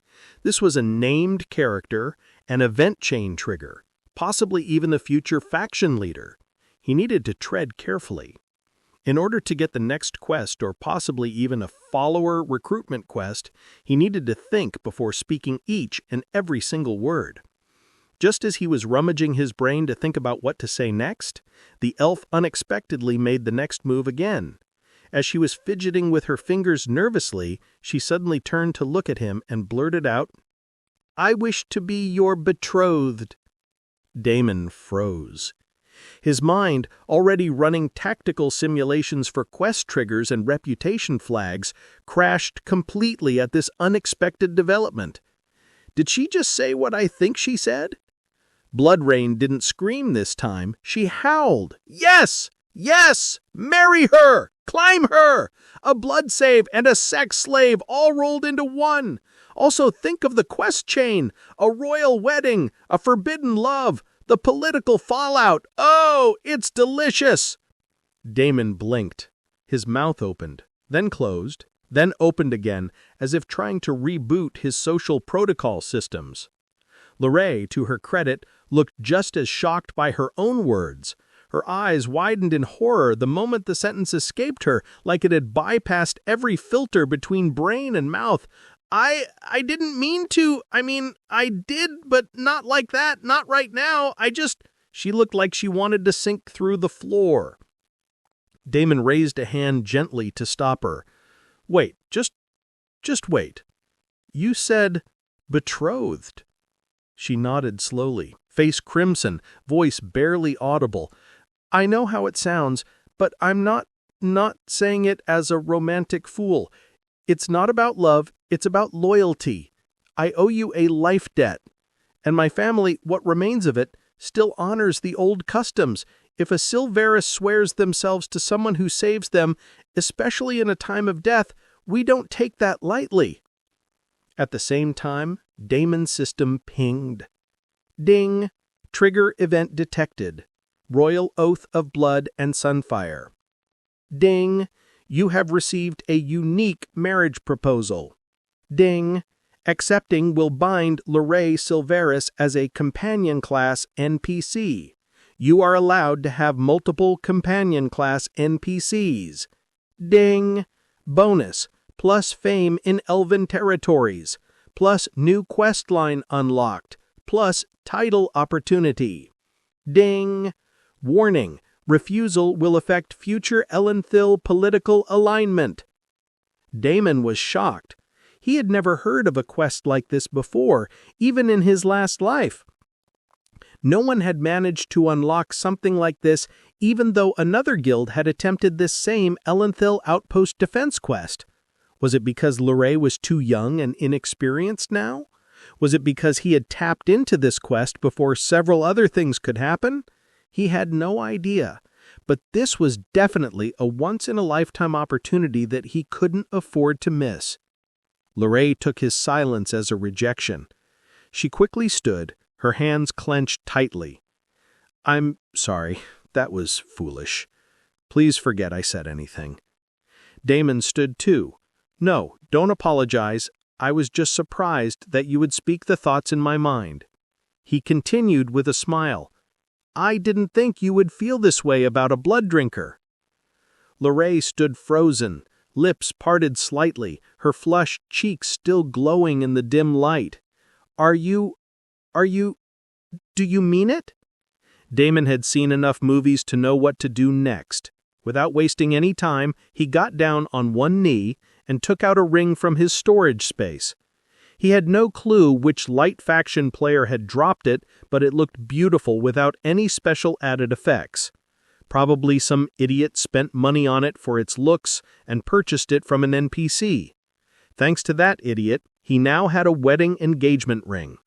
Damon held the ring up toward her, silver band glinting faintly in the lantern light, its gem a soft amber that mirrored the dying sunlight outside.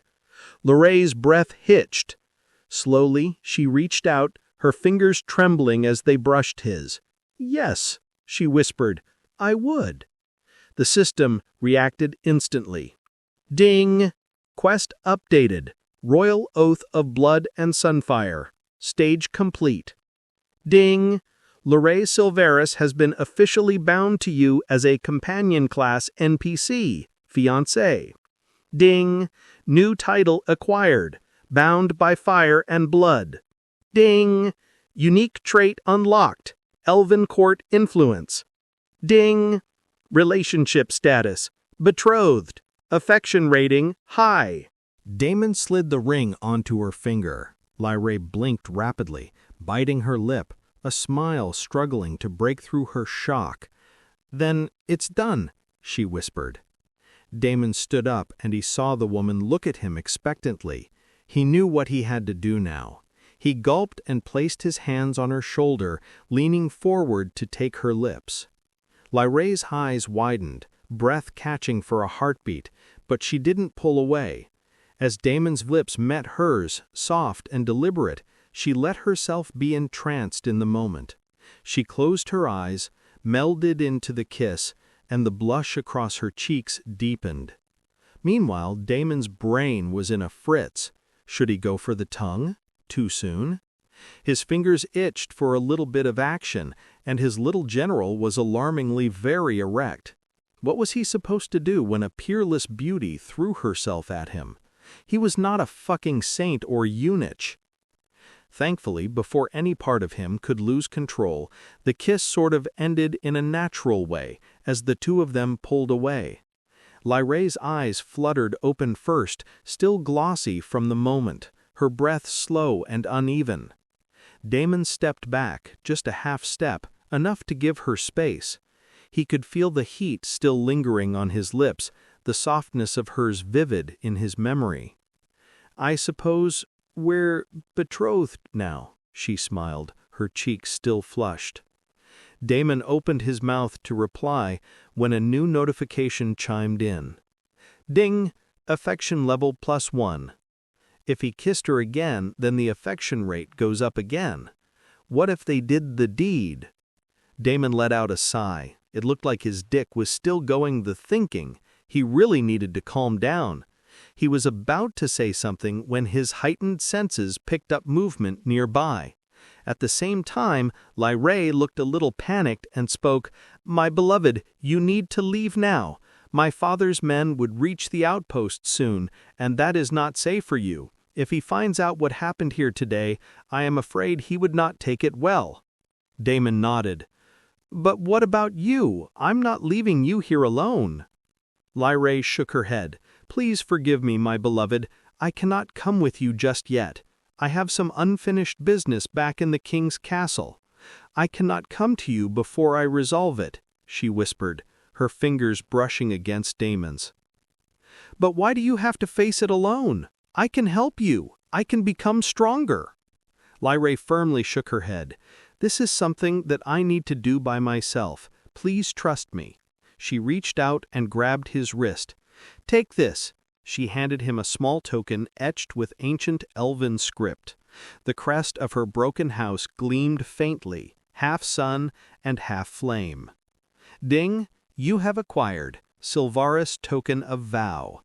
Ding, can be used to summon Lyrae as a companion, limit once per day.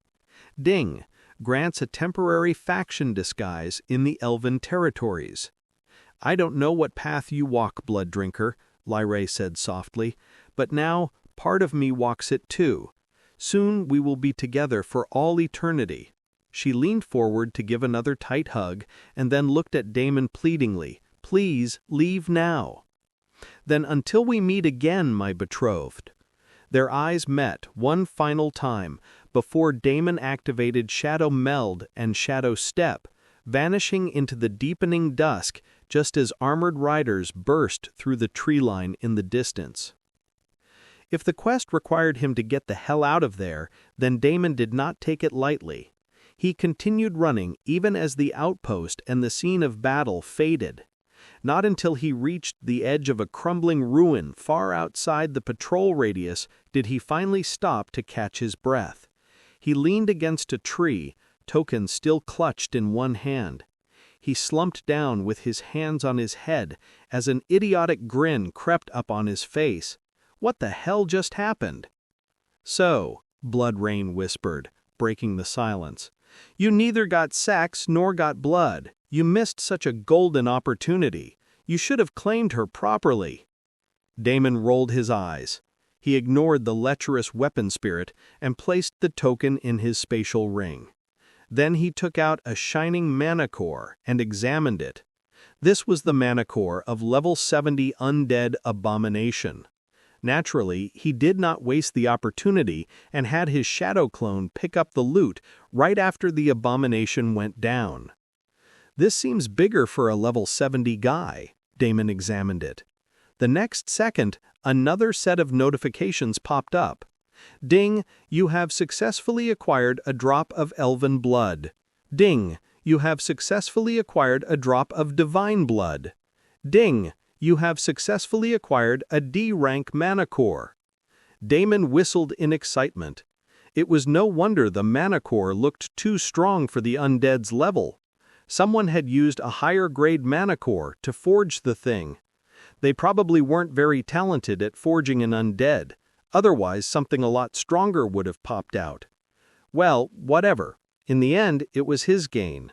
He was now ready to turn in his quest and finish the body tempering ritual. Time to upgrade his physical body. Damon quickly headed back to the nearby city to use the teleportation portals again, but he stopped as he suddenly remembered something. The city he was standing in right now, Kilaris City, was actually quite popular in his last life. One of the more famous guilds, Phantom Heroes, originated from this city, and if he was not mistaken, then they should have run into some sort of opportunity in this city that gave them the leverage to compete shoulder to shoulder with the Super 10 guilds. Looking around, Damon couldn't help but wonder what that opportunity could possibly be. Perhaps it was worth spending an hour or two in the city investigating and trying to jog his memory instead of returning to Niera immediately. After wandering the streets for some time, Damon sat down at one of the local taverns to hear the gossip from the players. Perhaps something he hears could jog his memory. He tried to drink some beer, but it tasted like piss. He ordered some coffee instead and slowly sipped it, thinking about various things and eavesdropping. Soon, almost an entire hour went by, and he had nothing to show. Just as he was preparing to leave, a new message from his friend list popped up. Huh, from that little alchemist Arya? Damon raised a brow. The timid girl had sent him a message asking him for some help. She needed help with the dungeon Venomous Fangs. It was only a level 30 dungeon, but the difficulty of the dungeon was insane. Even in his last life, this particular dungeon was uncrackable for the first few weeks, until poison resistance potions went for sale in the auction house. No wonder she is asking for my help. Damon chuckled. Well, I guess I can help her out. Probably will not take a lot of time and will get the first clear bonus and a couple of titles. Might come in handy down the line. But that would have to wait. He replied to her saying he would help her in a day.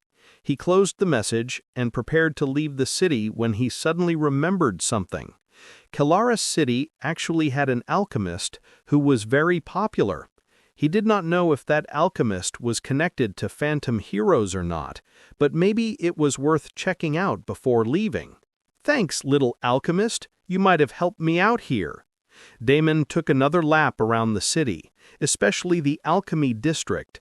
Talking with a bunch of NPCs, he finally ran into a quest that he instantly knew was going to pay in dividends. The quest didn't start with a golden glow or a flashy title screen. It began quietly, with a coughing old man hunched over a stall selling failed concoctions in mismatched flasks. Damon almost walked past him. The man's table was tucked in the shadow of a larger apothecary, one that bustled with business and bright signage, but something about the strange symbol etched into the side of the wooden stall caught Damon's eye. It was a broken cauldron surrounded by 3 snakes eating each other's tails, the Ouroboros triad. It was very similar to the one that famous alchemist had used. Right. His name was also Ouroboros. "Good evening," Damon said casually as he approached. The old man looked up, his eyes clouded. "Do you want some potions, young man? I suggest you buy from someone else, as they say my potions do not work at all." "Doesn't work?" Damon raised a brow. The table in front of him looked like junk, just a pile of bubbling vials and cracked flasks with faint labels like Vitality Draft, Failed Batch 37, or Stamina Surge, Do Not Inhale. I refuse to believe that a master like you can create failed products. Please let me buy some and try. I don't have a lot of money, but I am in dire need of some potions. Damon had a feeling that he needed to act pitiful in front of the guy, and did it. After spending so much time in Earth Online, he couldn't help but develop this sort of intuition.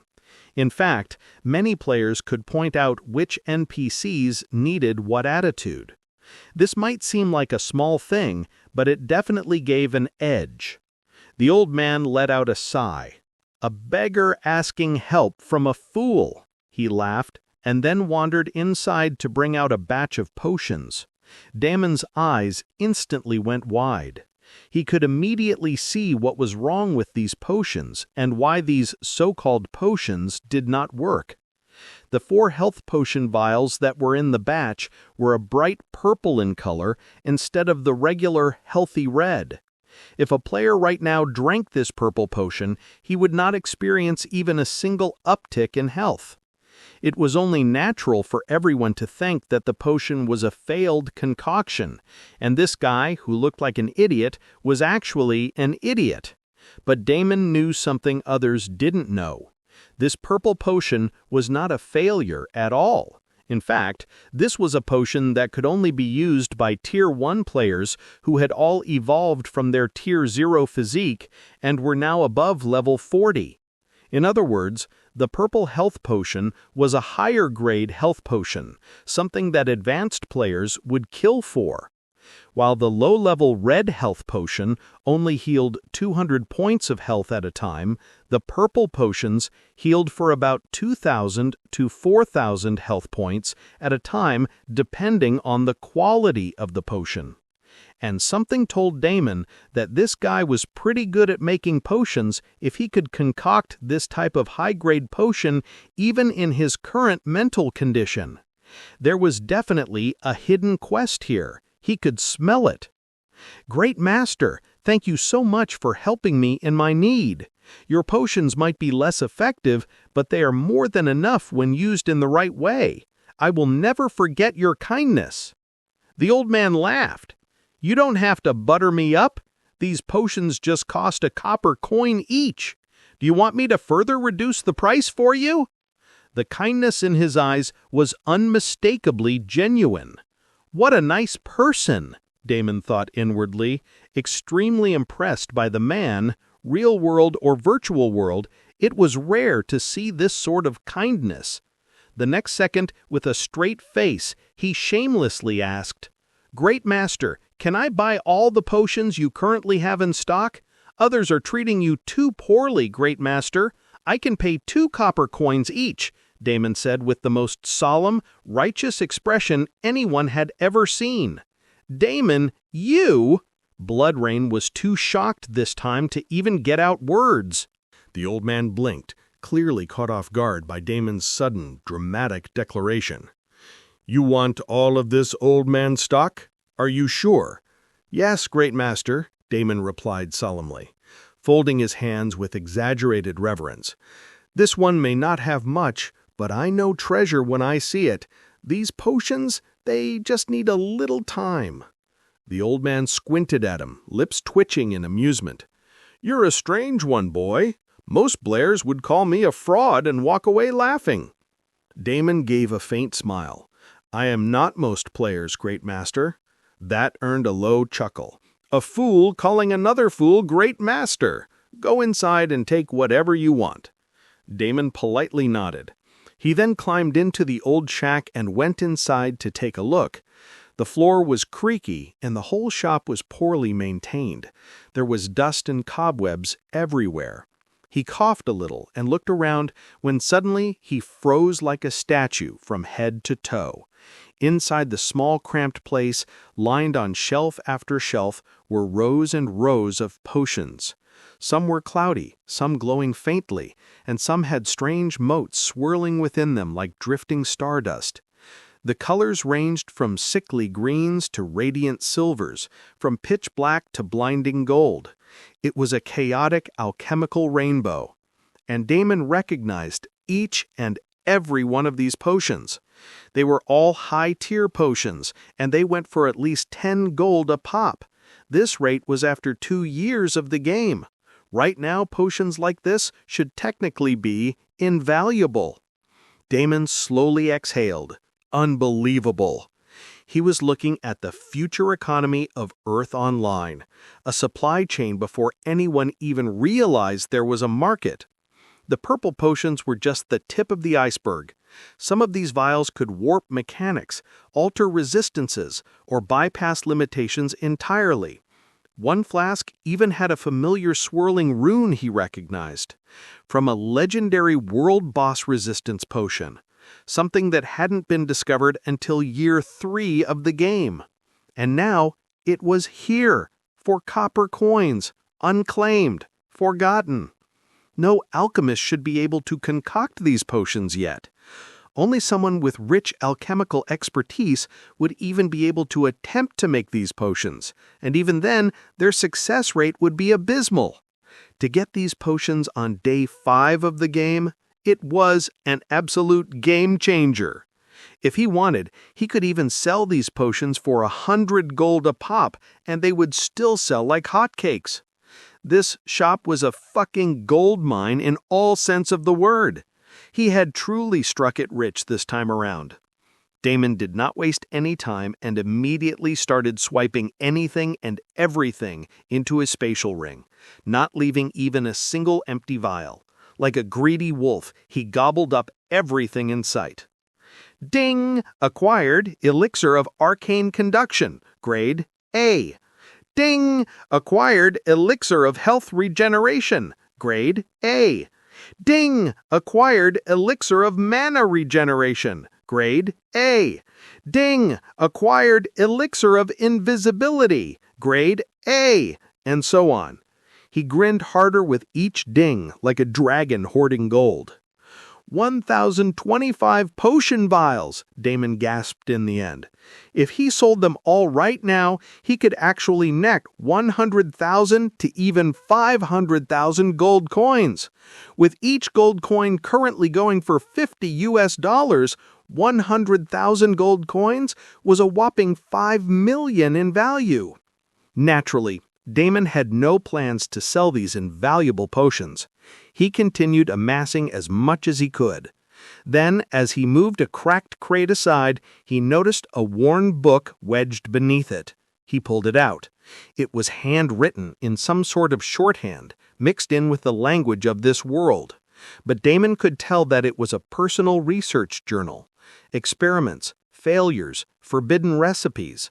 There was even a half-torn page titled Soul Brew Theory, Vessels of Immortality. Ding! You have acquired Journal of Ouroboros, Volume 1. Ding! New hidden quest line unlocked, Legacy of the Lost Alchemist. Damon stood still for a long moment. Then he grinned. I knew coming here was the right call. He quickly opened the quest details and studied them. Ding! Legacy of the Lost Alchemist. You have discovered the hidden legacy of the forgotten master alchemist known only as Ouroboros. Thought mad and long erased from public records, he once tried to break the limits of alchemy, body, and soul. Buried across the continent are 3 volumes of his lost journals. Each contains experimental notes, forbidden formulas, and unfinished breakthroughs. They detail a world-shaking theory. Through alchemy, a vessel may surpass mortality. Through soul brew, immortality itself may be brewed. Those who can uncover and comprehend all 3 volumes will not only inherit Ouroboros' techniques, they will inherit his unfinished legacy. Volume 1, discovered in Kilaris City, Alchemy District, Old Shack. Volume 2, location unknown, rumored to be hidden beneath a corrupted alchemy lab lost in a forest dungeon. Volume 3, Location unknown, possibly sealed in a royal archive or noble vault. Ding! Quest rewards upon completion. Legacy skill, soul brew alchemy. Craft potions that affect soul attributes, class awakenings, or affinities. Title, Hair of Ouroboros. Unlocks unique alchemy subclass options.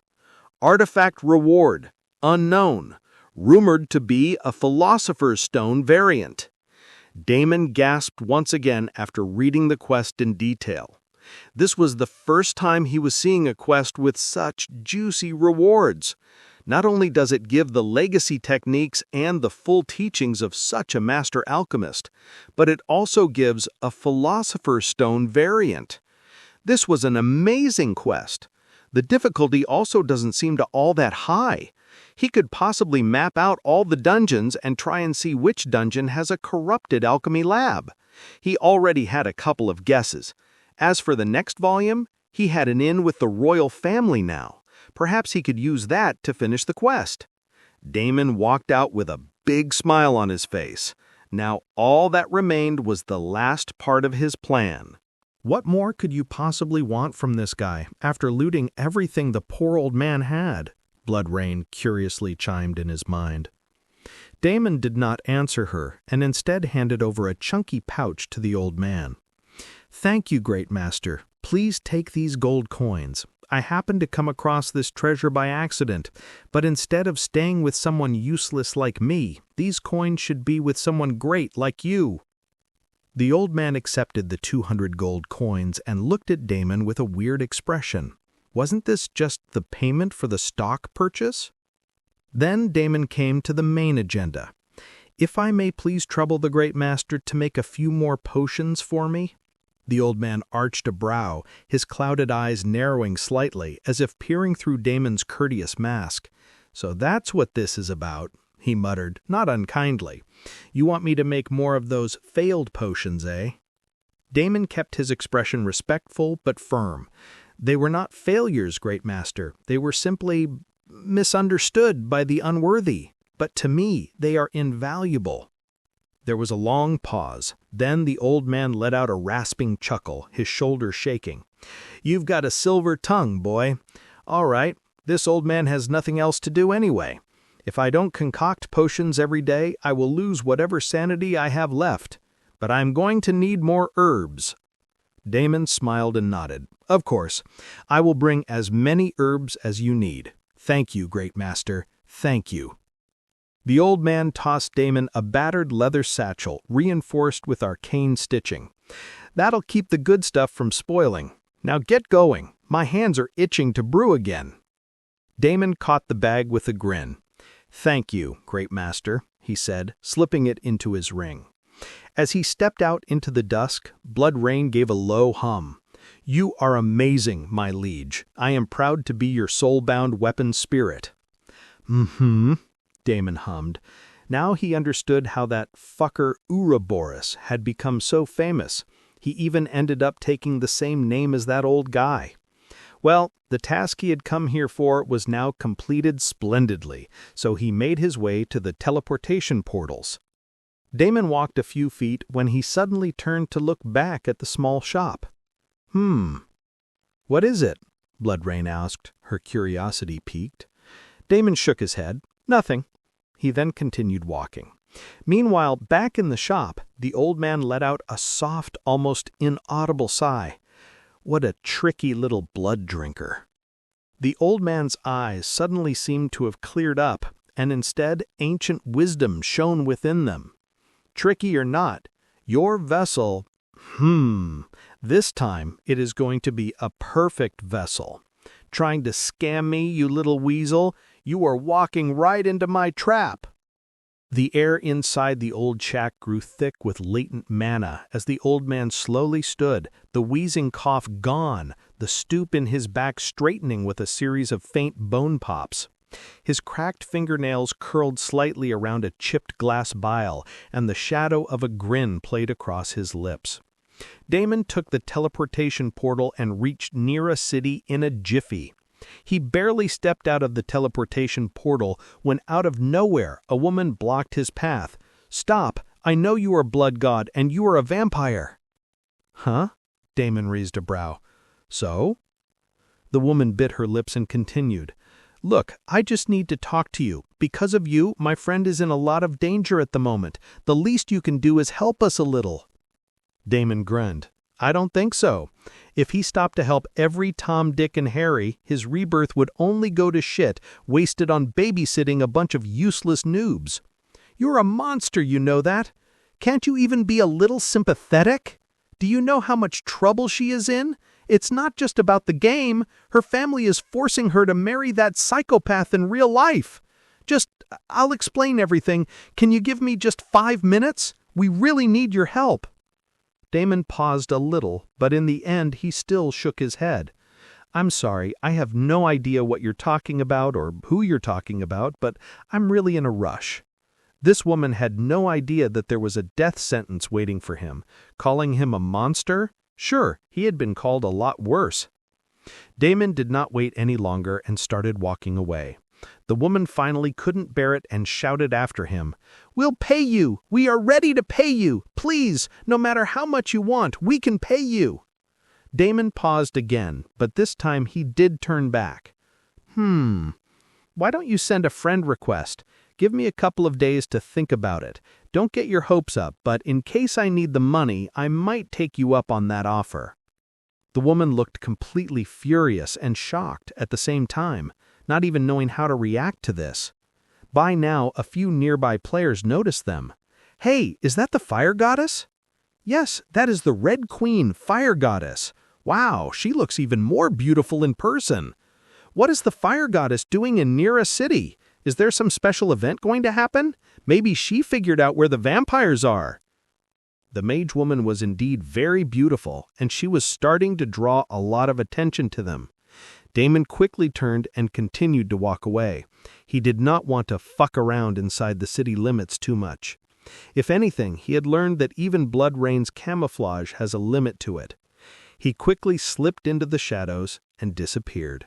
You did good, Blood Initiate. You took your time, but you have indeed prepared everything I asked for. Varnix accepted the 2 drops of blood and the mana core with a polite nod. All right, I need some time now to make the other preparations. Meanwhile, it would be best if you finish rebuilding the Blood Hall. With an upgraded Blood Hall, the ritual would go a lot smoother. The vampire then rushed away hastily without even finishing the conversation. Damon could only let out a sigh. The old vampire was truly a taskmaster. The after effects of that damned siege event was clearly unfolding. This guy was prepping for war, and hence his attitude was completely different from how it was before. This was a huge headache.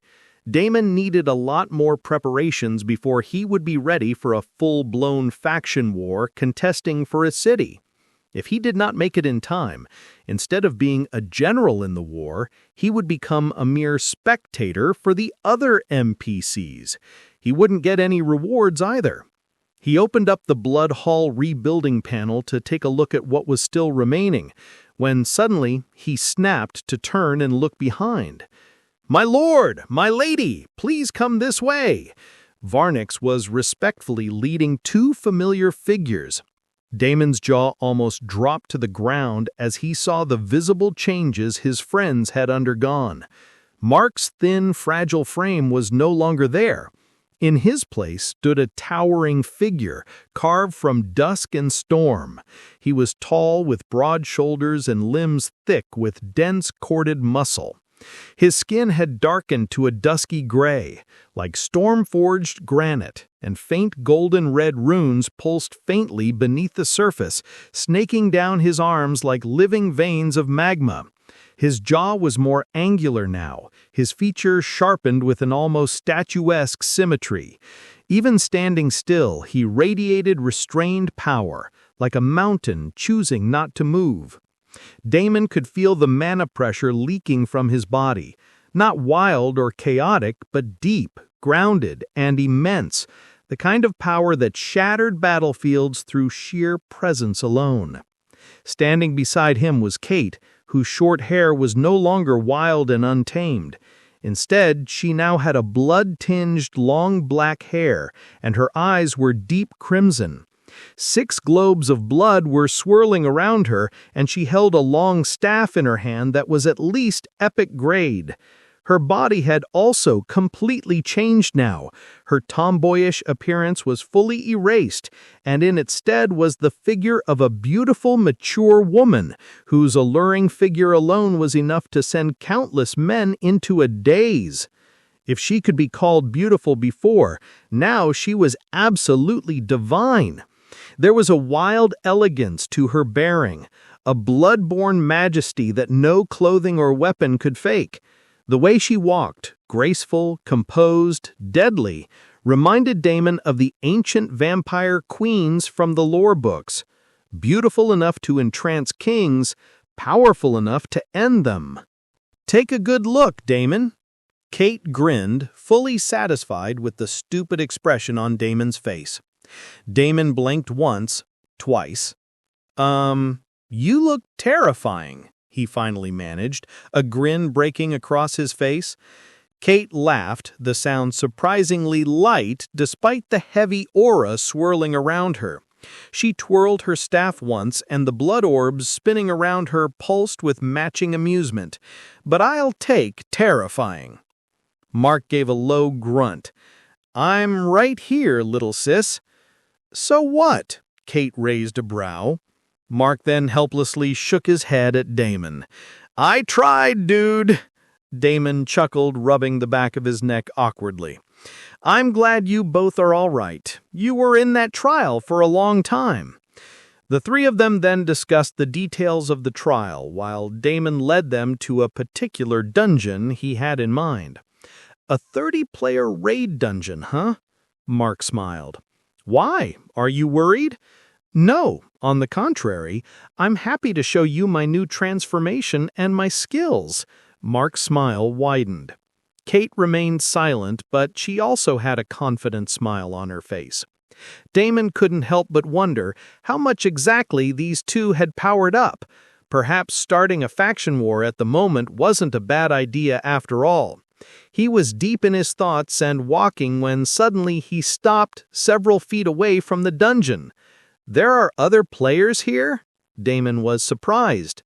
They were headed to a level 40, 30-player dungeon, so it was really interesting that there were other players here. It was definitely a guild. Question was, which guild? Damon only had to take a few more steps towards the dungeon portal, and he could already see the bright blue tabard with a serpent on it. Azure Serpents, a Tier 2 guild from his last life. They had been a big deal in the beginning, but then kind of fizzled off later on with many of their talented players poached off by the others. "Should we stop?" Mark asked, also sensing the crowd ahead. Damon shook his head. "It should be fine. They'll probably mind their own business." Kate tilted her head slightly, the orbs around her beginning to hum with latent mana. "And if they don't?" Damon grinned faintly. "Then feel free to go wild." The 3 of them stepped forward, the pressure of their combined presence washing over the gathered Azure Serpent players like a silent tidal wave. A few of the guild members turned to look when one guy immediately blurted out, "Hey, isn't that Blood God?" "No way! That's him? Who are the other 2 with him? Are they also vampires? Damn it, they look so cool! I also want to change my race to vampire. Why couldn't they make it one of the default races? This is so unfair." Right at this time, a loud voice cut through, catching everyone's attention. "Don't worry. The method to become a vampire is being published in the guild database as we speak." Don't worry. The method to become a vampire is being published in the guild database as we speak. Every head turned in unison toward the source of that voice. Striding confidently from the center of the Azure Serpents formation was a tall man clad in a silver-blue robe, threaded with scales. His gaze was sharp, his smile smug, and his aura unmistakably refined. Clearly someone used to command. His player tag flickered into view. LV-25, Thorn, Azure Serpent Vice Guildmaster. Damon raised a brow. He remembered this guy. Thorn was one of the original theory crafters who specialized in class evolutions and racial transformations. A decent PvPer, but an even better loudmouth. In his last life, he eventually joined a top-tier guild as a strategist after abandoning Azure Serpents. Thorn walked up, arms spread like he was about to welcome Damon to a tea party. "Blood God, it's an honor, truly. You've made quite the waves lately." He gave a mock bow. "And your companions look intimidating. I assume you're here for the dungeon?" Kate crossed her arms, the blood orbs spinning tighter around her like a silent warning. Mark said nothing, but his eyes said it all. His gaze was cold and threatening. Damon gave a nonchalant shrug. "We were planning to take a look, thought we'd have some fun." Thorn laughed. 3 people for a 30-player raid. Bold. But hey, I get it. PR stunt, content farming, show of force. I respect the hustle. His eyes gleamed, lips curling slightly. "But since you're here, how about a friendly competition? We both run it, separate teams, see who clears it faster." A quiet hush fell over the clearing. The Azure Serpents began murmuring again. Some grinned, others looked worried. Damon tilted his head and smirked. "You want a race?" He did not understand why the guy would pick such an odd confrontation. He expected him to straight up start trying to kill the 3 of them, but now this. Thorn clasped his hands together. "Why not? Friendly wager. If we win, you tell us the vampire transformation method directly. If you win, I'll give you exclusive access to one of our hidden quest chains in the southern marshes. We've got the NPC on lock." Kate arched a brow. "You're that confident?" Thorn shrugged. "I'm a betting man, honey. And we've been preparing for this run for 2 days. You 3 just walked in. Unless you're not sure you can win." His eyes lingered on Kate for a moment longer before they shifted to Damon. Damon obviously noticed it. "Deal," he calmly answered. Thorn blinked. He clearly hadn't expected Damon to accept so easily, without bluster, without hesitation. For just a second, his cocky veneer cracked, but only for a second. "Excellent," he said, clapping his hands. "Then let the game begin." Behind him, the Azure Serpents erupted into movement. Players quickly formed into ranks, buffing up, checking formations, coordinating class roles and cooldowns. A few of them shot glances toward Damon's group, nervous and uncertain. Damon, on the other hand, didn't even move. Thorn's confident expression faltered ever so slightly as he looked at Damon's face, calm, unbothered, and utterly assured. There was no uncertainty, no doubt, only inevitability.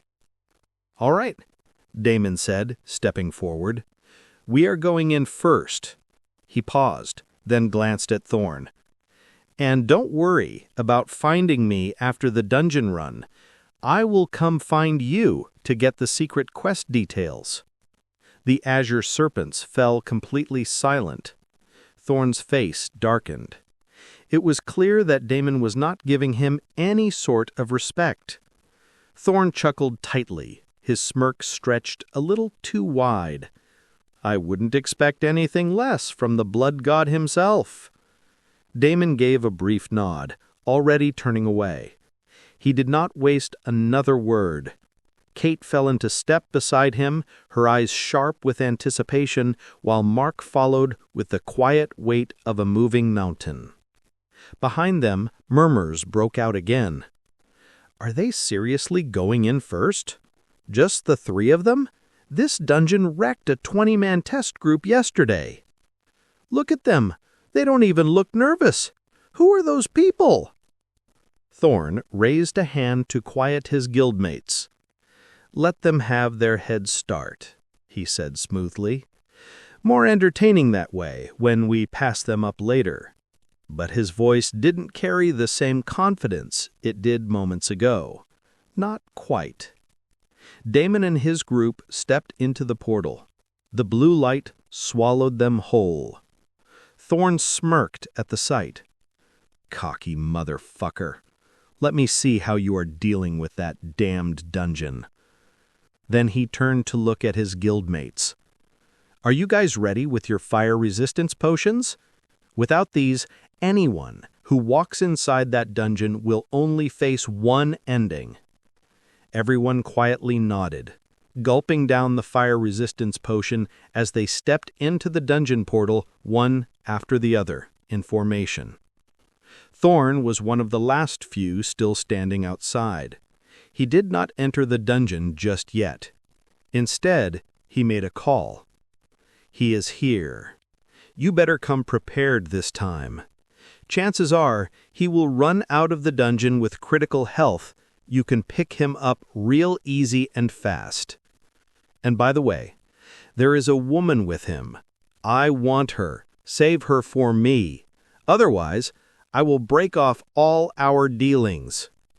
Thorn ended the call with a snap of his fingers, his expression sharpening as he stepped toward the portal.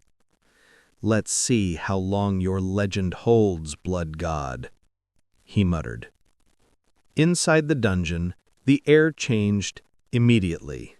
Flames danced along the stone walls of the Fire Lord's temple, casting distorted shadows across molten rivers that cracked the ground like veins. Hot gas hissed from vents in the earth, and oppressive heat wrapped around the guild group like a physical force. Thorn only laughed at this unholy environment. We should have the only fire resistance potions in the entire game world. Let's see how he clears this dungeon without the potions. Damon, Kate, and Mark appeared inside the dungeon. The moment the blue dungeon portal swirls vanished behind them, they were met by searing waves of heat and a system message. Dungeon activated. Temple of the Flame Lords, 30-player raid. Environmental hazard, extreme heat. Warning, number of players insufficient. Damon casually swiped the notifications away and looked at the two next to him. How are you guys doing? Mark nodded. No problem? Kate as well seemed relaxed as she looked around. Damon smirked. All right then, no complaints, no excuses. He stepped forward, his boots crunching against the scorched stone floor. Let's get going, maybe we can set a record. Without another word, he dashed forward into the temple ruins. The first wave of enemies emerged almost instantly. Magma hounds, their bodies pulsing with embers, eyes burning like coals. There were at least a dozen of them, each dripping liquid fire from their jaws. A normal party would have fanned out, formed ranks and prepared for a drawn-out clash. Damon didn't bother. In the next instant, he appeared in the center of the pack, cloak fluttering. With a savage spin, he cast Blood Lance and impaled 3 hounds in a single explosive arc, each one erupting in a geyser of scalding blood and vaporized magma. Before they dropped dead, he immediately activated lesser blood magic and quickly absorbed their blood essence. Immediately 3 notifications popped up. Ding! You have gained a new skill, Fire Resistance, D rank passive. Effect, reduces fire-based damage by 5%. Duration, permanent. Can evolve with continued exposure. Ding! You have gained +1 fire affinity. Damon grinned. Perfect. Behind him, Mark leaped into the fray like a living siege engine. His fist collided with the ground, and a pulse of concussive force exploded outward, launching magma hounds into the air like ragdolls. The runes on his arms blazed like fire-forged circuits as each of his movements turned into a shockwave of destruction. The beasts that dared get close were flattened instantly, their bodies caving like brittle clay under his strikes. Damon's face twitched. "You are still level 1, aren't you?" Kate followed at a calm walk, as if she had all the time in the world. The 6 globes around her spun into position above her head. With a flick of her fingers, she channeled blood nova, and the orbs burst outward into rings of crimson light. Wherever they touched the magma hounds, flesh hissed and sizzled as the beasts screeched and turned to ash. Their essence swirled back into her, feeding her passive regeneration and spell power reservoir. Within moments, the hallway fell silent again. Damon could only laugh bitterly at this. He was worried that the 30-player raid dungeon might be a bit too much for the 2 beginners, but it looked like he was overthinking for no reason. "You both are truly monsters," he laughed and wiped the sweat off his face. The heat was getting to him. "Okay, looks like we can crank up our speed a lot more. We need to bum rush this bitch. Let's do the run as fast as possible. I'm leaving you guys on your own. All good?" Kate gave a slow, satisfied smirk as she adjusted her grip on the staff. "All good on my side," she said. "But are you fine? You look like you're sweating a bit too much. Just don't complain later when you can't keep up." Damon's face twitched, but he ignored her teasing. Mark rolled his shoulders with a sound like boulders grinding together. "Go, we'll catch up, or clean up after you." Damon grinned. "Copy that." Without another word, he surged ahead, vanishing into the hallway in a blur of shadow step. There were 3 paths ahead of them, and Damon took the most difficult and most time-consuming central path, which also had the most number of mobs. Behind him, Mark took the rightmost path, and Kate took the leftmost path. There were some tricks to this path, but Damon did not warn the 2 beforehand. If he wanted to train them properly in combat, then it was important for them to go through these things without a lot of help. Otherwise, they would just be brainless, overpowered noobs. Sometimes helping too much was also harmful. The moment Damon turned the first corner in his path, 3 massive flame-born berserkers rose from molten runes carved into the stone floor, each of them towering twice his height, wielding axes that dripped fire like venom. Ding! Elite Encounter, Flame-born Triad. Warning: Aggro range enhanced in heat zones. Let's dance. With a pulse of mana, Shadow Clone activated, creating a flickering double that immediately zipped to flank the leftmost berserker. Damon launched himself forward as Blink propelled him behind the center enemy mid-swing.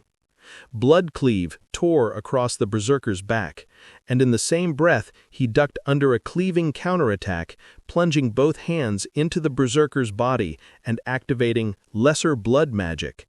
Crimson threads erupted from his fingers, sucking the essence directly from its body. Naturally, it did not have much effect on the Flameborns.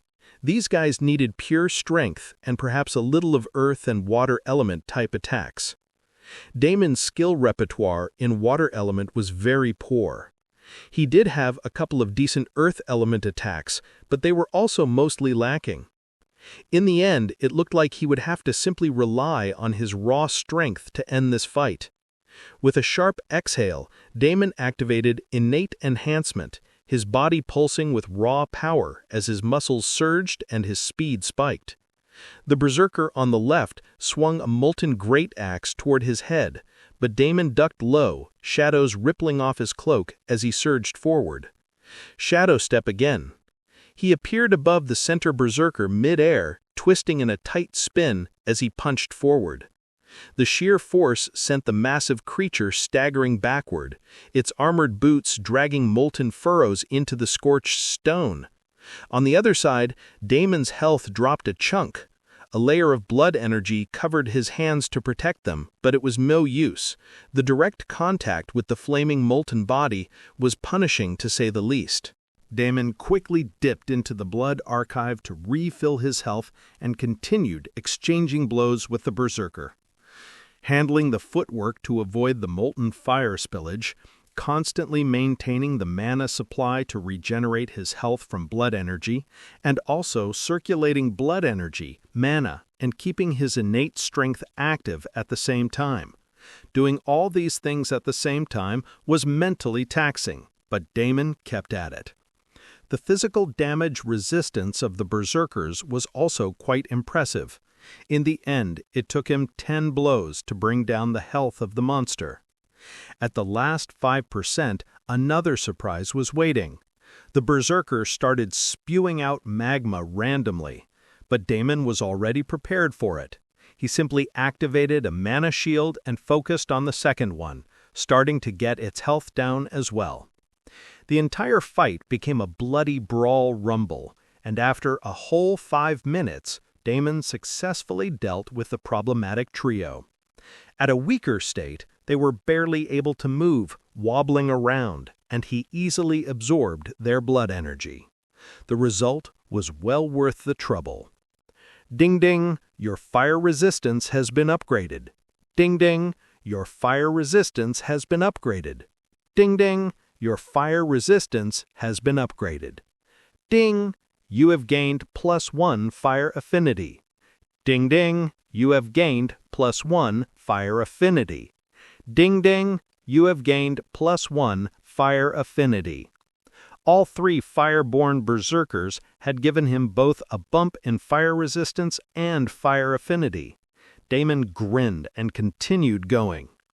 After the 3 elites, he met 2 more packs of magma hounds, which once again gave him plenty of upgrades. The flames still licking at the cracked stone tiles around him seemed less intense now, as if the dungeon's inferno no longer bit quite as hard. Damon exhaled slowly, steam rising off his skin, his blood energy stabilizing into a warm pulse beneath his flesh. The upgrades were kicking in fast. Fire resistance, C rank, passive. Effect, reduces fire-based damage by 15%. Duration, permanent, can evolve with continued exposure. Fire affinity, +6. Effect, slight increase in effectiveness of fire-based spells, enables learning of intermediate-tier fire magic. Damon wiped the sweat from his brow with the back of his hand and cracked his neck. Not bad at all. The dungeon's oppressive heat had become more bearable. He was evolving and adapting, and this was just the start. He took off again, his footsteps sharp and light against the scorched floor. The next corridor was a gauntlet of flame traps, jets of fire erupting from the walls and the floor cracks. With his upgraded resistance, he didn't even slow down. He dashed through, the heat curling around him like mist, barely burning through his mana shield. He also knew which traps he needed to avoid so as not to set off the worst of the traps. Up ahead, the distant sound of a crumbling pillar and a deep, rumbling growl echoed from the right corridor. "That's probably Mark," Damon chuckled to himself. Another explosion echoed faintly from the left, followed by a chain of even bigger explosions. "And that's definitely Kate," he grinned wider. "Hope they're not having too much fun without me." The final stretch of the central path loomed ahead, massive iron gates warped by heat, pulsing with runes. Behind them, the mini-boss chamber. Before he could reach the massive gates, there was a huge pack of magma hounds prowling the courtyard. This pack was extremely troublesome, and there were many guides in my last life about how to successfully avoid these courtyard hounds. Damon knew of a sure-shot method, but he did not plan to let go of such a good opportunity to further bump up his fire resistance and fire affinity. Damon licked his lips. 37 of you, huh?" he whispered to himself as he counted the magma hounds slinking through the courtyard, each one radiating heat like a living forge. Their bodies shimmered in the molten haze, lava drooling from their fangs, claws glowing hot white from constant contact with the searing ground. He could have easily bypassed the whole pack. There was a hidden wall seam behind one of the flame statues that led to the mini-boss gates. It was how most elite players cheesed this encounter in my last life. But that was them. This was him. And he had blood to earn. Without warning, he surged forward, his cloak snapping like a whip behind him as Blink launched him into the thick of the beasts. Bloodlance appeared in his hand as he began carving a path through the chaos. His movement was a blur, fluid, violent, precise. The moment he landed, he swept his arm in a wide arc, Bloodlance tearing through 4 magma hounds in a single swing. Their molten blood sprayed like a miniature eruption, but Damon was already on the move. Shadow step. He vanished from the snapping jaws of the nearest beast and reappeared behind another, driving the lance straight through its back and into the throat of a second that had lunged for him. Both howled and dissolved into puddles of scorched gore. But Damon made a quick work of absorbing every one of their blood essence. Ding ding, your fire resistance has been upgraded. Ding ding, you have gained +1 fire affinity. Ding ding, your fire resistance has been upgraded. Ding ding, you have gained +1 fire affinity. The alerts came one after the other, but Damon didn't even glance at them. The courtyard had become a crimson and gold slaughterhouse, the smell of burning fur and superheated blood thick in the air. The hounds began to respond. They circled tighter, faster, trying to cut off his angles. A dozen at once pounced. It made no difference to Damon. With the evasive manners of a rogue, build of a tank, and a huge reservoir of mana at his disposal, his figure appeared and disappeared at will as he took down more and more of the magma hounds, quickly absorbing every single one of their blood essence. Damon did not even let go of a single hound and thoroughly cleaned every one of them of their blood essence. Damon barely finished killing the last magma hound when 2 figures walked over to him. Mark stood tall and silent, his massive frame slick with soot and ash, molten runes along his arms still faintly pulsing from the battle. Clearly, he hadn't even bothered to dodge half the time. Beside him, Kate twirled her staff once before tapping the butt of it against the scorched stone. The 6 orbs of blood floating around her glowed faintly, pulsing in sync with her heartbeat, saturated with essence from whatever monster she'd just annihilated. How did you beat us to the gate, Damon? Did you take a secret route? Kate narrowed her eyes and looked at him suspiciously. Nope, Scout's honor. Cleared everything in my path. Damon casually answered, Do you need some time to heal? Mark pointed at his injuries. Damon looked down at the faint cut across his ribs and chuckled. Minor scratch. Got swarmed by a whole pack. The 3 of them did not wait around any longer, and Damon charged ahead at the closed gates. The instant his palm struck the iron gates, a deep rumble echoed through the chamber, like an ancient beast stirring from slumber. The runes etched into the metal flared a blistering crimson, and steam hissed outward from the seams as the gate slowly parted, grinding against the floor with the weight of centuries. A wave of scorching heat washed over them, far worse than anything they'd felt so far. Even with Damon's enhanced resistance, his skin prickled as though it were being scorched from the inside. Mini-boss room, Hall of the Flame Lords. Inside was a vast circular chamber. Lava canals crisscrossed the floor, glowing like veins in a living heart. At the center stood an armored figure kneeling in slumber, enshrouded in a mantle of fire.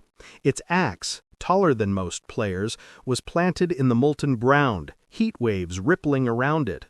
Flame Lord Vakrath, level 35, mini-boss. Title, Herald of Cinders. Damon's eyes narrowed. He has a few tricks up his sleeve, so be careful. Kate's crimson eyes glowed brighter as she stepped into the chamber, her blood orbs slowly orbiting higher. Don't hog all the fun this time, boys. I want to see how a fire-based boss handles blood-based suppression magic. Vakrath's axe twitched. The slumbering giant slowly lifted its head, and fire roared to life beneath its visor. Runes along its armor pulsed like a beating heart, and the molten channels on the ground surged upward in jets of flame, forming a burning ring around the three intruders.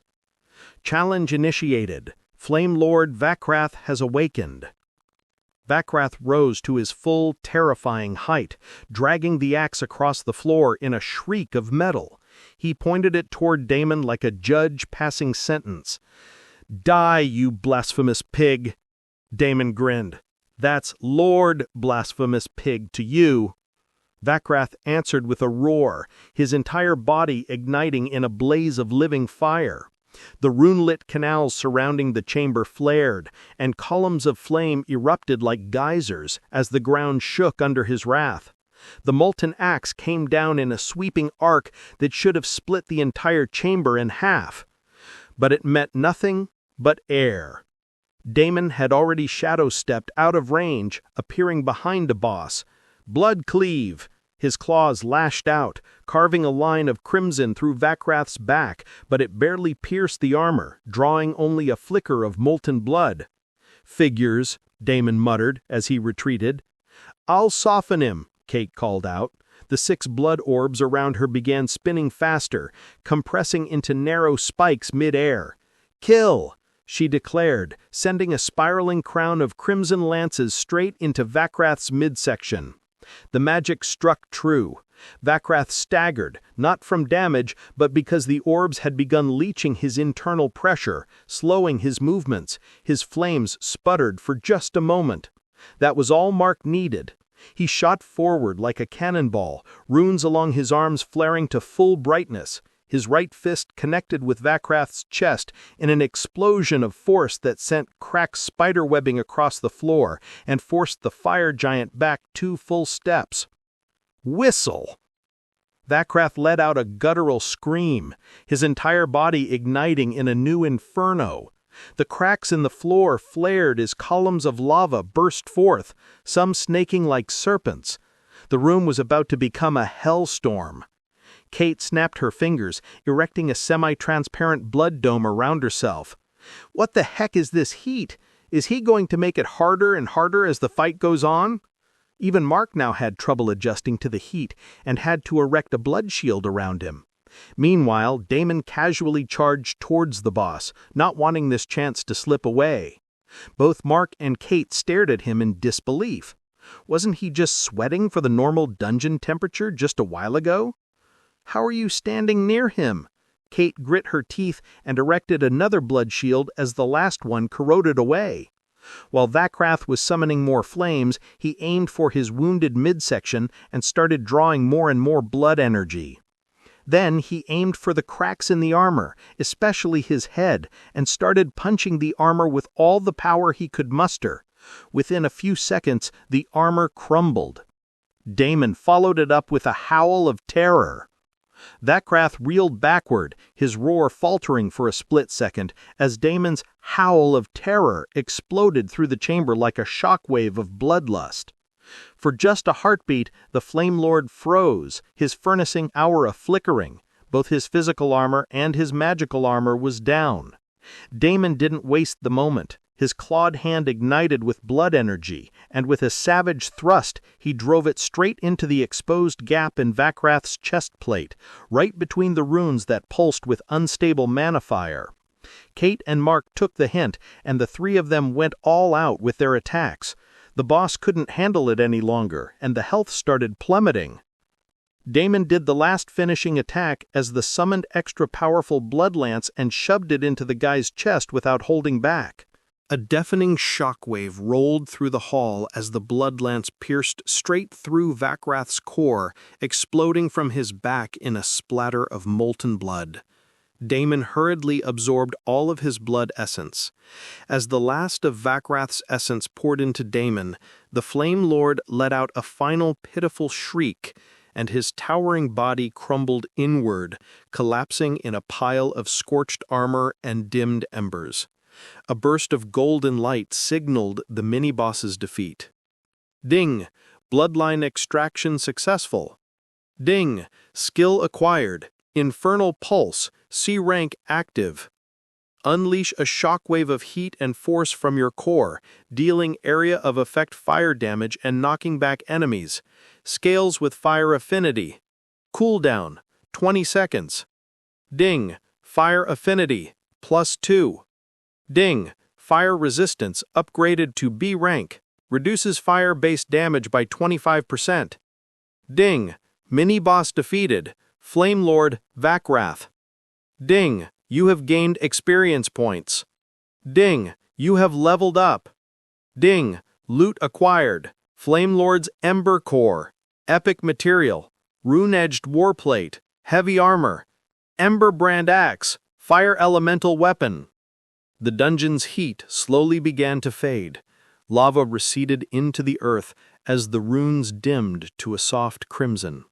Silence fell once more. Ready for round 2? Damon winked. He tossed both the items to Mark, but Mark shook his head. Can't use it. Need fire affinity. Okay, then guess I will be taking them. You have fire affinity? Kate raised a brow. Yeah, a little, Damon briefly answered. The two still did not know just what sort of an ability he possessed. He decided to let them find out on their own. Damon checked the stats on the items. Item: Rune-etched warplate. Type: heavy armor. Grade: rare. Level requirement: 30. Defense: +120. Fire resistance: +15%. Set effect: 1-3. Reduces fire-based damage over time by 30%. Set effect: 2-3. Adds lava skin passive. Minor chance to reflect fire damage when struck. Durability: 90 out of 90. Description: replica of a warplate forged by the Flame Lords and carved with ancient ignition runes.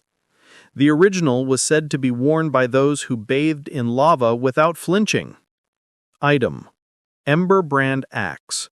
Type: two-handed axe. Grade: rare. Level requirement: 30.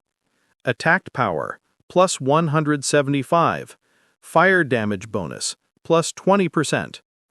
On hit effect: 10% chance to ignite the target, dealing 50 fire damage per second for 5 seconds. Special active: Ashen Cleave, a sweeping fire-infused strike that deals bonus area of effect damage in a cone. Cooldown: 15 seconds. Durability: 80 out of 80. Description: an axe once wielded by the great Vakrath, the Flame Lord's lieutenant. Its edge glows with eternal embers. The moment Damon equipped the rune-etched warplate, a ripple of heat shimmered across his body like a second skin. His silhouette distorted briefly, and for a moment he looked like a figure wreathed in shimmering haze.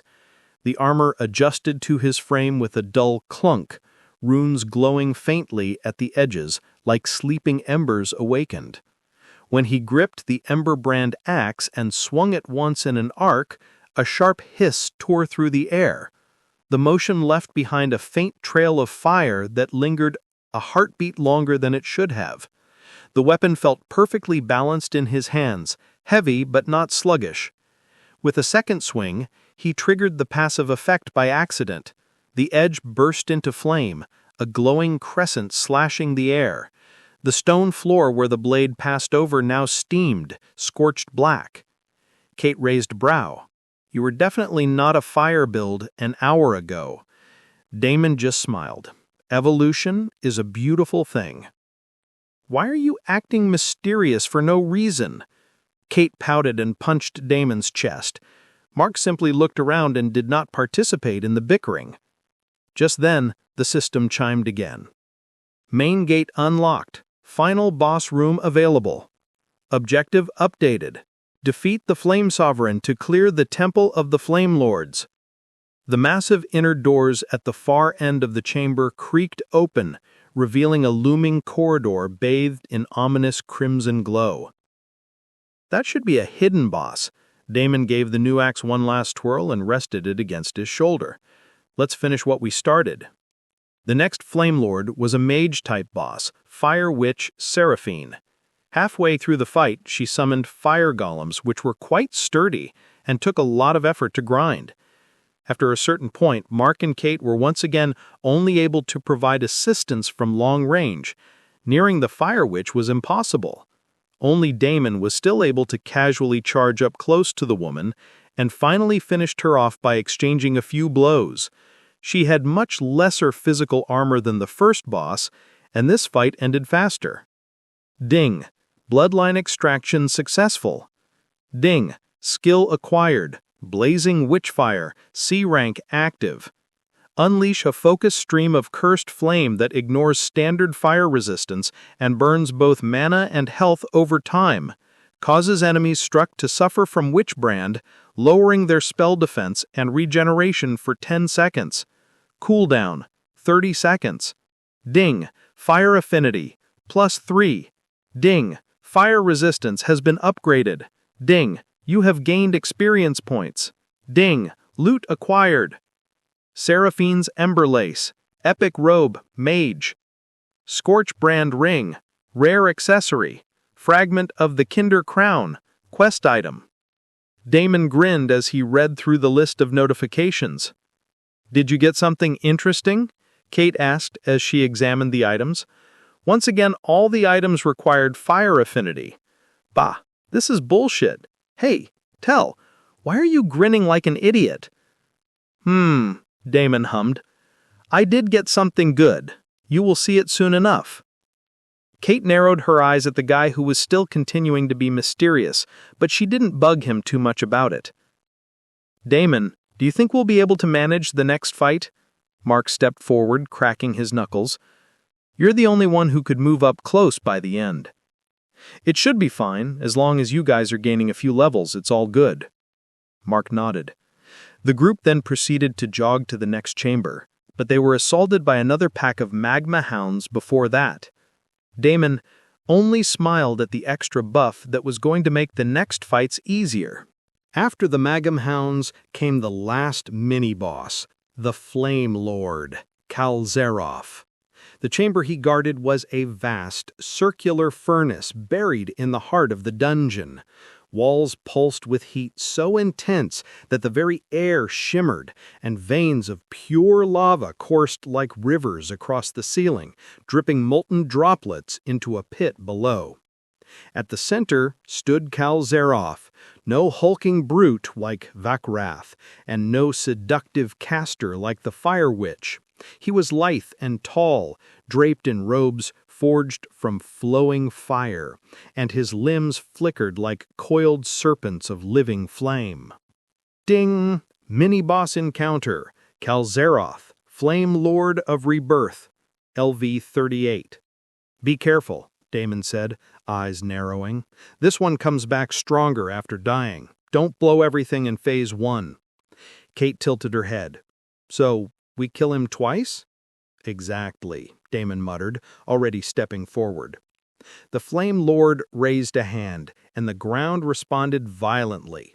Fire geysers erupted, carving trenches into the battlefield and dividing it into isolated floating platforms of obsidian. Then he spoke, his voice layered with a dozen echoes. Only flame endures. Let me show you the meaning of rebirth. Damon smiled wryly at the irony. The Flame Lord vanished into smoke, reappearing mid-air to hurl a barrage of flame spears down on them. Mark intercepted with a punch that shattered 2 into sparks, while Kate's orbs flared to life, catching the rest mid-air with precise counterbursts of blood magic. Damon waited until Kalzaroth landed and then struck. He burst forward the moment Kalzaroth's feet touched the obsidian platform. His axe ignited mid-swing, flames trailing behind as Ashen Cleave erupted in a wide arc. The impact sent a shockwave through the stone, causing the platform to tremble. Kalzaroth deflected the strike with a motion so fluid it looked like dancing, his robe rippling as though it were flame itself. Your fire is borrowed, Kalzaroth hissed, and with a twist of his hand he unleashed a focused beam of pure flame. Damon dove through it with shadow step, appearing above the Flame Lord and bringing the axe down in a spiraling strike. A direct hit. Kalzaroth flared in pain as a chunk of his shoulder exploded into embers. Below, Mark launched himself across a floating platform with a thundering leap, landing beside Damon just in time to punch Kalzaroth square in the gut, sending the Flame Lord skidding backward into a lava trench. At the same time, Kate raised both hands as her blood orbs converged. She sent all 6 of them at the Lord, aiming for this weakest moment. The boss's health plummeted below 10%, and the lava veins flared bright red. "It's coming!" Damon shouted. Kalzaroth laughed, a hollow, echoing sound. "Let the ashes remember my name." Then his body burst into flame, disintegrating into cinders. A molten phoenix-shaped flame erupted from the ashes, wings outstretched, and descended back into Kalzaroth's scorched outline. His body reformed, larger, brighter, hotter. Ding! Kalzaroth reborn. LV-42. Flame aura upgraded. All fire damage increased by 50%. Heat zones expanded. The reborn Kalzaroth emerged like a god forged from fury. His robes were gone, replaced by swirling fire that clung to him like living armor. Where his eyes once flickered, now twin vortexes of white-hot flame burned without mercy. Every breath he exhaled sent tongues of fire rippling across the platforms, and the entire chamber began to tremble with unstable energy. Kate wiped sweat from her brow, her blood shields visibly wilting under the rising heat. "This is insane! The floor is going to melt!" "Just bear with it for a couple of seconds." Damon charged forward without hesitation. This time, he activated innate enhancement. Kalzaroth was not the only one who had become stronger. Farming all the mobs until now, he had amassed a total of 15 stat points, which boosted his strength and intelligence quite a bit. His body pulsed with raw strength, and a swing of the axe sent a wave of blast outward, rippling through Kalzaroth's flame shell. The Flame Lord stumbled slightly, then Damon activated Shadow Step to appear right behind the Flame Lord. He swung the axe for a second time, aiming straight for a critical point. An insane damage number popped out. Ding! -50,000. Both Kate and Mark gasped in shock. Just a few minutes back, when they had started this dungeon, Damon was only dealing damage in 4 digits. Sure, during the course of the dungeon, he had probably leveled up once or twice. But what was this insane damage number? It just didn't make sense. Their plus 50 stat point buff was nothing when compared to this monstrous growth. Damon didn't let up. After that brutal attack, he followed up with 2 more similar attacks. Kate and Mark realized that if they didn't contribute, the boss's health would reach 0 in a couple of seconds, and the fight would actually end. They didn't want to leech off Damon. So Kate took the cue, channeling all 6 of her orbs into a condensed crimson comet. Ding! -5,000. Mark followed through with a brutal uppercut that sent the Flame Lord airborne. Ding! -6,400. Damon shadow stepped into the sky, appearing above him with the axe blazing brighter than ever before. He brought it down in a flaming execution arc. The blow landed. Ding! -43,000. Following it up, Damon sent a few more swings before the Flame Lord could no longer hold out. Damon dragged the Flame Lord to one of the remaining platforms and struck his claw into the man's open wound. This was the boss he was most excited about in this entire dungeon. If he could just somehow extract his rebirth ability. Ding! Kalzaroth defeated. Rebirth cycle interrupted. Ding! Bloodline extraction successful. Ding! Skill acquired. Flame Cloak, C rank, passive. Engulf your body in a thin veil of heat that slightly increases defense, passively damages melee attackers, and provides minor immunity to burn debuffs. Ding! Fire affinity +2. Ding! You have gained experience points. Ding! You have leveled up. Dungeon progress 100%. Final gate opening.